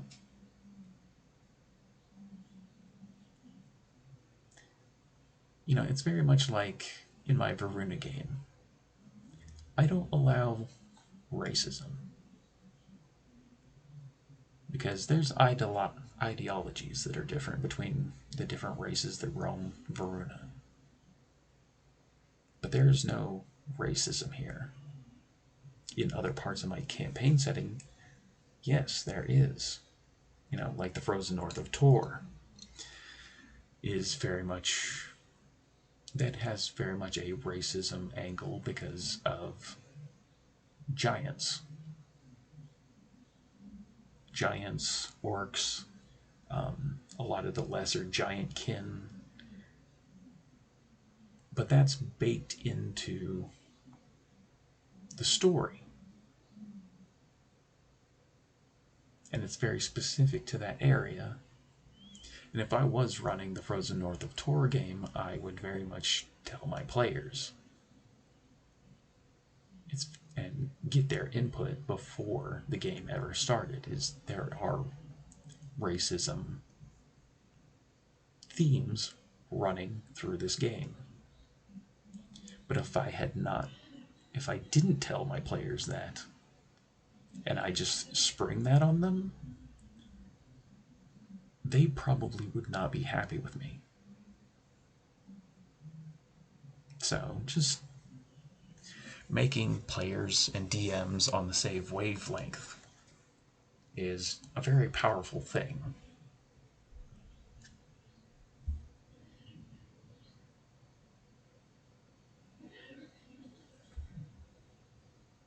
And for some stories, it can be very helpful. And for others, it won't make sense. Very much like I just got done talking about Varuna does not have racism. And if there was a player that brought a racism angle up, I would probably DM or message that player and be like, what is your intention with this? With this comment or even this action?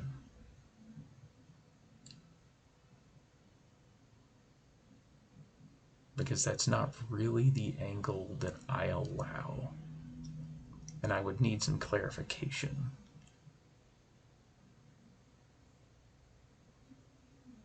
It's simple things like that, of just communication is the key to any tabletop game. And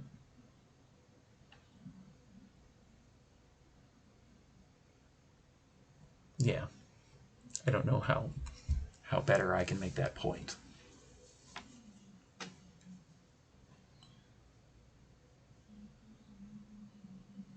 But because the internet is the way it is, which for good or for bad, things like that happen.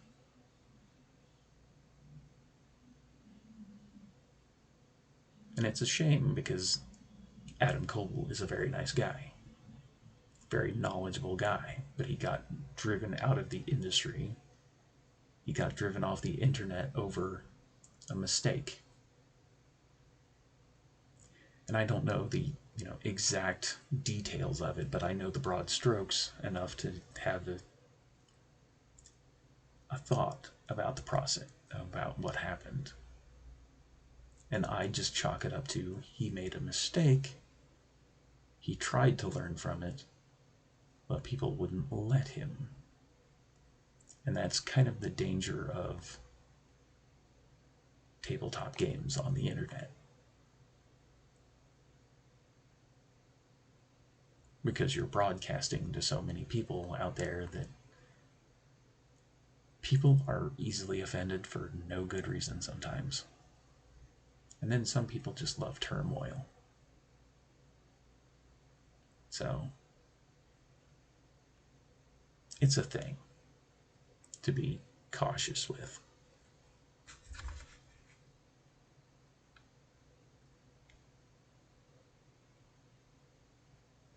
But anyway, now that I'm off the soapbox, is there any questions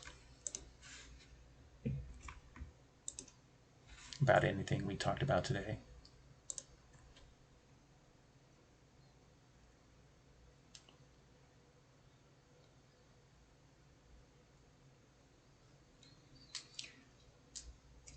Because I think next creative stream that I do is probably going to be an advanced version of the DM discussion.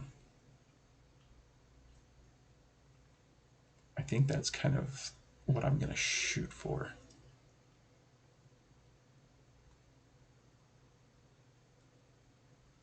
But yeah. Hee hee.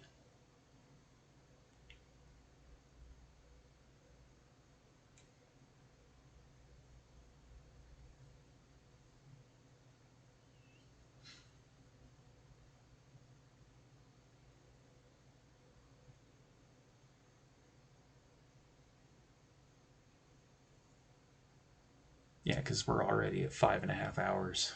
I just looked. Only spoilers.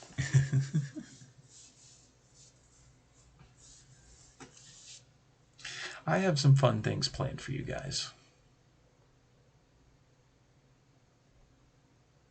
You know, I'm not going to spoil anything unless people want to be spoiled.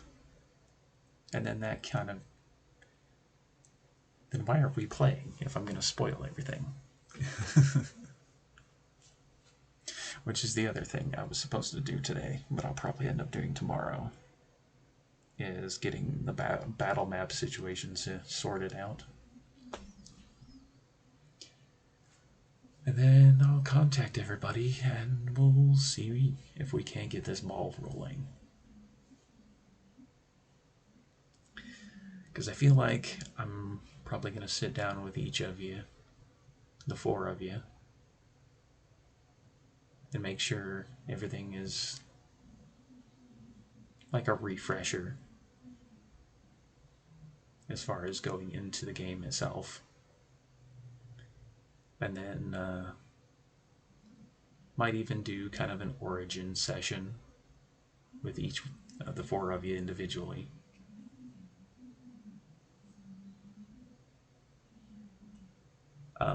I know Court said he's just ready to play, so...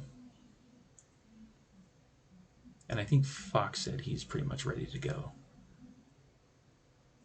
But last I was aware, Comrade still had to finish out his character sheet. And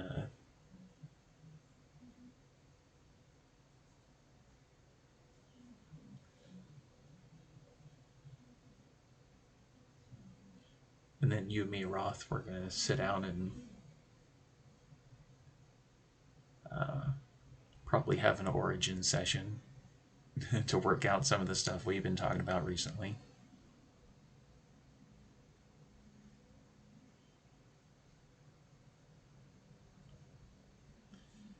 And then, yeah, hopefully start the game, which I figure a session 0 probably won't be streamed.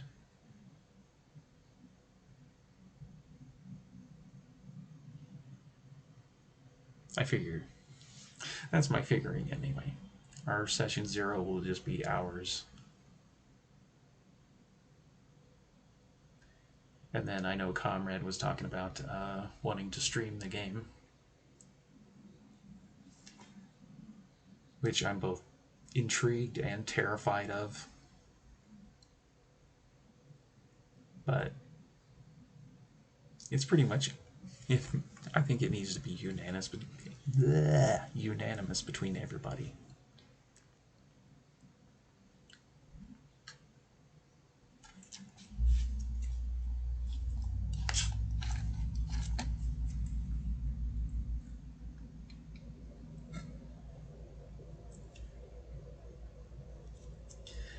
But yeah, I think that's pretty much my plan for tomorrow, unless I get a call back for a job interview, is get the battle map stuff situated tomorrow.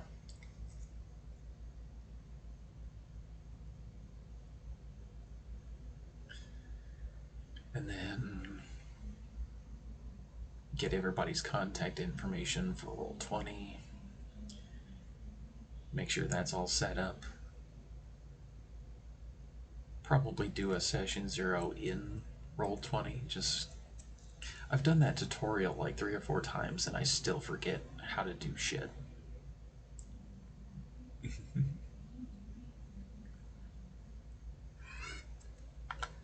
Good thing I picked that personality trait.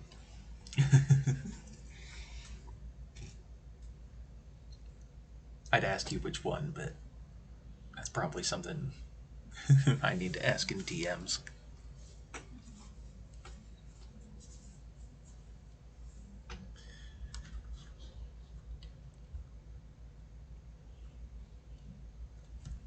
And I guess on the topic of DMs, DM side of the table, there's one thing about the DM screen that kind of bothers me, and I need to bring that up. I'll probably reiterate this next stream, next creative stream, but the back of the DM screen is primarily focused on NPC creation. When I really feel like there's other things that they should be focusing on. Armor class, saving throws, conditions, hit points even.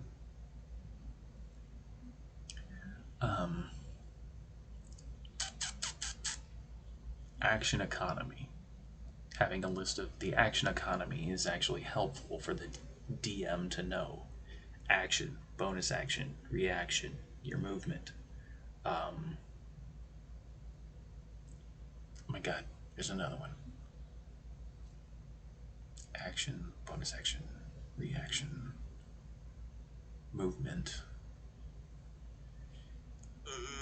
Brain, please.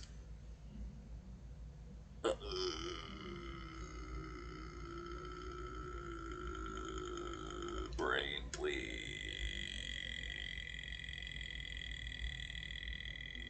Ugh.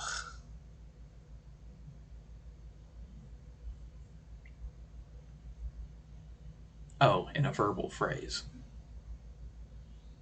Because if you don't call shit out to your other players, how in the hell are they supposed to know?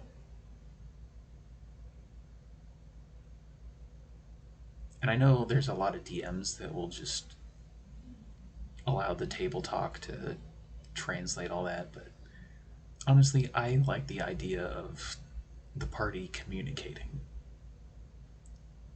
Even if they are like SEAL Team 6 and just kick down doors and kill orcs. It's like you have to coordinate, you have to communicate.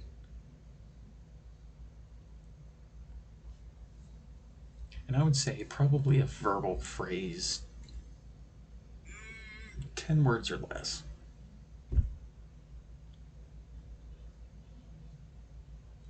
For free. And if you wanted to use your action to say another phrase, then fine.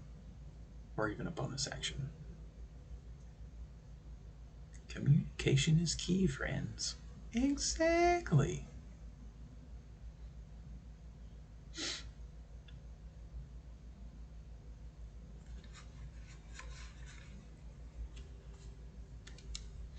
Exactly.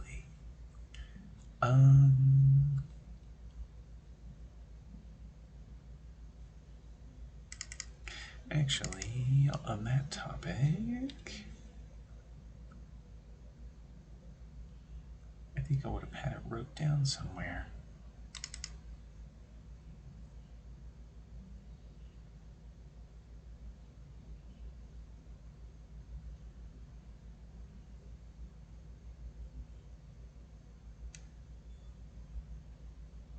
That's more so a DM topic. We might wait for next time to do that.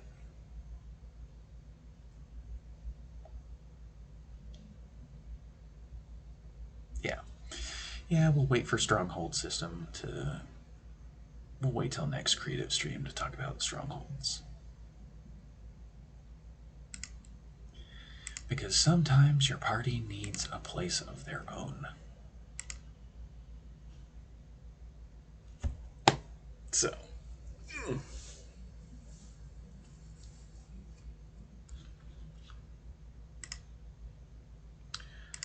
Let's see.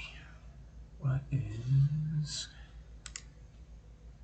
And I think that's pretty good for this creative stream.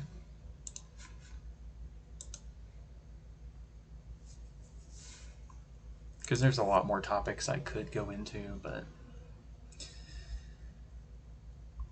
And the other thing is I want to download the VODs, the Twitch VODs, and then throw them up on YouTube. If I can make that happen. Between every damn thing else I have put on my plate. Because I feel like if I need to reiterate on something, or even if I have to refresh myself on something, I can go just look it up on YouTube.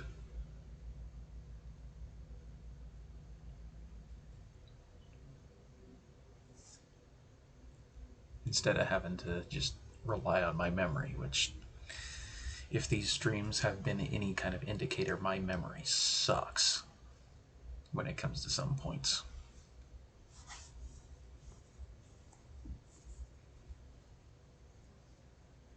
It's like, oh, there's a thing. Oh.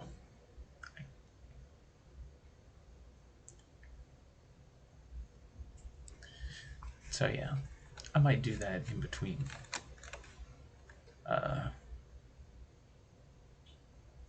In between all the other shit things that I juggle.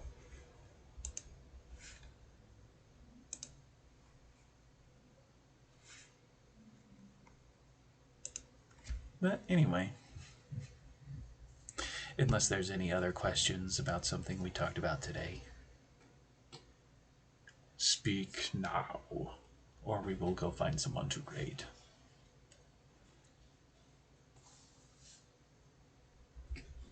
And then we'll pick up this talk next time I can get a chance to do Tortletop Gaming.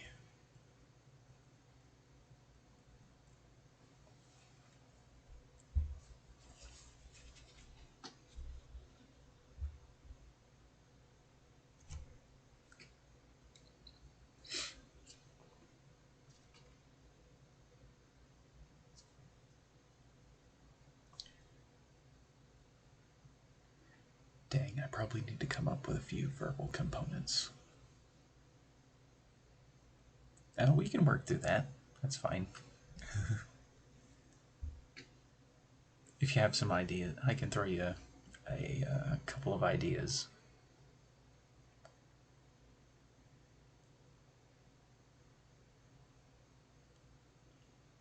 Can wait for DMs or DM stream.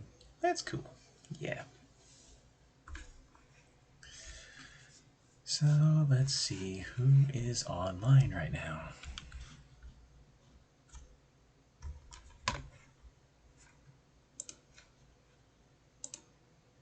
Oh, I was going to talk about unconventional characters. You know what? Screw it. We'll do it next time.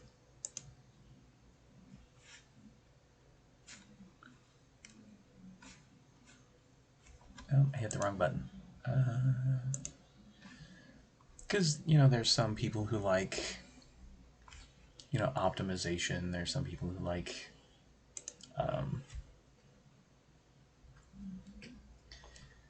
I'm somebody who likes unconventional character builds and such. And I kind of wanted to bring that up as a topic, but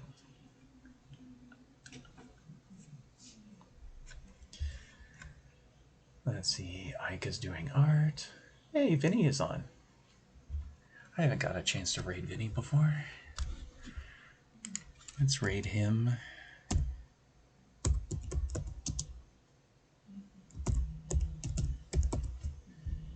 He's doing the Destiny. Did I spell that right? Underscore.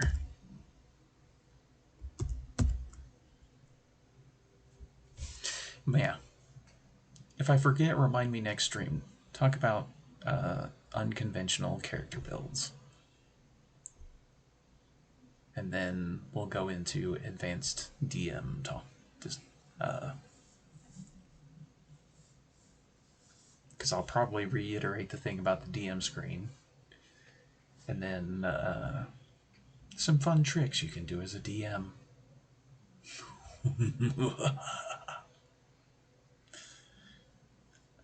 You can probably do a better evil laugh than I can. Anyway, let's switch my screen.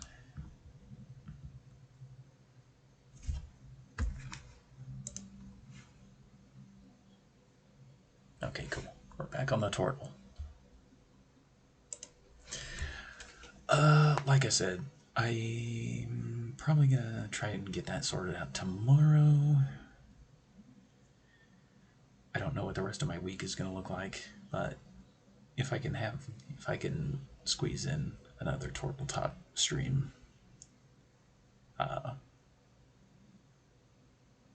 maybe Thursday, maybe Friday. I don't know. We'll figure it out. housekeeping.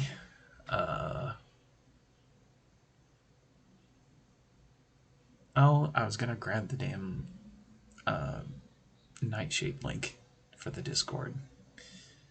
Well, most of y'all know how to find me on the Discord, whether it's DMs or in the Tortletop Gaming chat on the Nightshade Discord for stuff like this. If things change, I usually try to remember to post something there. Even today's stream got a little bit delayed, so. And I try to let people know through there. Because I don't know how to use social media. It's so weird. Anyway. Any kind of updates and stuff like that. And soon I'll start posting some fun tabletop stuff on there as well. Because I think we'll do one more stream talking about 5th edition, and then we'll start talking about other tabletop stuff. Primarily the tabletop game that I built from scratch. Because that'll be fun to just kind of get people's thoughts on. Overrated.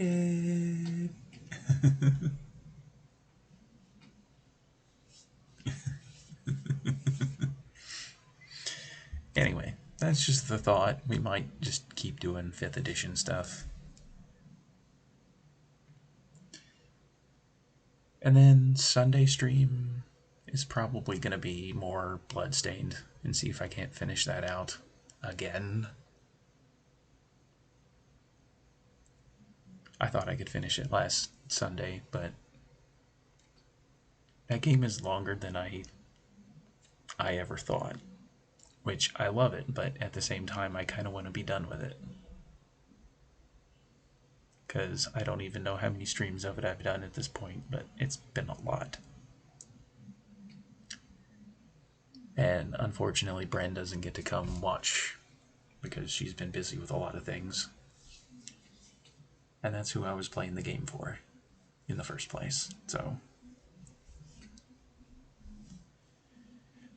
gonna try and wrap that up so we can move on to the next game, which I have an idea of what that's gonna be. But let's get Bloodstained over with before we do that. Sound like a plan? Because that's the best plan I got. Anyway, I think that's it.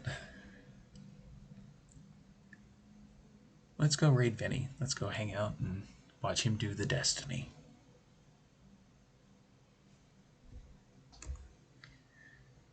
It's another thing I haven't done is played Destiny in a while. I don't know. Maybe I'll do that Friday if I'm free. Anyway. Boop. Gather up all y'all lurkers and raw plans. We got 'em.